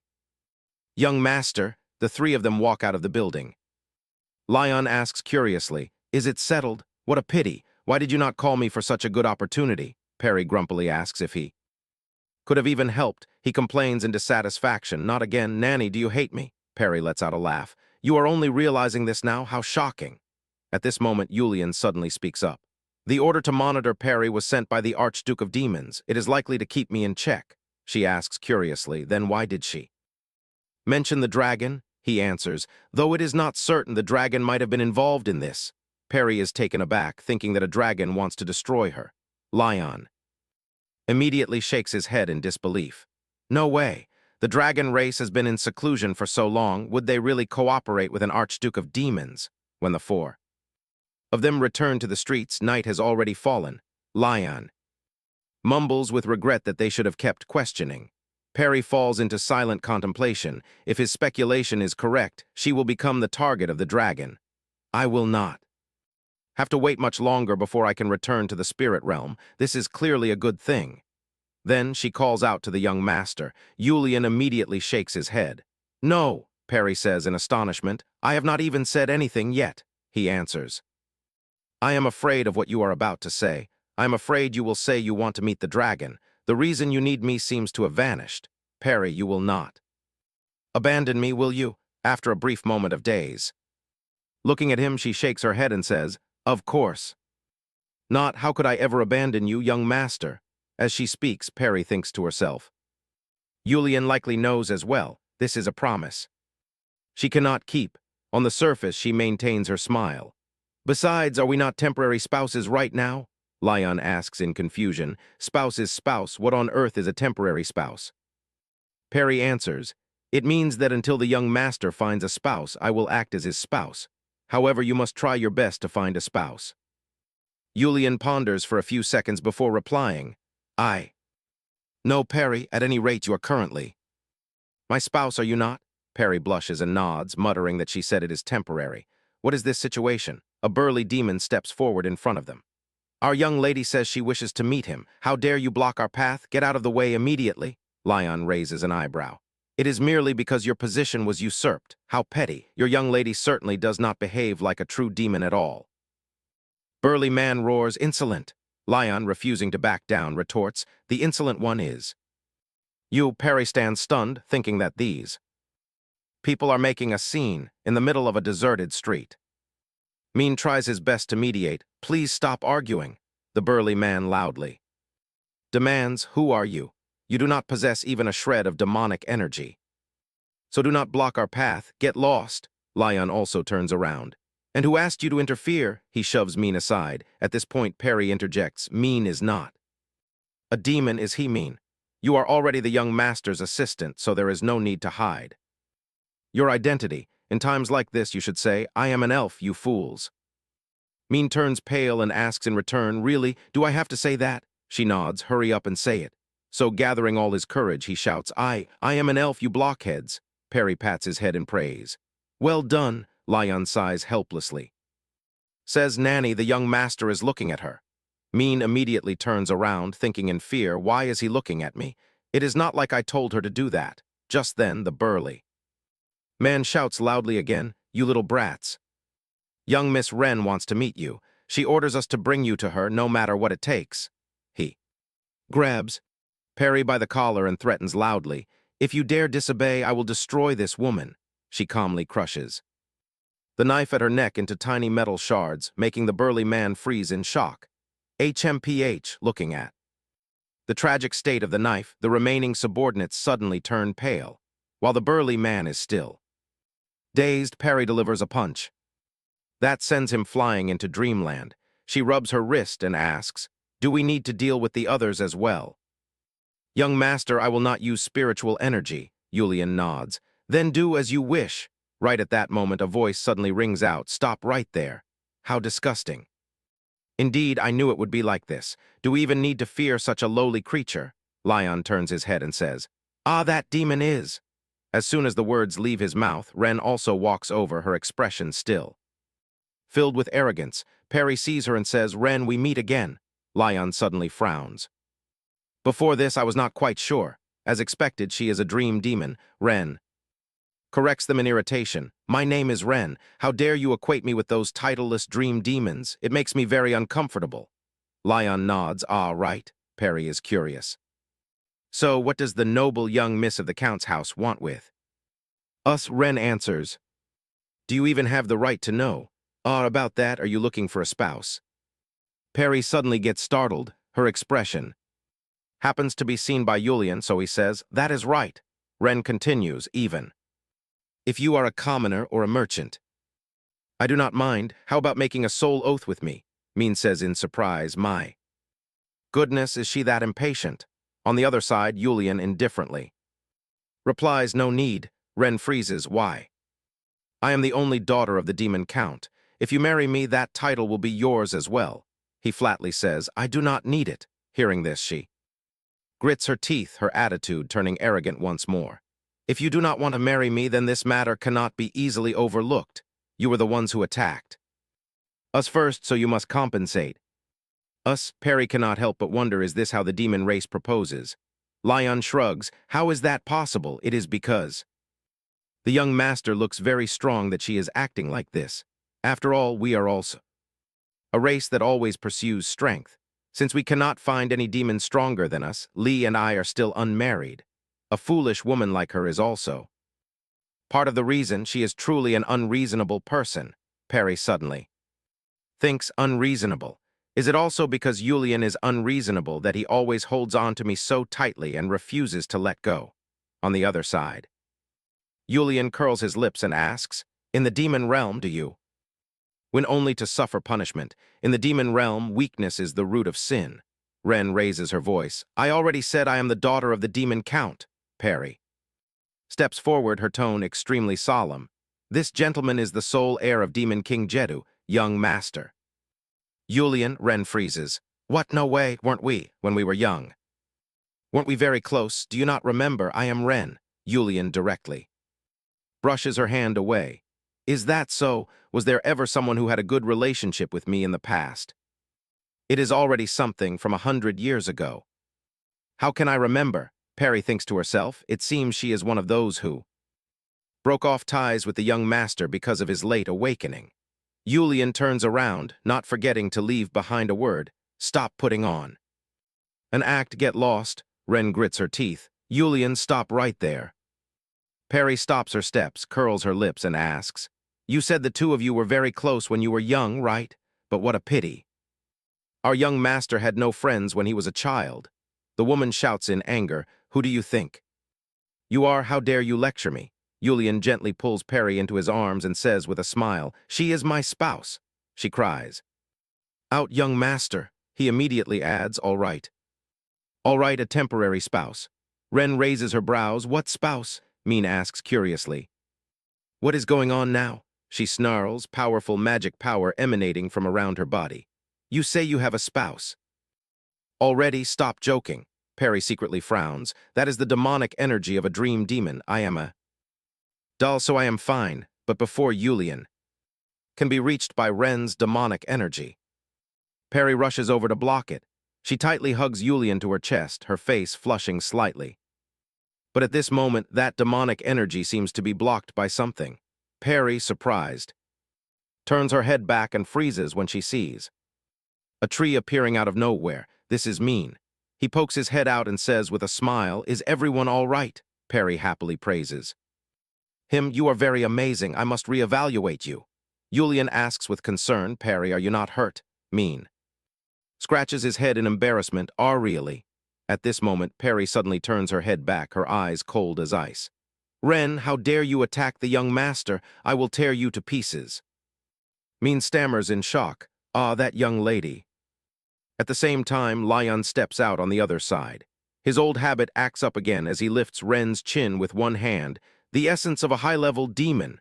It has been a while since I last encountered this. Ren's eyes suddenly grow hazy, her face blank. In the blink of an eye, Lion extracts a ball of essence the size of a fingertip. "I will slowly enjoy this energy source." Saying that, he suddenly cries out, "What? Where are you all going, leaving me behind?" Perry sighs and mutters. As expected of Lion, his head is filled only with essence. Before long, the group returns to the inn. Perry looks at Ren, who is unconscious beside them. "That woman is very weak, yet she said she came from the family of a demon count. I was actually looking forward to it. Though I do not want to give him an excuse to brag, maybe it is because Lion is truly too strong," Min says to Lion in surprise. He clears his throat, still unable to hide the smug look on his face. "My bloodline is different from that woman's. Lee and I are descendants of the dream demon leader, even though our bloodline has been severed long ago." Perry feels pity that only the two of them remain. Yulian mentions that although Lion and Lee were offered to be demon dukes, they refused. Lion shrugs. "Their race is too abnormal to rule." Perry indifferently says, "Yeah, I am not that curious either." "So what should we do now?" Yulian seriously replies, "Of course we must go to the human realm as planned. We have delayed for too long." She looks at Ren. "As for this woman," Lion pouts and says, "Just leave her here. Anyway, even her most recent memories have been eaten by me, although they did not taste very good. She is the first noble I met after Lep. I originally had high expectations, but she tasted terrible. Lep is still the most interesting." Perry silently thinks, "Ah, Lep, it has been a long time since I heard that name." The four of them begin their journey. Min curiously asks why the two of them are riding together. Lion replies in a low voice, "Because the nanny does not know how to ride a horse. She can do everything, but she cannot ride a horse." Min exclaims in surprise, "That is really unexpected." Lion nods in agreement. "Indeed." Yulian suddenly turns his head back, glares, and asks, "What did you just say?" Lion sticks out his tongue and knocks himself on the head. "My mistake." Yulian does not dwell on it further and says thoughtfully, "So, it is finally time to go to the human realm. Let's not delay anymore and set off." Immediately, Lion replies loudly, "Yes, young master." The four of them with 3 horses quickly depart. Before leaving the city, Perry turns her head to look back, silently thinking, so many things have happened in just a few days. Finally, they are leaving Dekorong. In the evening, after defeating the NTH wave of assassins, Min cannot take it anymore and cries out, "Can we rest for a bit?" Perry nods. All right, all right." She does not know how many times this has been. "Why is the security in Dekong so lax?" Lion suddenly pulls up a red-haired assassin, Nanny. "Look at this." Perry turns her head and looks, seeing the pocket watch in his hand. She says in surprise, "Huh, a watch." Yulian frowns. "That is the style of demon count jerk." Lion lets out a breath. "Indeed, is this not the house of the young lady who trespassed last night?" Perry tilts her head. "Ren?" He immediately corrects her. "Her name is Ren, Nanny." She does not reply, simply holding the watch thoughtfully. After a moment, Perry suddenly discovers something inside the watch. HMPH. She turns around and strikes a tree trunk hard. Min, who is resting under the tree, jumps in fright and cries out, "Why did you suddenly do that? You scared me to death." Just as his words fall, a piece of paper drops out of the watch. Perry picks it up and says, "There is a piece of paper here." Lion asks in surprise, Where? What does it say?" Perry frowns. It writes the coordinates along with the clothes and appearance of the young master, Min, Lion, and me, even emphasizing my name. Yulian says without a second thought that Ren did it. Lion suggests that it is also possible Jerk did it. He replies that if it were Jerk, he would have definitely personally taken action because his target is me. Hearing this, Perry says, then the target this time is me, just like Pandora. Before, she bows her head and thinks to herself, fortunately, their target is her and not Yulian. To be honest, she does not mind, it is just a bit of a hassle. Anyway, Min awkwardly says, it seems the nanny is always bothered by strange things. Lion nods, that is right, Yulian. Suddenly says, perhaps because of me Ren is targeting her. Lion breathes a soft sigh, turns around and asks, what does the young master want to do, if the spouse you made a soul oath with dies you can just do it again? Perry falls into thought. Although I very much welcome death, continuing like this might harm Yulian. According to the current situation, the relationship between the Demon King and the nobles cannot even be maintained with polite pleasantries anymore. If Jerk finds out what his daughter has done, there is no telling what he will do to destroy the evidence. At this, Perry suddenly mutters, as expected, if we do not fight them once, it will not do. Lion exclaims in shock, huh, why so? Suddenly, Min is bewildered. Fight who? Perry calmly says, if children make a mistake, then the parents should be blamed, right? She walks over and rummages through the bag on the saddle. After a moment, she cries out, ah, found it. Yulian frowns in bewilderment. Perry, what are you doing? Perry turns her head back and reassures him with a smile. Do not worry. Young master, let me go teach these wicked parents a lesson. Seeing the ghost fire summoned, Yulian grows and Shisen cries out, Perry. She climbs onto the back of the firebird, turning to say, I will be right back. He rushes forward in a hurry. What are you doing? Wait a moment, I am coming too. Perry shakes her head. No, I hope the young master does not get involved in anything. Those two are already a burden anyway. Please go on ahead. With that, the firebird soars into the sky. Lion mutters, always treating us like a burden, how outrageous. Yulian does not say a word, only watching her retreating figure with worry. Before long, Perry arrives at Count Jerk's manor. She guides the firebird to land and walks straight toward the gates. The two guards immediately shout, halt, who goes there? State your name. Perry says calmly, the Count's daughter left something of hers with me and I have business with Jerk. Could you lead the way? One guard asks in annoyance, how dare you address the Count by his name directly? Perry does not waste words. She holds up the pocket watch. Do you know what this is? The two guards freeze, looking at each other in confusion. That is clearly the young missus. It looks exactly like it, doesn't it? The blonde guard clears his throat. Pardon our rudeness, young miss, please follow me. Perry thinks to herself that she is no young lady at all. Inside the manor, a servant comes in to report. My lord, there is a guest outside carrying the young miss's pocket watch. Jerk cries out with delight, aha, finally, quick, invite the guest in, hurry. Seeing Perry walk in, he remains warm. Please have a seat. His attitude surprises her. What is going on? Why is he suddenly welcoming her so warmly? He even has tea prepared. Jerk quickly says, if you do not like rosemary tea, I will prepare something else. He clears his throat. All right, how did it go? Have you dealt with the nanny of the successor Demon King? I know the opponent is a dragon, so even for Pandora it is no easy task. But did you not survive after all? At the very least, you must have broken one of her wings, right? Jerk rattles on endlessly. It turns out you really can fulfill any request. Did you bring back any trophies? She thinks blankly to herself. Huh, what is he talking about? Who is a dragon? Could it be that these nobles have always mistaken me for a dragon? At this, she hesitates and says, that nanny does not have wings. Jerk freezes.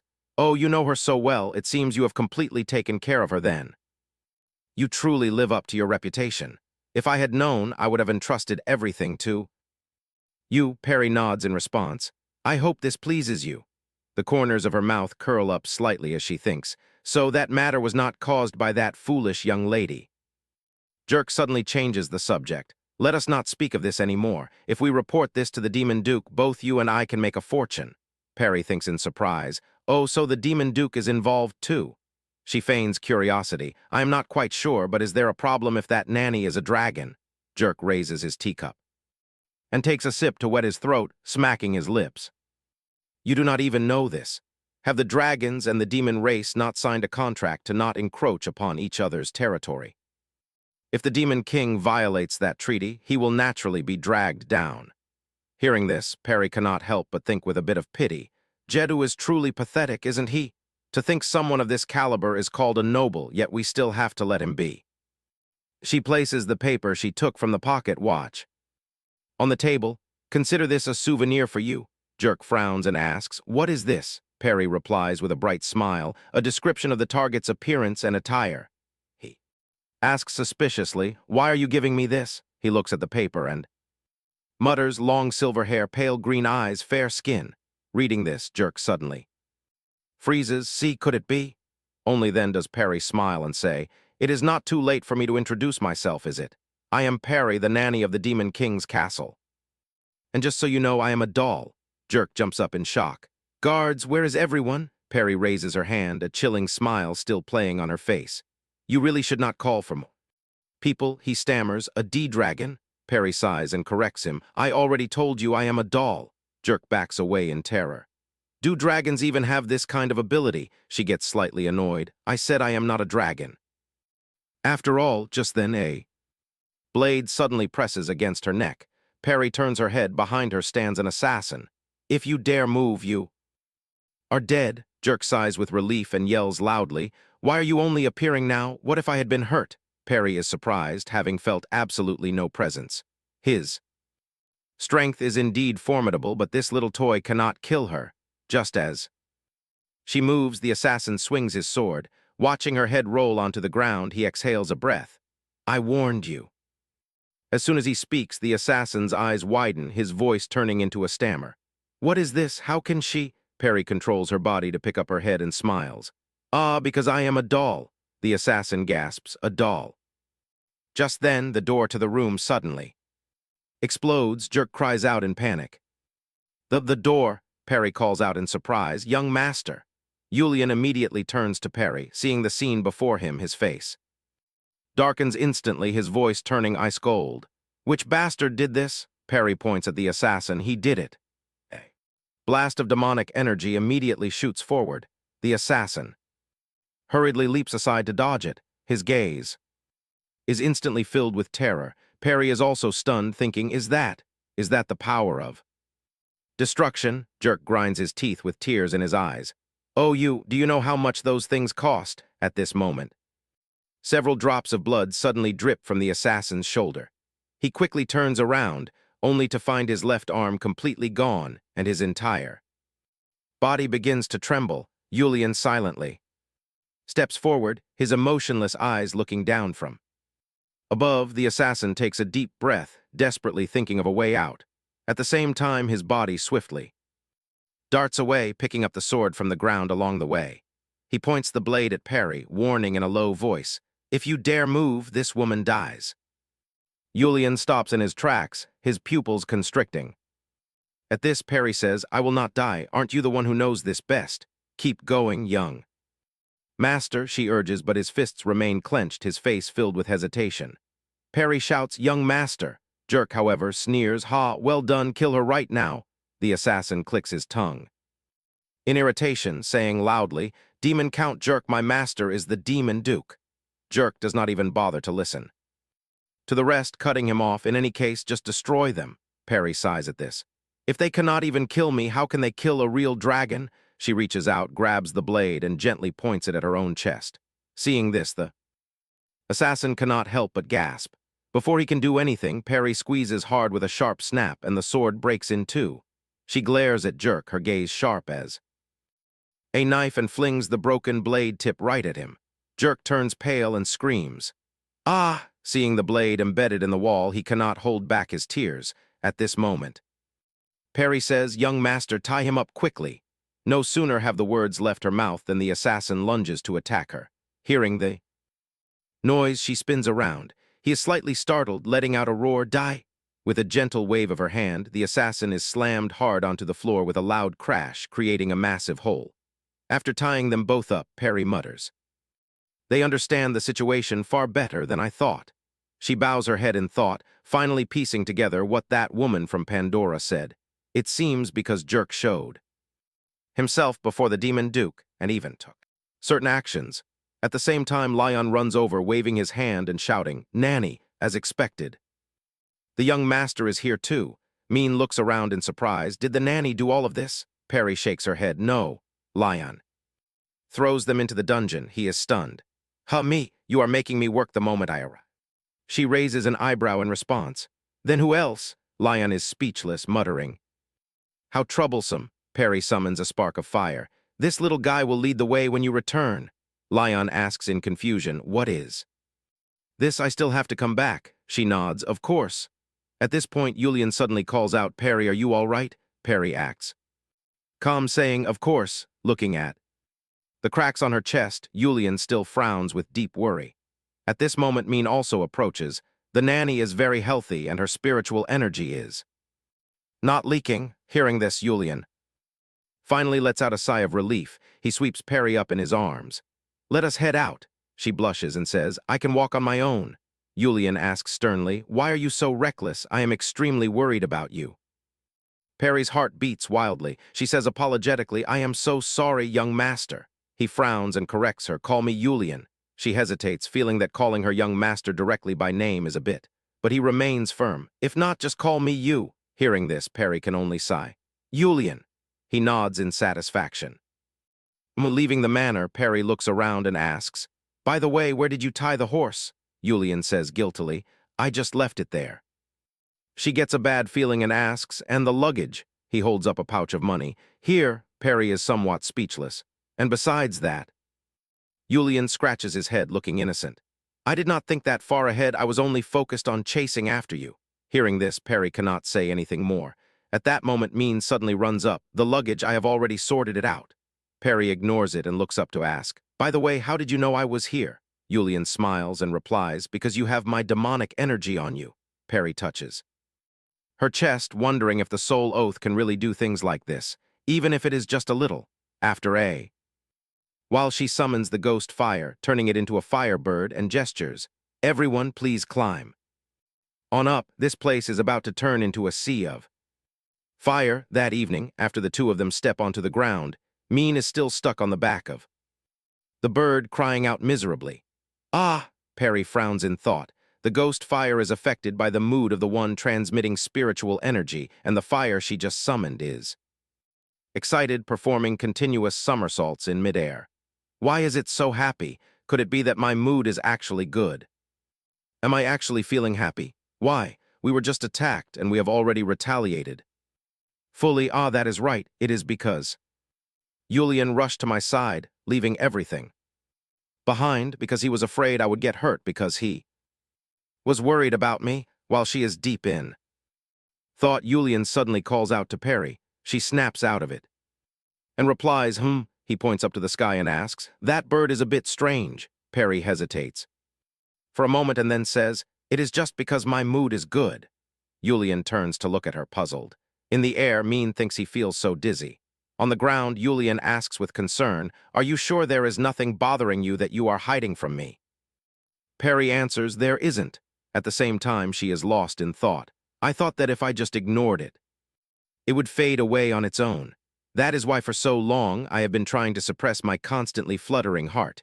Who would have thought those scattered fragments would grow larger without me noticing? But one thing is for sure, I have no need for such things as feelings." Seeing her dazed, Yulian grows even more worried. "Perry, are you all right?" Perry nods. "Of course I am, young master." His face falls, looking like a sulking child. "I told you, call me Yulian." Perry smiles and lets out a soft sigh. The young master is indeed the young master. At this time, the fire bird descends and she says, "Young master, please climb up quickly. We must get to the human realm as soon as possible." Yulian asks testily, "Just how many more times do I have to tell you?" To me, you are not a nanny. Perry cuts him off. A temporary spouse, Julian. Stops, her hand tightening near the border. He storms past her in anger, leaving Perry lost in thought. Reflecting on it, Julian never responds after she calls herself a temporary spouse, as if saying so is already enough. That night, the three of them stop in the forest. Perry lights a campfire. Tonight. We sleep here. We set off early tomorrow morning. I will go look for something to eat, Perry says. I am coming with you, Julian quickly adds. She looks over in surprise, thinking to herself, Julian does not say a single word on the way here. I wonder if he is angry. Besides, I do not want to be alone with him right now. And so she turns and walks ahead, leaving Julian to follow silently behind. In the gloomy atmosphere, he suddenly speaks up. Perry, do you hate me? Perry feigns calmness and asks, why do you say that, my lord? Julian does not answer, but asks another question. If you do not hate me, then do you like me? In a certain mansion, a voice resounds. Young miss, your memories have returned. As soon as the words leave her mouth, a candlestick is thrown at the maid, who screams in terror. Ah! Then, inside the room, resounds with Ren's furious roar. Damn it, that lowly race. Spouse, did he say spouse? She looks at her reflection in the mirror, remembering Perry's words. I am more beautiful than you. Ren begins to scream again. Ah, a maid in the distance trembles and calls out, young miss. Ren grits her teeth, wondering what on earth Julian is thinking. How could he mate with a nanny? No, that is not right. Who knows that the brat is not only able to survive, but also awakens? Awakening. The rumor that the Demon King does not even take proper care of his own son after the Demon Queen's death already spreads far and wide. I cannot give up just like this. As long as I can seduce Julian, the position of the next Demon Queen will be mine. Judging by her reaction back then, they certainly have not made an official oath yet. Even if they have, it is an oath that can easily be dissolved. Thinking of this, she calls out. A servant responds. Yes, young Miss Ren orders. Go and investigate where Julian's group is going. The servant does not hear clearly and asks, pardon? As soon as the words are spoken, a vase comes flying. Ren raises her eyebrows in fury. Do I have to repeat myself? The servant bows respectfully. I am sorry. She continues. As for that other woman, contact Pandora and tell them to investigate that nanny. The servant quickly says, young miss, the Decagon branch of Pandora is already destroyed. Ren gasps in shock. What? Why? The servant replies, I hear that branch went mad. If we go to another branch, it takes 5 days. Ren rages. Damn it, nothing is going right. Just then, a knight rushes in from outside. An urgent report, young miss. She turns around. Who dares to enter without knocking? The knight stammers, that? Jerk Castle is on fire. To Ren, it sounds like a bolt from the blue. She asks in a daze, are you saying the castle is burning? The knight pants, yes, young miss, it seems the successor to the Demon King did it. Ren bites her lip. How dare he? The knight hesitates slightly and asks, should we capture the successor's nanny? Ren screams. Do you even need to ask? She stops herself abruptly. No, wait, we do not need that woman right now. Go and find out where Julian is. The knight bows and says, yes, young miss. After he leaves, Ren continues to think, how dare you cause damage to Jerk Castle? I will use this incident as an excuse. Things might go smoother than I think. She is just a nanny after all. Once I become the consort, replacing her is easy. She immediately commands, all of you, get out, I want to write a letter back. In the forest, when Julian asks if she likes him, Perry stops in her tracks. After a moment of thought, she bows her head and replies, of course I do, young master. I am your nanny. Julian steps forward and takes her hand. Perry, your hand is trembling. It is indeed because you exerted yourself earlier. Isn't it? Perry avoids his gaze, pretending to be unfazed. This small matter is nothing. Julian frowns. You need to rest. If you keep this up, something serious will happen to you. Perry shrugs. Even if I am torn to pieces, I will not die. I am a doll. Julian lowers his voice, but that elf says your soul energy can leak out through the cracks. Perry says, even if that is the case, I only grow weaker. I will absolutely not die. Hearing this, Julian suddenly falls silent for a long time, then abruptly asks, "Do you want to die that badly?" Perry is stunned. He asks if I want to die that badly. Clearly, I want to die, but now. Now I want to see him a little longer, even though one day I must leave.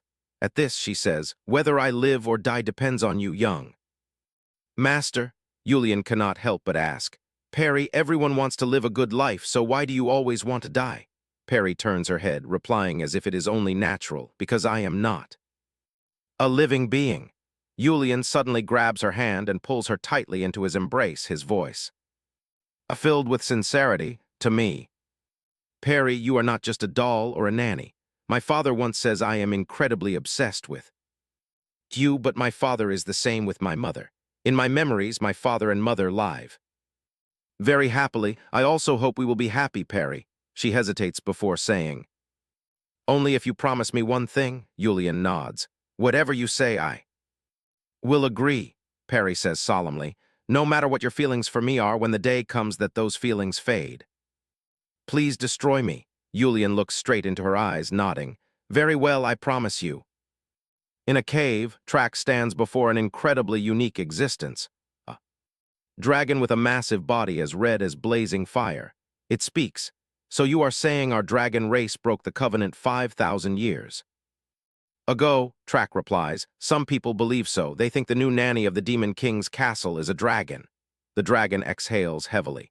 "Is that not the business of the demon realm?" Track rubs his chin and continues. "You also know that if a dragon takes the form of the demon race, the demons do not recognize them." Hearing this, the dragon glares. Over, in the next second, its body rapidly shrinks, transforming into a red-haired young man. He smiles as, "A race that controls dark magic. What you say is truly quite weak." Track is stunned by the sheer speed, yet he counters. "As a dragon who controls light magic, are you not taking the balance too?" Lightly, the red-haired youth clears his throat. "I am already 1,000 years old, very old." Track breaks into a cold sweat. "But you still look full of vitality." To me, after a moment of thought, the youth suddenly nods. "It is Jedu. It must be that brat's doing." "Well, I am his aide after all," Track replies. The red-haired youth muses. "An aide, huh? Jedu, that brat, I raise him, feed him, and clothe him, yet he does not visit even once." Track quickly explains, "My master is busy governing the demon realm." As he speaks, he thinks to himself. He looks young, but he acts just like an old man.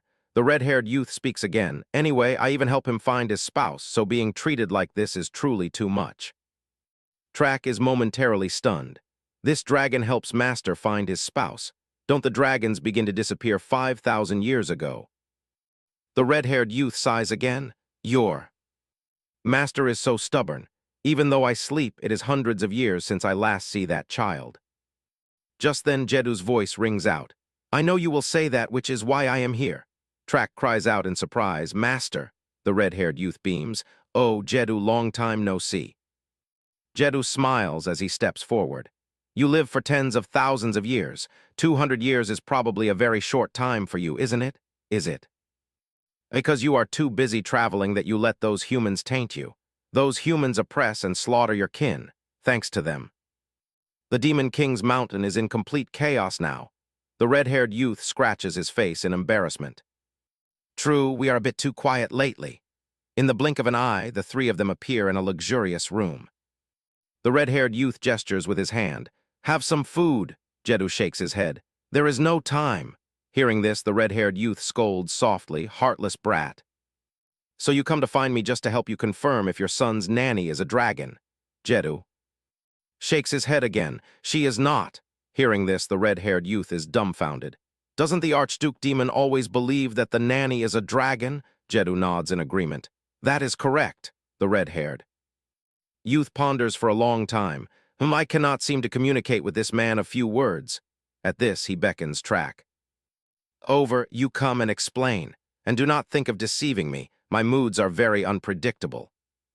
Track sighs helplessly. "That nanny is not a dragon, but because she is born with an incredibly strong body and can control a blue flame, the Archduke Demon mistakes her for a dragon."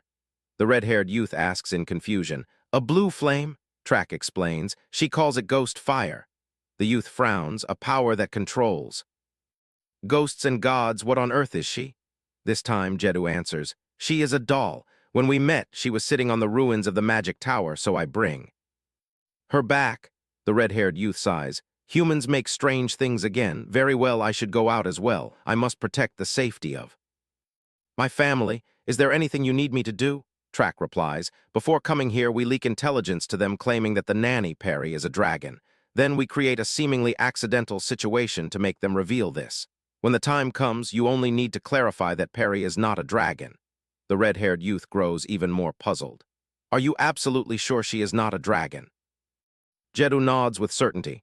That doll nanny definitely cannot use magic. The youth shakes his head. That might not be certain. Dragons can use magic even before they hatch. Saying this, he throws Track an object. Take this, Track quickly. Catches it and asks in confusion, what is this? He replies, with that you can summon me. When the right time comes, channel demonic energy into it. In the forest, Perry hands a water flask to the boy. I gather some bone water, he asks in surprise. How do you know that elves only drink bone water, Perry? Answers casually, I just know.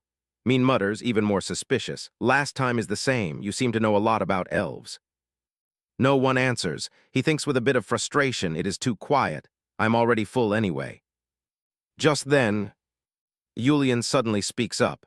Perry, our engagement ceremony, how do you want to hold it? Immediately spits out the mouthful of water. Are you two getting married? Julian nods. Yes, Perry corrects him. We are not.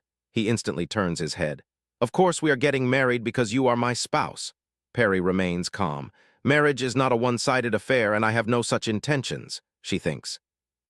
To herself, I never make an oath that I will never stray, or that I will love him until death. What if Julian actually meets someone he truly loves in the future? In the demon realm, monogamy is the foundation.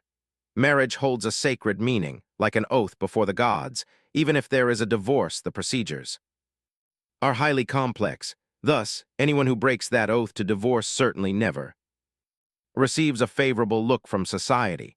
Thinking of this, Perry says, Young master, let us take things slowly.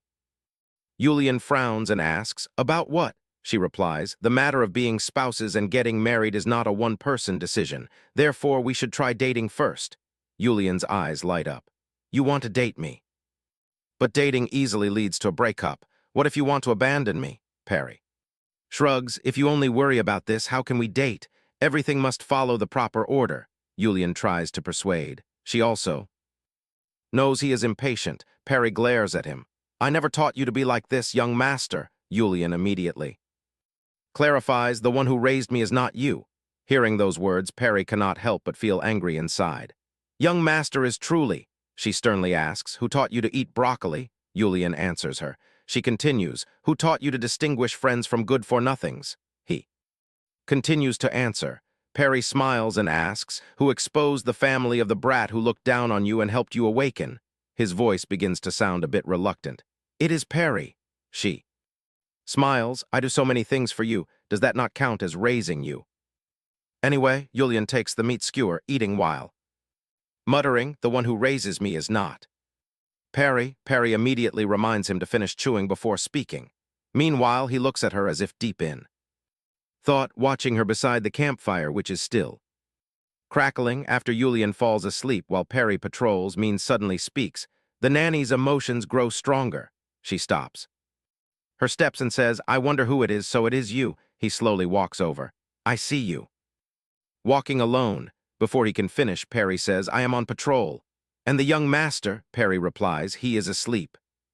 She turns around. Then you should go back to sleep too. I will patrol a bit more. Seeing this, quickly calls out, Nanny, maybe I am being nosy, but I am worried about you. Perry asks in confusion, worried about what? He asks seriously, do you truly love the young master, right? Perry's face quickly flushes red. She thinks to herself, I can no longer hide it. I have feelings for Julian, but Julian's feelings for me are not love. They are more like possessiveness, because I am the only one by his side since childhood. Once Julian grows up and finds his true spouse, his childish behavior and intimate expressions in front of me will vanish. Flipping her hair back, she says, in the end, feelings are not something we can control. We are leaving soon, so go get some sleep. Min shakes his head. I cannot sleep. And I am bored too. I want to stay with you. It is fine even if I do not sleep for a week. Perry thinks with a sigh of helplessness. I just finished raising one and now I have to start. Raising another. Min clears his throat and asks, so are you just an ordinary doll? Perry nods. Yes, he becomes even more puzzled. Who can create a doll so exquisite that it has a soul, you eat but do not sleep, do you not find it? Strange, Perry calmly says, but I know how to fight, so perhaps I am a combat doll. Min asks helplessly, putting in so much effort just to make a combat. Doll, do you not ask your creator why they did that? Perry says indifferently, I destroyed them. Already, he turns pale and cries out, what, no way, why? She slowly raises her hand to summon a flicker of fire. Are you still curious about anything else? Min hesitates. And asks what that is. Can it transform and speak? At this moment, the flame turns into a small bird. Perry explains that they are wandering souls who cannot enter the spirit realm after death. If you channel spiritual energy into them, you can see their form when they were alive. Min continues to be curious. What is spiritual energy? She ponders. A detailed explanation is too long, so she summarizes that it is the power a soul possesses. Everyone has this power, they just do not know how to use it. Min is intrigued. Then do I also have it? Seeing him concentrate so hard that his face turns dark, Perry says, it is not something you can suddenly do. At all, Min scratches his cheek and asks, so it really does not work? Just then a laugh echoes behind them. Yulian pokes his head out and asks, what are you two doing? Perry turns her head in surprise. Young Master, he smiles and asks, what are you talking about? Seeing this, she cannot help but wonder. Even though he is woken up, he seems very energetic, does he not? At the same time, she replies. Nothing, Min quickly chimes in. Yes, we are just chatting. Only, seeing this, Yulian chuckles softly and asks, it seems you are talking about me. Surely you are not bad-mouthing me? Perry laughs. Haha, impossible. At the same time, Yulian's face darkens. Assistant, do you have anything to say? Min hurriedly replies, no, he thinks to himself. Is it really that simple? Are those emotions just love? The sun rises higher. The three of them finally reach the border of the demon realm and a bustling city. 1 bottle a night, a cheap potion that can turn you into human form, awakening nutritional potion. Hearing the vendor's shouts, Perry silently observes her surroundings. There are soldiers everywhere. To go to the human realm, they can only rely on bribes, she mutters. They sell everything here. Yulian nods. Yes. Unlike the tireless duo, Min sluggishly thinks, I feel so tired. Perry suddenly asks, but young master, are you sure it is fine to end the journey in the demon realm like this? Yulian exhales. Have we not found an assistant and a spouse? Staying any longer is meaningless, she says hesitantly. But I am only a temporary spouse. Also, please remove your hand from my waist. Yulian tightens his embrace, smiling as he asks, why? If you get lost, it will be troublesome. Perry thinks to herself, there are only soldiers and merchants here. How is that possible? She immediately pushes him away, but moving like this is very inconvenient. We must hurry, we need to buy everything before dark. With that, Perry pulls out a note. Let me see, the most important thing to buy is at a shop. The shopkeeper asks, there are many kinds of potions to disguise as humans. Which one do you want? Perry answers, as long as there are no side effects. We also need horses, the kind that can be ridden in the human realm. The shopkeeper shrugs. We do not have horses, she says seriously. Then start that business from now on. He looks blank. Business? Perry places a coin pouch on the table. I will give you money. Under the power of money, good horses are found. Min, holding a tray of medicine while leading the horses, asks, am I a porter now? Perry replies, because the demon realm is a dog-eat-dog world. He frowns and cries out, what? Nanny Perry is not of the demon race. She replies, take the medicine because we need it when we reach the human realm. You must quickly get used to it. If Lion sees you looking weak and helpless, he will mock you. Min is indifferent. Anyway, he is not here right now. Why bring up that dream demon all of a sudden? Just as the words leave his mouth, Lion appears. Young master, Nanny Elf, Perry clarifies. Now you should call Min assistant. Lion, he says with irritation. All right, nagging the moment I arrive. Having an arm slung around his shoulder, Min cries out, hey, you know this dream demon is already here, don't you? Perry immediately reminds him. Min also has to call him guard. He cries out, but you do not call him that either. Julian cuts. Stop chatting, since Lion has arrived, let us set off quickly. Perry turns her head to look outside. Originally, crossing the border is forbidden, so to pass quietly they must bribe. After all, even the variant races must bribe the demon realm soldiers whenever they want to enter. Lion picks his ear and complains, what a waste of money. I can just suck their essence and then take the opportunity to slip through.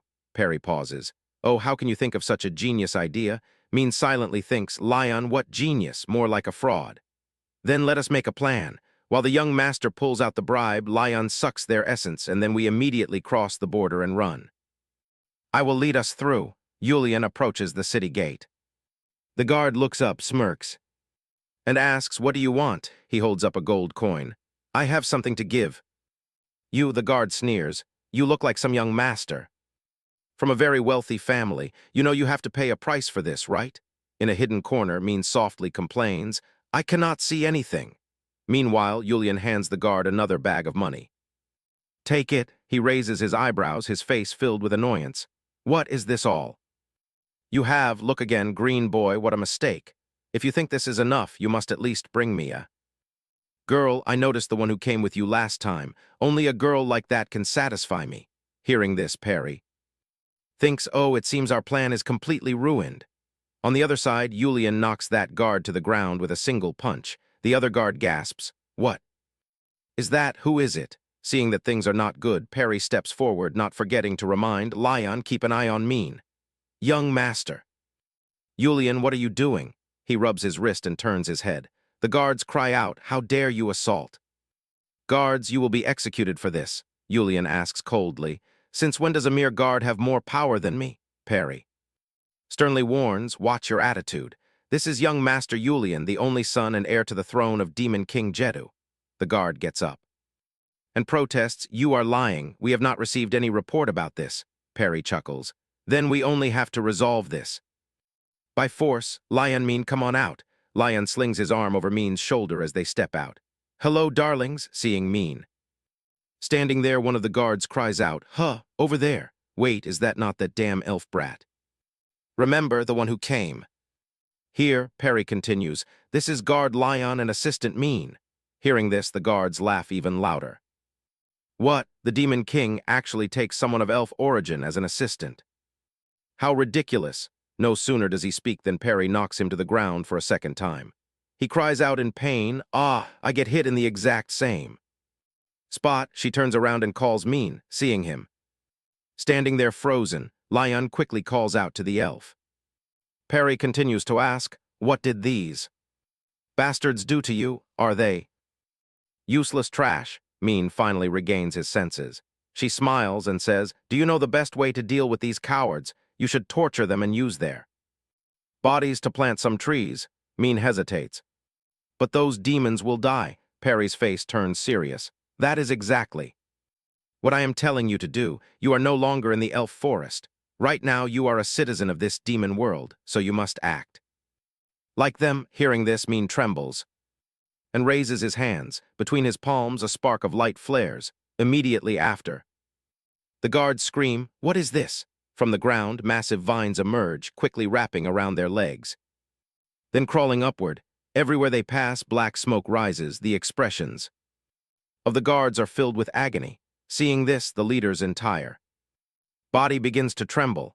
At this moment, Julian steps up to him and says, Perry is mine. Perry, what do you want me to do with him? She ponders. She does not like turning him into a pig man, but she cannot ignore the fact that he treats her like an object. Raising her hand, she asks with an excited expression, is it all right if I deal with them myself? Not long after, Lion asks with a smile, will these trees just stand here like this? Min sighs. I think so, unless someone chops them down. He laughs out loud. So now these trees will become the new guards. Hearing this, Min suddenly turns.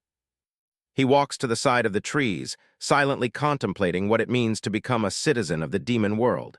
To come. Here, he suddenly purses his lips, eyes welling with tears, yet a smile corners his mouth. Seeing this, Perry silently breathes a sigh of relief. Just then, she feels a dark aura approaching from behind.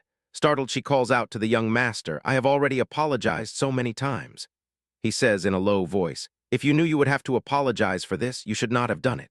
Do you think I would let that detestable man live just so you can use your power?" Perry immediately retorts, "But you asked me what I wanted to do with him." Julian says angrily, "I would not have said that if I knew beforehand that you would use the ghost fire." She bows her head. "I am sorry."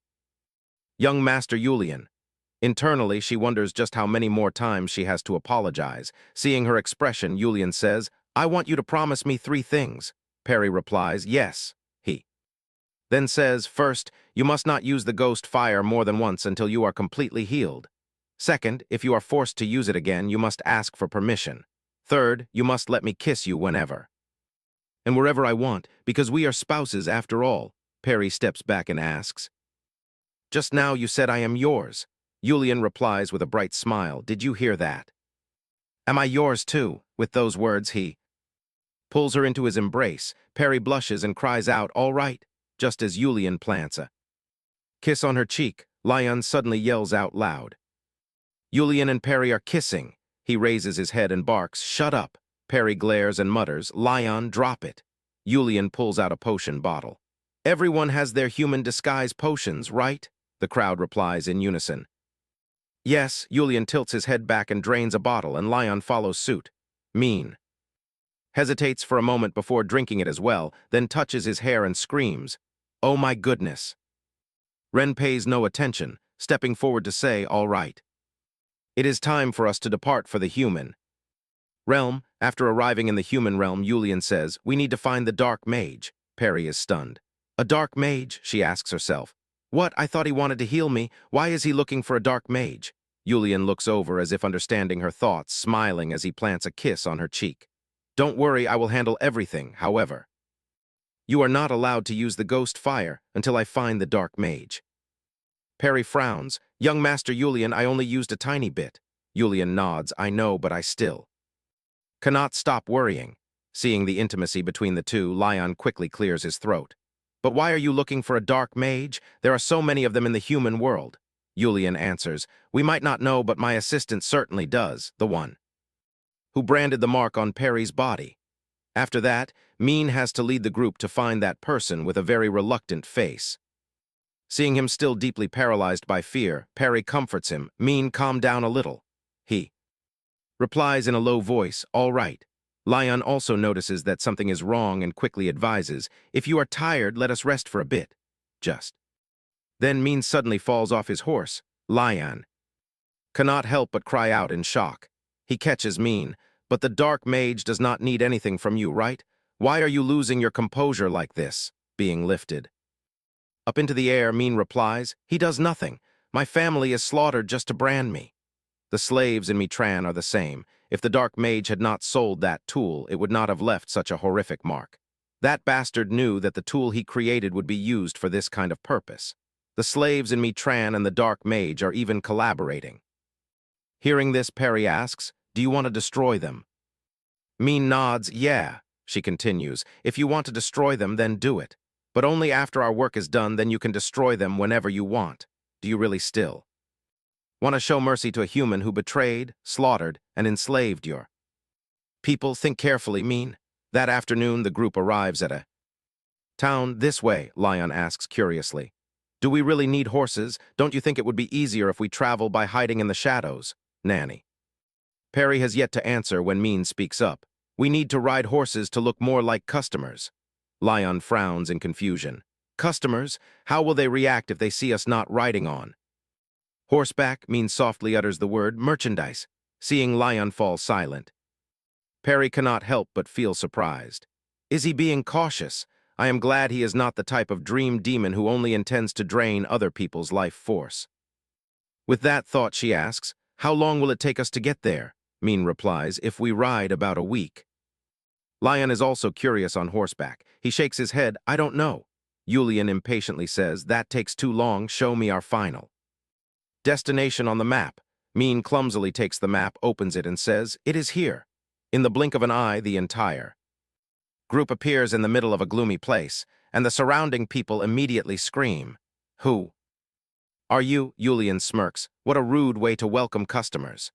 Hearing this, a bald man rubs his hands together and approaches. "Forgive me, sir. Which clan do you come from?" He coldly shakes his head. "You do not need to know. I came here because I heard. One can purchase that item here." The bald man smiles cheerfully. "Oh dear, so you are here to buy that. Of course, we are the only merchants who sell it. Please follow me." Before long, the four of them are led down to a prison cell. The bald man points inside. "That child is from the Golem tribe. He will grow to over 2 meters tall. It will be absolutely perfect to have them as your guards." Seeing no reaction, he points to another cell, introducing the hunting rabbit tribe with strong legs and excellent hearing. Julian refuses and asks where the brand on the slaves is. The bald man replies that they are preparing to place the mark on a few items. Without waiting for him to finish, Julian says coldly, "Lead the way quickly, I will buy everything." Here, on the way, Min whispers to Perry, "What is young Master Julian thinking?" She replies, "I am not sure either, but what I do know is that stupid fat-bellied man will not survive to walk out of here." Just as they pass by a barrel, the four of them halt at the same time. Seeing this, the bald man says, "We are almost there," just as the words leave his mouth, a stamp is pressed straight onto his mouth. Julian growls, "Shut up, who sold you this magic tool?" Seeing you quiet like this, I guess you do not even know how to move. "Your mouth," the bald man cries out in terror. "I bought it from a dark mage named Amit. He said his daughter is sick, so I bought it cheap without bargaining." Julian waves his hand. "Shut up. Where can I find this Amit? I will kill you if you do not answer within 10 seconds. The bald man quickly pulls out a map. "He is here." Julian lets out a breath. "That is quite far. We have to use teleportation." Magic. At the same time, a squad of guards suddenly passes by and shouts loudly, "Who is there?" Julian narrows his eyes and nonchalantly mutters, "My assistant. You deal with this." He asks with a trembling voice. "How can I?" Perry pats his shoulder, reassuring him in a soft voice. "It is fine." With her encouragement, Min gradually becomes resolute. Perry, standing beside him, thinks to herself, "Normally, I am always the one to eliminate them, but now young Master Julian has left it to Min. This moment is precisely for Min to take revenge for exactly what they did." To him, as Min raises his hands, vines burst through the ground. The guards scream in panic. "What is this? It hurts so much. If these weaklings still want to commit hateful acts, they should know that those very acts will come back to haunt them." After dealing with the guards, Min intends to unlock the shackles of the slaves. Seeing that the plants are not strong enough, he turns back and calls out, "Please help me open these iron bands." Up, Nanny Perry steps forward, and with sheer physical strength, she easily tears the shackles in two. But seeing the slaves still in a daze, she cannot help but wonder, "What are you doing? Are you not going upstairs?"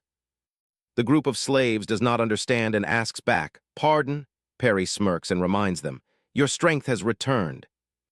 Now, hearing this, the group of slaves immediately turns and runs away. Seeing this, Perry thinks, "It seems they understand my meaning. I guess the guards upstairs will suffer the same fate as those who slaughtered the slaves in Mayan." Lion steps up and says, "The area is cleared. Humans think demons are weak, but it is they who are weak. They have forgotten their place and dared to trouble the variant races, so today they must pay the price." The four of them continue to advance deeper inside. Lion looks around and sighs. This place is no different from a torture chamber. Hearing this, Julian asks, "Have you taken care of those slaves in Mitran?" He replies, "I have." Perry looks at Min and smiles. He is finally acting like someone who belongs to this demon world. Sensing her gaze, Min turns and asks, "Why are you smiling?" Perry covers her mouth and says, "Just because I am in a good mood." He sighs softly. "You really are strange, in a certain village, a place that looks peaceful. The person Julian's group is looking for, the dark mage Amit, carries a tub of blankets out of his wooden cabin. To become a dark mage has never been a profitable job. The magic tower only wants light mages, while dark mages are only sought after when wars break out. The only thing that helps a dark mage make money is necromancy. But Amit cannot do that. Yet it is fine because he has a very lovely wife and daughter, Sarah and Anna. However, his wife quickly falls ill and passes away from an unknown illness. Amit feels ultimate agony, but he still tries to live for his daughter, dedicating everything he has to her. He does all kinds of things to earn money to raise her. He does not want her to be pitied for being motherless, so he clumsily brushes her hair and ties it into a beautiful ponytail, and now he can even tie ribbons and small strings. Then one day, tragedy strikes his family again. His daughter's illness worsens, the very illness that took away his beloved wife is now trying to take his daughter as well. Amit needs more money, so he manufactures and sells illegal magic tools for slaves, smuggles, and even becomes the ruler of the dark alleys. He does not care who they are, as long as they pay. He will do everything to help his only beloved daughter survive. Right now, Amit is holding a blood-stained blanket in his hands, thinking of the dark future and the eyes of this large man. Suddenly, well with tears, he quickly uses his hand to wipe them away. At that moment, 4 uninvited guests suddenly appear. Perry steps forward and asks, "Are you Amit?" He nods blankly. She raises a staff with a magic seal. "Then you must be the one who made this, correct?" Amit replies without hesitation, "Yes." Yulian directly says, "We have a job for you here," but Amit shakes his head. "It has been a long time since I worked for anyone. Please find someone else." Yulian's voice deepens. "This is not a request, but an order, Mr. Mage." Frowning slightly, he asks, "Who are you?" The moment the words are spoken, a slender hand squeezes his neck. Amit is shocked, thinking, "Since when did she?" Perry tightens her grip, her voice cold. "What do you think will happen if I tear this open? You will not be able to move from the neck down. It would be quite nice if you remain like that for the rest of your life." Lion says, "He does not look delicious at all. I will not eat him." Perry turns her head. "Nobody asked you." Amit stammers, "What do you want me to do?" Yulian steps forward and pulls Perry into his arms. "Heal her." She introduces herself. "I am Perry, the young master's nanny." Doll, Amit rubs his chin in thought. "A doll? My God, who could create such a complex doll?" She moves so naturally, and her eyes are so full of life. She looks exactly like a living human being. He still waves his hands. "I cannot repair such a perfect doll." The gaze of Yulian turns cold. "You have no choice. If you do not do it, we will destroy the entire village." Amit pauses, touching his forehead and sighing. "Where is she injured?" "No, which of her parts is damaged?" Perry unbuttons her shirt, pulling it slightly to the side to reveal the crack extending from her neck to her left shoulder. Amit glances at it and says thoughtfully, "Please follow me inside." Contrary to its untidy exterior, the inside of the wooden cabin is incredibly clean. Yulian covers Perry's collar, scolding her for taking off her clothes in front of everyone. Perry frowns, explaining that she only exposed the crack. Amit suddenly chimes in, I am sorry to interrupt, but what are you made of?" Perry shrugs. "I don't know." He is stunned and asks, "Pardon?" She scratches her neck and awkwardly explains, "I killed my creator, so there is no one to ask." After a brief daze, Amit says, "If we cannot know what material you are made of, I will have to use the most common components." Ren asks curiously, "How long will it take?" He replies, "If I have to test all kinds of materials, it will take at least over a month. I am missing a few tools, so I must travel all the way to the capital to get them. This will also take some time because the capital is quite far from here." While Perry is lost in thought, Yulian stretches out his hand and says with a smile, "Tell me what you need to buy, and I will give you everything you need." Amit uses the knife carves a line on her hand. For Perry, the wound instantly heals in the blink of an eye. He immediately asks, "Can you eat food?" Perry nods, "Yes." Amit continues to ask, "Have you ever experienced a menstrual cycle?" This time she shakes her head again, "No." Hearing this, Amit thinks she cannot defecate and also has no saliva or tears. He says thoughtfully, "You are clearly not created from the standard materials usually used to make dolls. I suspect it is probably a material they use in the magic tower." Perry smiles and replies, "Oh, I am created in the magic tower." Amit pauses. "Why do you only tell me this now?" Perry replies nonchalantly, "You never ask me." Lion suddenly clutches his stomach and walks over. "I am hungry. I can swallow anyone whole right now." Perry immediately darkens her face, but thinking of their camaraderie, she turns to ask Amit if there is any neighbor he dislikes. He replies there is Jack, Coleman, Rosa. But why does she ask? Perry does not answer, turning instead to speak to Lion. "You hear what he says, right? Do not eat anyone, and remember to bring us back some food on your way." He happily runs out. All right, Perry suddenly has a bad premonition. She is a little worried. By the window, Mean silently stares outside. Seeing this, Perry asks, Mean, is something wrong? He turns around. Oh, Nanny, I think this man carries a vast sadness in his heart. This entire house is filled with a melancholic atmosphere. Perry ponders and says, whether he can successfully treat me or not, if you feel you must eliminate him out of duty to your family, you do not have to do so, Mean. But if you want to eliminate him for revenge, you should. You are the capable assistant of young Master Julian, after all. Seeing him lower his head in deep thought, she thinks this depends on Mean. He must act like a demon, keeping a steady mind, being decisive without regrets. That is the attitude of an assistant by Julian's side. After a moment, Mean raises his head and asks, you will not be disappointed, will you? Perry smiles and asks back, why would I be disappointed? Mean is momentarily stunned. For a few seconds, then lowers his head again. This time, a smile appears on his lips. Seeing this, Perry thinks that even though he has exploited his entire life, he is still too kind. At this moment, Amit suddenly approaches. Can you show me the cracked part again, please? Perry pulls her collar down. Here. Amit reaches out and applies a little glue to the crack. Perry suddenly thinks that it feels as if there is something on top of it. Amit must have recognized something like that. After a moment of seeing no effect, Amit turns around and says, please wait a moment. This one is not it either. Or is it this one? As time passes, while Amit repeatedly searches and applies medicine to Perry, she wonders, this is already the 22nd jar of ointment and it has absolutely no effect. Only now does Amit ask, what caused this crack? Perry is lost in thought. Well, you do not want to know, Julian suddenly blurts it out. They are battle scars. She looks back in shock, thinking to herself, well, what he says is not wrong. Hearing this, Amit lets out a sigh. You are a doll with extraordinary power. You can heal and recover from any wound, so it makes no sense that you are cracked. Perry shakes her head. Forget about that. All you need to do is treat me. He replies helplessly, very well. First, we should test all of these ointments, and if none of them work, we have to go to the capital. Just then, the door suddenly opens. Lion steps in and says, hello, I am back. I bring food, along with some gifts people gave me. What he bought is only a few loaves of bread, while the gifts are a basket of food.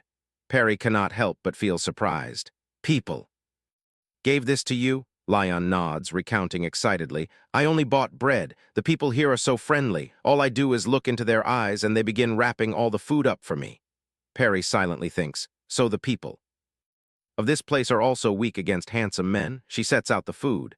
We should eat first. It has been so long since we last ate. Right at that moment, Amit's stomach also rumbles. He lowers his head and says, since my wife and daughter passed away, I have not had a decent meal. Hearing this, Perry says, one day you will also die? Amit raises his head. Excuse me. She smiles and replies, I mean that dying does not mean suffering so much that you forget to eat and drink. All living things die at some point and return in another form. After a moment of astonishment, Amit happily asks, are you saying that I can meet my family once again? Perry nods. You will certainly meet them again. It is just that they will not look like the way you remember them. She thinks to herself, it seems he truly cares about his wife and daughter, so I am sure they will meet again in a better time. Lion suddenly speaks up. By the way, why do you talk like an old man when you are still so young? You should shave your beard. Your face is very handsome. Perry hastily stops him. Lion, he cries out. Hey, I do not want to eat him, I swear. Amit asks curiously, is 30 not old enough? Lion laughs.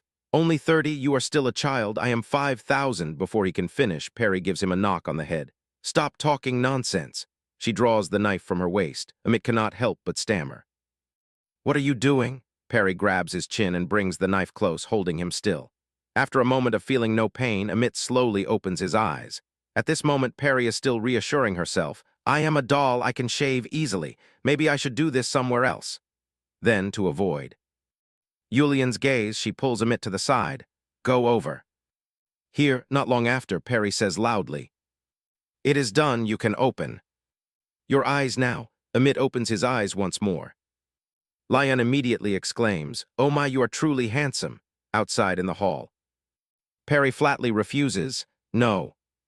While Lion begs, please, just this once. HMPH, Perry still resolutely shakes her head.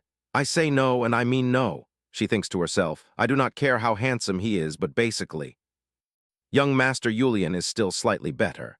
Lion continues to plead, When will I ever meet another human who is exactly my type like this? Perry hastily pushes him away. If you do not want to die right now, shut your mouth. And go, and so he has to slink back into his room. Lion's room is politely arranged by Amit. Perry looks after his figure, thinking that he will cause trouble tonight anyway, so she must stay by Amit's side or guard Lion's door. Since Lion just praised Amit's looks after his shave, he will definitely not give up easily. At this moment, sighs also echo from the room, saying he has a very good source of vital energy. She cannot help but feel helpless. See, look at that. Just then, Yulian's voice suddenly rings out. Perry, she asks curiously, is something the matter, young Master Yulian? He pulls her into his embrace. You are gone for too long. Perry glances back. I am just about to head back. Yulian nods. I know. She suddenly blushes, thinking about his breath. At this moment, Yulian also raises his head. What do you say to Lion? Perry replies helplessly. After Amit shaves and becomes more handsome, Lion is always looking for a way to devour him. Yulian frowns and asks, is he very handsome? Who? She asks back in confusion. He says seriously, that human, do you think he is handsome? Perry frowns. That is just what Lion says. Yulian shakes his head. Forget about him. What about you? She replies, I have no opinion. So Yulian continues to ask, then what do you think of me? Perry blushes slightly and says, you are very beautiful. He chuckles softly. Is that all? What do I mean to you? Am I still the sharp knife that cuts through your entire life?